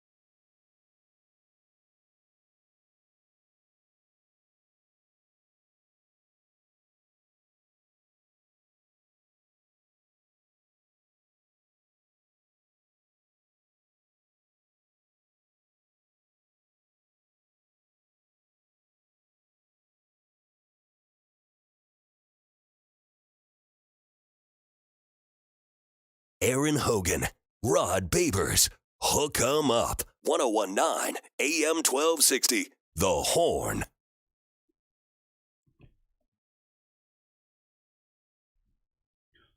All right, Hook 'em Up rolls on, and it's Thursday. That means our football weekend begins, and as we do each Thursday. We preview the big game tonight in the NFL with the Niners and the Giants. We also talk with the head football coach at the undefeated Vandegrift Vipers, who beat Stony Point last week, 48-7. They pretty very similar scores in all their games: 27-7, 41-17, 48-17, and now 40-7. They're 4-0. And Coach joins us on the Vaqueros hotline. And our visit with Coach is brought to you by Brain Vault, and that Brain Vault technology, more than just a mouthpiece, not even a mouthpiece. It's an orthotic that helps prevent concussions. It's tremendous. We'll tell you more about it coming up. Hey, Drew, Coach, how are you? Good morning. Good. Good morning. Can you guys hear me okay? Yes, sir. Loud and clear. Loud and clear. You're on the road today. Yes. Okay. Yes. All right. Bye week. Yes. So. Well, that's and what we'll start with that, Coach. What's your goal board during bye week? Well, the first thing we call our bye week improvement week, just so I don't let my players will be mad that I said that. So, we really have to focus on the things that we've got to get better at, and so we've been doing that this week, and we try to lighten the load a little bit for our guys. They've been grinding for a while, since early August, so we try to lighten the load, practice 3 times, still do competitive stuff, and then give them the weekend off. Yeah. Improvement week. I like that. Then let's recap last week. 48-7 on the road. Have to be pleased with the road trip, district play starting, and handling your business. Yeah, I mean, it's so good to start District 1-0. I mean, that's just the key to making the playoffs and the key to winning the district title. And it's good to go there at Dragon. We got 3 games at Dragon this year, which is kind of unusual. We almost play as many games at Dragon Stadium as we do our home. And so it was nice. First half, go out really, really strong. I think we held them to negative total offensive yards in the first half, and then scored a bunch. So really proud of our start for our team. Hey, Coach, when you're playing so well, which you guys are playing really, really well early on, and you are, obviously wanting the week-to-week improvement, that's what coaches are focused on. Can we get better week to week? How do you balance between how they handle success, and you want them to enjoy the success, but also you want that hard coaching early on to make sure that you can keep these guys focused and they are getting better? How do you balance it? Because you want the guys to be praised for their great work, but you also want to make sure that they are focusing on getting better week to week in the process. Yeah, I mean, you know exactly what you're talking about. You have to do it. You got to balance it, because if it's all roses and everybody's happy, I mean, that's not good. And so our guys have gotten, I hope that they understand that the culture that we've set, and we have new guys coming in every year, right? And it's their turn now. And they understand the culture that was set before them. And that means that we're never satisfied. We're never, ever satisfied. And so at that point means we've got to coach them hard, which y'all know what that looks like, where we've got to demand at all times. And at the same time, when somebody does good, you got to tell them, they do good. We start every week with a positive recap of the game, regardless of what happens in the game, and tell them all the great things. We highlight our players of the week. We do all that stuff. And so we throw them some positivity there, and then we immediately go right into all the things that we did wrong and the things that we have to correct. So I think it's just a good balance. And when you balance it right, players, they thrive on that, because they want hard coaching. They want discipline. Sometimes they may act like they don't, but they truly do. And then they also want to be loved and cared about. I think it's great coaches do it, do it naturally. No question about it. Coach Drew Sanders is with us, and Coach, it's something that we talked to Todd Dodge recently, and he talked about it. That how do you get on these runs and just keep winning? And he said something I thought was really well said, and it sounds like what you and Rod are saying. You have to respect every opponent. You have to respect every opponent, meaning you prepare every week, that team can absolutely beat you. And obviously, sometimes in district play, there's some mismatches here in some of these games, but respecting your opponent means preparing for them like you do every opponent. And then if you got to go out and put a big number on them, that's okay. That's just the way it goes. But what you can't do is play down to that opponent and not respect that opponent. Yeah, we call that term Viper level around here, and so what that means is, we have a level of play, and then we expect to hold ourselves to that level of play regardless of the opponent that we play. There was a stat that I brought up the other day that is kind of was on the internet the other day, and talked about how rare it is for a head coach in a program to be undefeated against programs that finish the season below 500. And there were only, this was a stat from a couple years ago, but out of all the FBS programs, there were only like 5 coaches that were able to do that. And what that means is those trap games, those games that teams are going to end up losing, can you still go win those things? And there were only 4 or 5 coaches that had done that the last 5 years.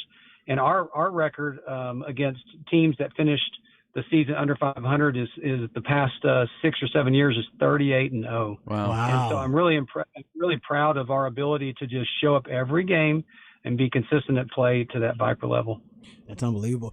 Coach, I want to ask you about, and I don't know if you guys have it or not, I want to ask you guys if you guys have an opening script. Sark talks about his opening script a lot, first 20 plays, and obviously what that entails. And it's been a big topic of conversation on the 40 Acres. Do you guys have an opening script, number one, and how often does your opening script hit, right? Is it an ultimate success, or do you have to deviate from that opening script?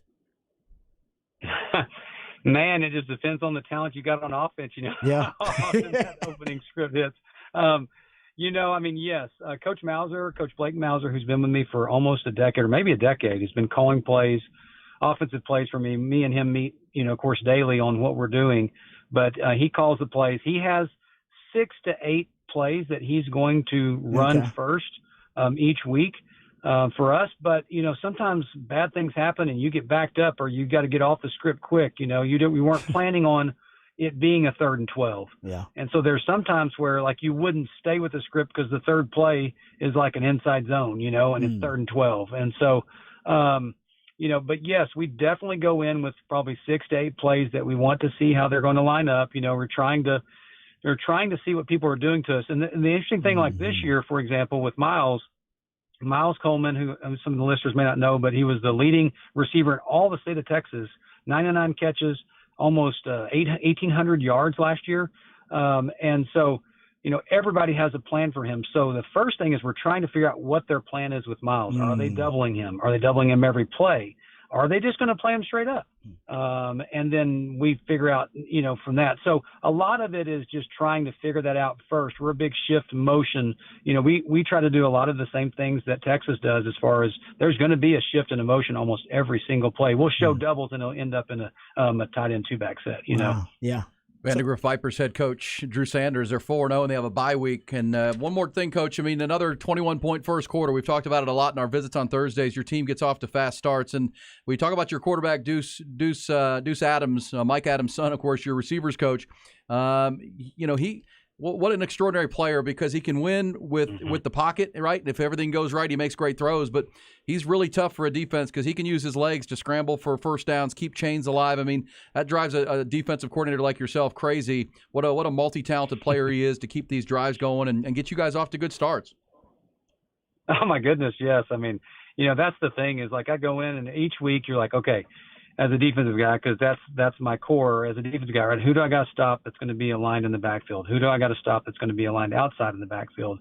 And a quarterback, you always hope that the quarterback is not mobile, because if he's not, then it's just like, let's go, and I'm just going to let my guys eat if the quarterback's not mobile. But if he is, it provides so many problems for you as because you can have him. You can have what I call a collector, guy that's supposed to grab the quarterback, and he's better than him. And so he just runs around and our collect falls down, And so that's what Deuce is. There have been so many guys that free runners that have him, and then he just scoots just a little bit to the side or takes off, and then his eyes are always downfield. And he's a very, very good player, and I'm really glad he's on my team. Yeah, he's a handful. Hey, Coach, last thing, what do you encourage your players to do? You said off week and get off your feet, rest your body, but what else? Is there any instruction of, watch football or anything, or just let them have the weekend to themselves? Yeah, doctor's orders are stay off the lake and make sure that you are playing some video games, hanging out with friends, behaving, acting right, and then getting back ready for a big week against Manor next week. All right, we'll preview that next Thursday, Coach. The Manor Mustangs coming to your place for your second district game off the bye week to the 4-0 start. All right, Coach, thanks so much. Appreciate it. Enjoy the weekend off. Thanks, Coach. Oh, yeah. Loved it, guys. See y'all soon. Great stuff. BrainVault.com. Yeah, I'm watching this Deuce. Oh, man. I know. I just saw that. Come on. He's clowning these kids that was out silly. there. That last play was kind of silly. And you're right about him, too. He's one of those guys. He looks good from the pocket when you got him a clean pocket, but when everything breaks down and decomposes, it's actually some of his best work. Yeah, he's an ad-lib player when he needs to be. That's like we talked about it a lot this morning with the Chicago Bears. That's what the Bears need to do with Justin Fields, but he's got to start with winning from the pocket. He's got to win more. He doesn't have to be Tom Brady, but you got to be able to operate some from the pocket. Remember, Jalen Hurts was like this. Yes, and he got better. And he did. He just became a more efficient pocket passer, and now he's actually one of the better pocket passers in the league. But yeah, you have to evolve and mature as a pocket passer. I think teams are willing to meet you halfway and say, all right, you know what? He has this ceiling as a passer, and we can now implement some, fail safes within the offense, give him room to improvise and freedom to improvise and ad lib. But if you can't operate from the pocket at all, you can't. You're not playing NFL football. That's not NFL football. Well, I'm watching Deuce Adams. He is Mike Adams, of course, a wide receiver at Texas in the 90s. These are his kids. Deuce and his brother is a wide receiver for them, and he is just electric. He's one of those, just a game changer, right? One of those guys you can coach and you can do everything right, but he'll just make a play. We've seen guys in college football. Johnny Manziel comes to mind for that. Vince Young, obviously. And we're watching this guy at Colorado do it, Rod. This Shedeur Sanders. Yeah, he's got a lot of that in him, too, no doubt. His ability to improvise second play reactions. Well, and by the way, did you hear, we should have played this in Who Said That, but Deion, because you played some sound yesterday about him not leaving to go to the draft after this year because he needs him to come back. But how about Deion now saying yesterday that, hey, I think he was talking to was it Shedeur and Tom Brady? No. Who was it? No, it was Deion. He was on Bleacher Report or something. I don't know how Deion has time to do all these interviews he's doing these days. But he said, look, my son doesn't want to be number 2, and everybody's projecting Caleb Williams to be the number 1 pick. And he's like, no. When he comes out, he's going to be the number 1 pick. And so I thought that was pretty interesting. Oh, since you brought it up, can I play some sound of Deion since you brought it up? Yeah, sure. And it's Deion and Shedeur. It's actually Deion, Shedeur, and Tom Brady. Because apparently Tom Brady's mentoring Shedeur. I know he is. He calls them before and after the games. I'm like, damn, you get mentioned by Tom Brady when you go to Colorado too? Here is Tom Brady, Shedeur, and Deion. Listen to this. This is good stuff. One question before I go, Tom. Do you think a college kid needs a Phantom, like a Rolls Royce? Nah, no, it's not a Phantom. It's a Rolls Royce Cullinan. I think he needs to get his ass in the film room and spend as much time in there as possible. Thank you, less Tom. time in the car and more time in the film room. Thank you, Tom. I appreciate that. And I seen you have one too, Tom. Don't think I seen you. I was just a rental. Hey, I had a few bucks in my pocket at that point. I'll see some car stories when we're together next time. There you go. Tom Brady's like, I rented my Rolls Royce, man. That was a rental. Because Tom has got the advice if it flies, floats, or yeah, exactly. Like, I rented that Rolls Royce, man. But Shedeur's got a Rolls Royce? Yeah. Damn. Well, even in the comment he mentioned a Bleacher Report, I'll see if I can find it. He said, when he's talking about being the number 1 pick, he says he's not a co-pilot. He's not a sidecar guy. He wants to drive his Maybach. He said he drives his own Maybach. Come on now. I was like, damn, Deion. Damn, man. But I'll say this for Shedeur Sanders. Bowling. In our conversation about Deuce Adams at Vandegrift. The thing about him is he's athletic enough, but he is so good in the pocket. Mm-hmm. I mean, this is what the NFL is dealing with guys like with Justin Fields, and we've seen it with a lot of quarterbacks. Can they win from the pocket and then use their athleticism? You mentioned Jalen Hurts really worked at it. Daniel Jones keeps trying to get better at it, but he can beat you with his legs. This guy, Shedeur Sanders, is better when he's in the pocket, but then when you get pressure, and their offensive line isn't great, when they get a free runner, he's so good. It is kind of Tom Brady-like, the way he slides in the pocket to buy more time, and then if he needs to, Rod, he can take off down the field. And then he runs to throw at first. So yes, he does. First it's the pocket breaks down, decomposes. Then, like you said, he slides, and then he's running to throw. He's looking still downfield as he's extending the play, then he decides, oh, I got nothing. I'm going to run. That's when you, Rod B, are back there, and you've been trying to cover now for 7 seconds. And I'm like, come on, man. No way. That's when Ty's calling me a scrub. Like, oh, man, Baber's giving up another big play. Like, I was covering for 7-8 seconds. Give me a break. Yeah, that's good stuff. Thank you, Coach. Enjoy the bye week. We'll come back when we do. It's What's Poppin' to get you into your Thursday when the football weekend is What's here. Poppin'?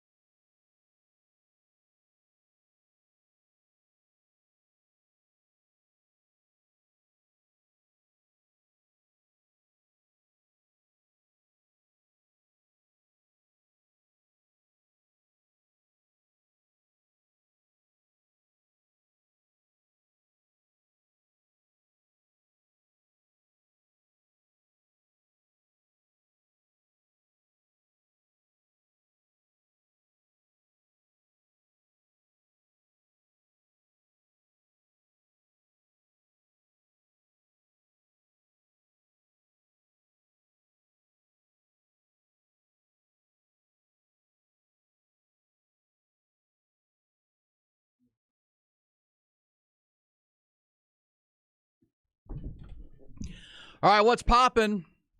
Means it's the final segment of the fabulous fifth quarter, fifth hour on Ian Rod B. It's 5 hours a day, 5 days a week. And we get you ready for what's coming up today and tonight. Obviously, we've talked about Ty and Casey Studdard going head-to-head in a punt, pass, and kick contest. That'll happen after our show. It's going down. Also, Rod, I'm going to be, as soon as this is over, recording the second Eyes on Texas multicast podcast video of the week. We dropped our, we do two now. We recap the game on Monday, Mike Craven and myself. Oh, damn. Got a lot of views of that. And then we do a preview of Baylor, because really we spend our Monday that drops on Tuesday on the Eyes on Texas multicast. You can find on YouTube and Spotify and iTunes. We spend a lot of it recapping and hearing from Sark and how it all went down. And then today we'll record another 30, 40 minutes of Baylor preview with Mike. And, of course, Mike is the senior writer for Dave Campbell's Texas Football, so has good knowledge on Dave Aranda's team and Baylor. So we will record that. It will be out either tonight or tomorrow, so you have it in time to get ready and primed for Texas and Baylor and the whole college football weekend, the Big 12 weekend as well. So looking forward to that. That'll be fun. And then I'm going to run right over and watch Ty compete with Casey. And what are we thinking here? PPK. You're a professional athlete, Rod. What do you think? What are the odds? What odds do you give Ty of winning this? Can he pull the upset? Because I think Casey's the favorite here. I think the accuracy being a big part of the overall competition now is going to help. It's going to help Ty a little bit, be able to close the gap, because there's a chance that, yes, Casey has more power, so he'll win some of the distance stuff, but I wonder if he'll be able to be accurate. I will That's say what this. Ty, you got to be accurate, man.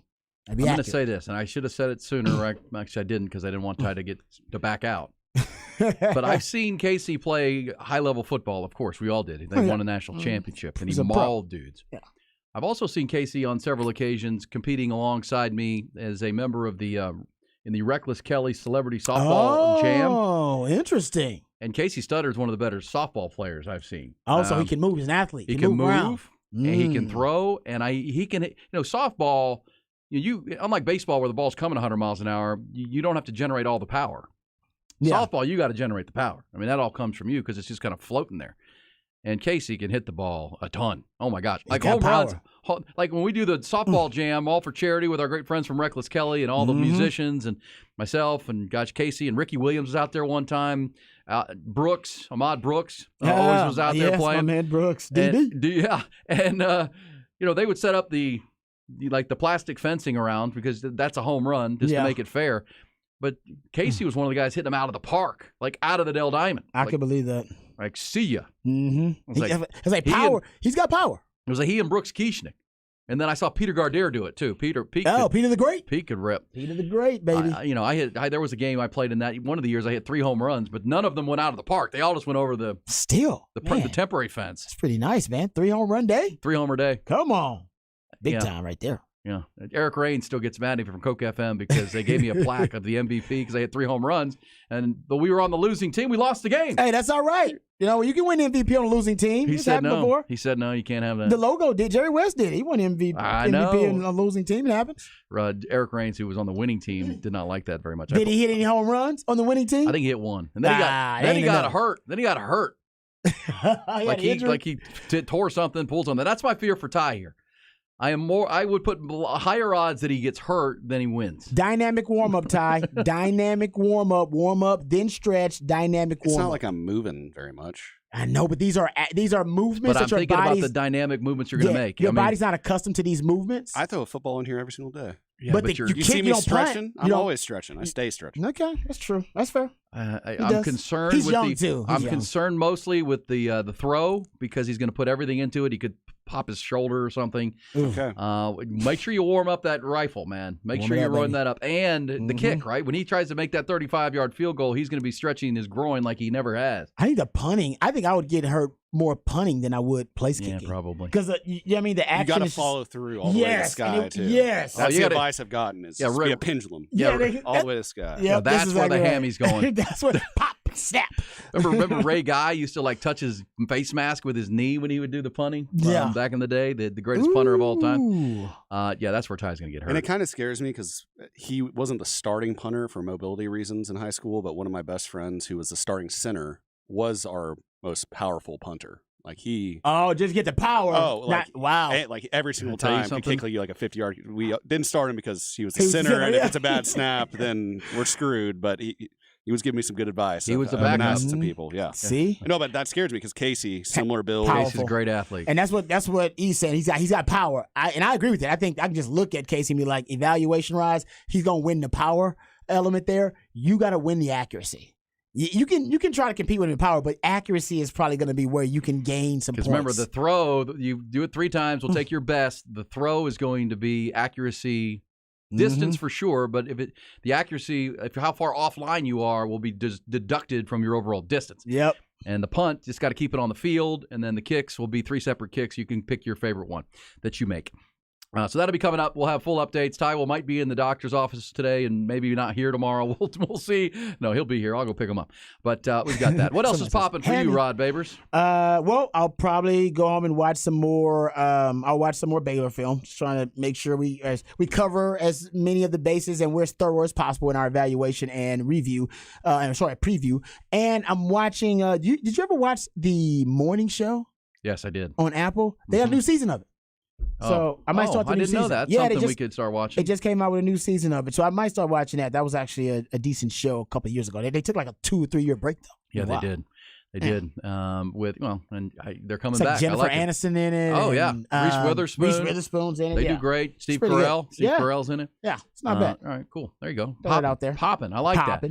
that. Also popping. There's a good Sun Belt college football game tonight. If you like Coastal Carolina, Georgia State. That's a pretty good football game. Also, San Francisco hosting the Giants in the NFL. Watch it early because that one might get out of hand later. And have you seen this story? I'm going to have to start backtracking on this. I've been arguing against it. No, E, look at him. Oh, you're going to get Ty riled up. You're going to get Ty riled up with the story. The Mexican aliens? I shouldn't say it that way. I'm sorry. I should say the aliens that they found in Mexico.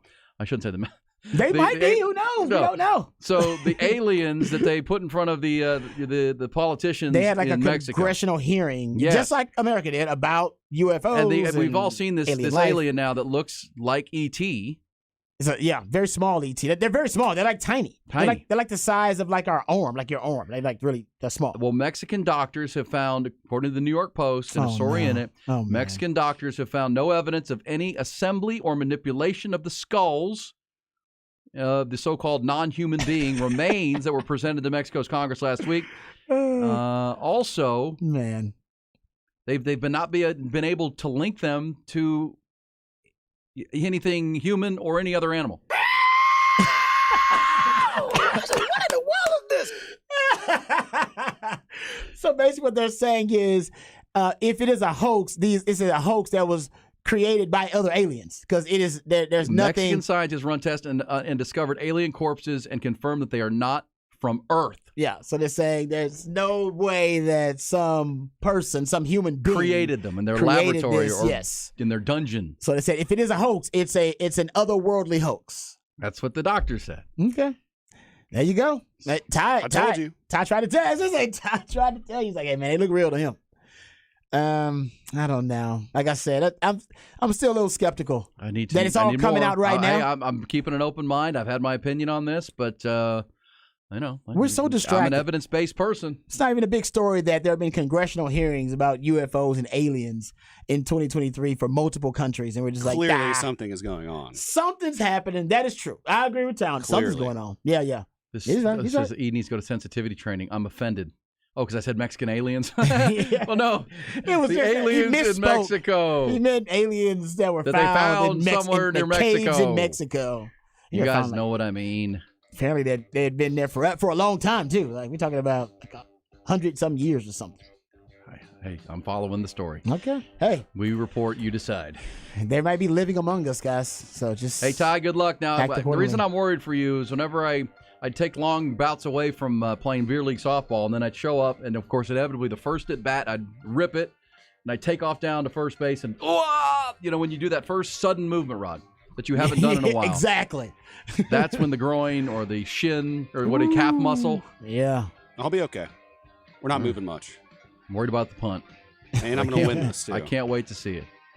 And hey, good luck. Is that your What's Poppin' Sex Panther pick of the night? No, Georgia State plus 6.5. Georgia State plus 6.5 over Coastal. All right, Rod, have a good Thursday. Let's do this on a Football Friday. We'll be doing the Ric Flair woo tomorrow for sure. Damn right. Starting at 6 a.m. We're 5 hours a day, 5 days a week. If you missed our conversation with Vandergrift head coach Drew Sanders or our conversation with Craig Smoke, who covers the Baylor Bears. That was a good deep dive on Baylor and their struggles to start this season. Also, any of Rod's rants or Behind the Burnt Orange Curtain or any of our conversations, always go find them on our podcast page at hornfm.com. Rod, have a good day. Ty, good luck, my friend. Be safe. Let's do this tomorrow at 6. Coming up next, Jim Rome. Then it's Rich Eisen right into the Sports Complex with Patrick Davis. Have a great Thursday.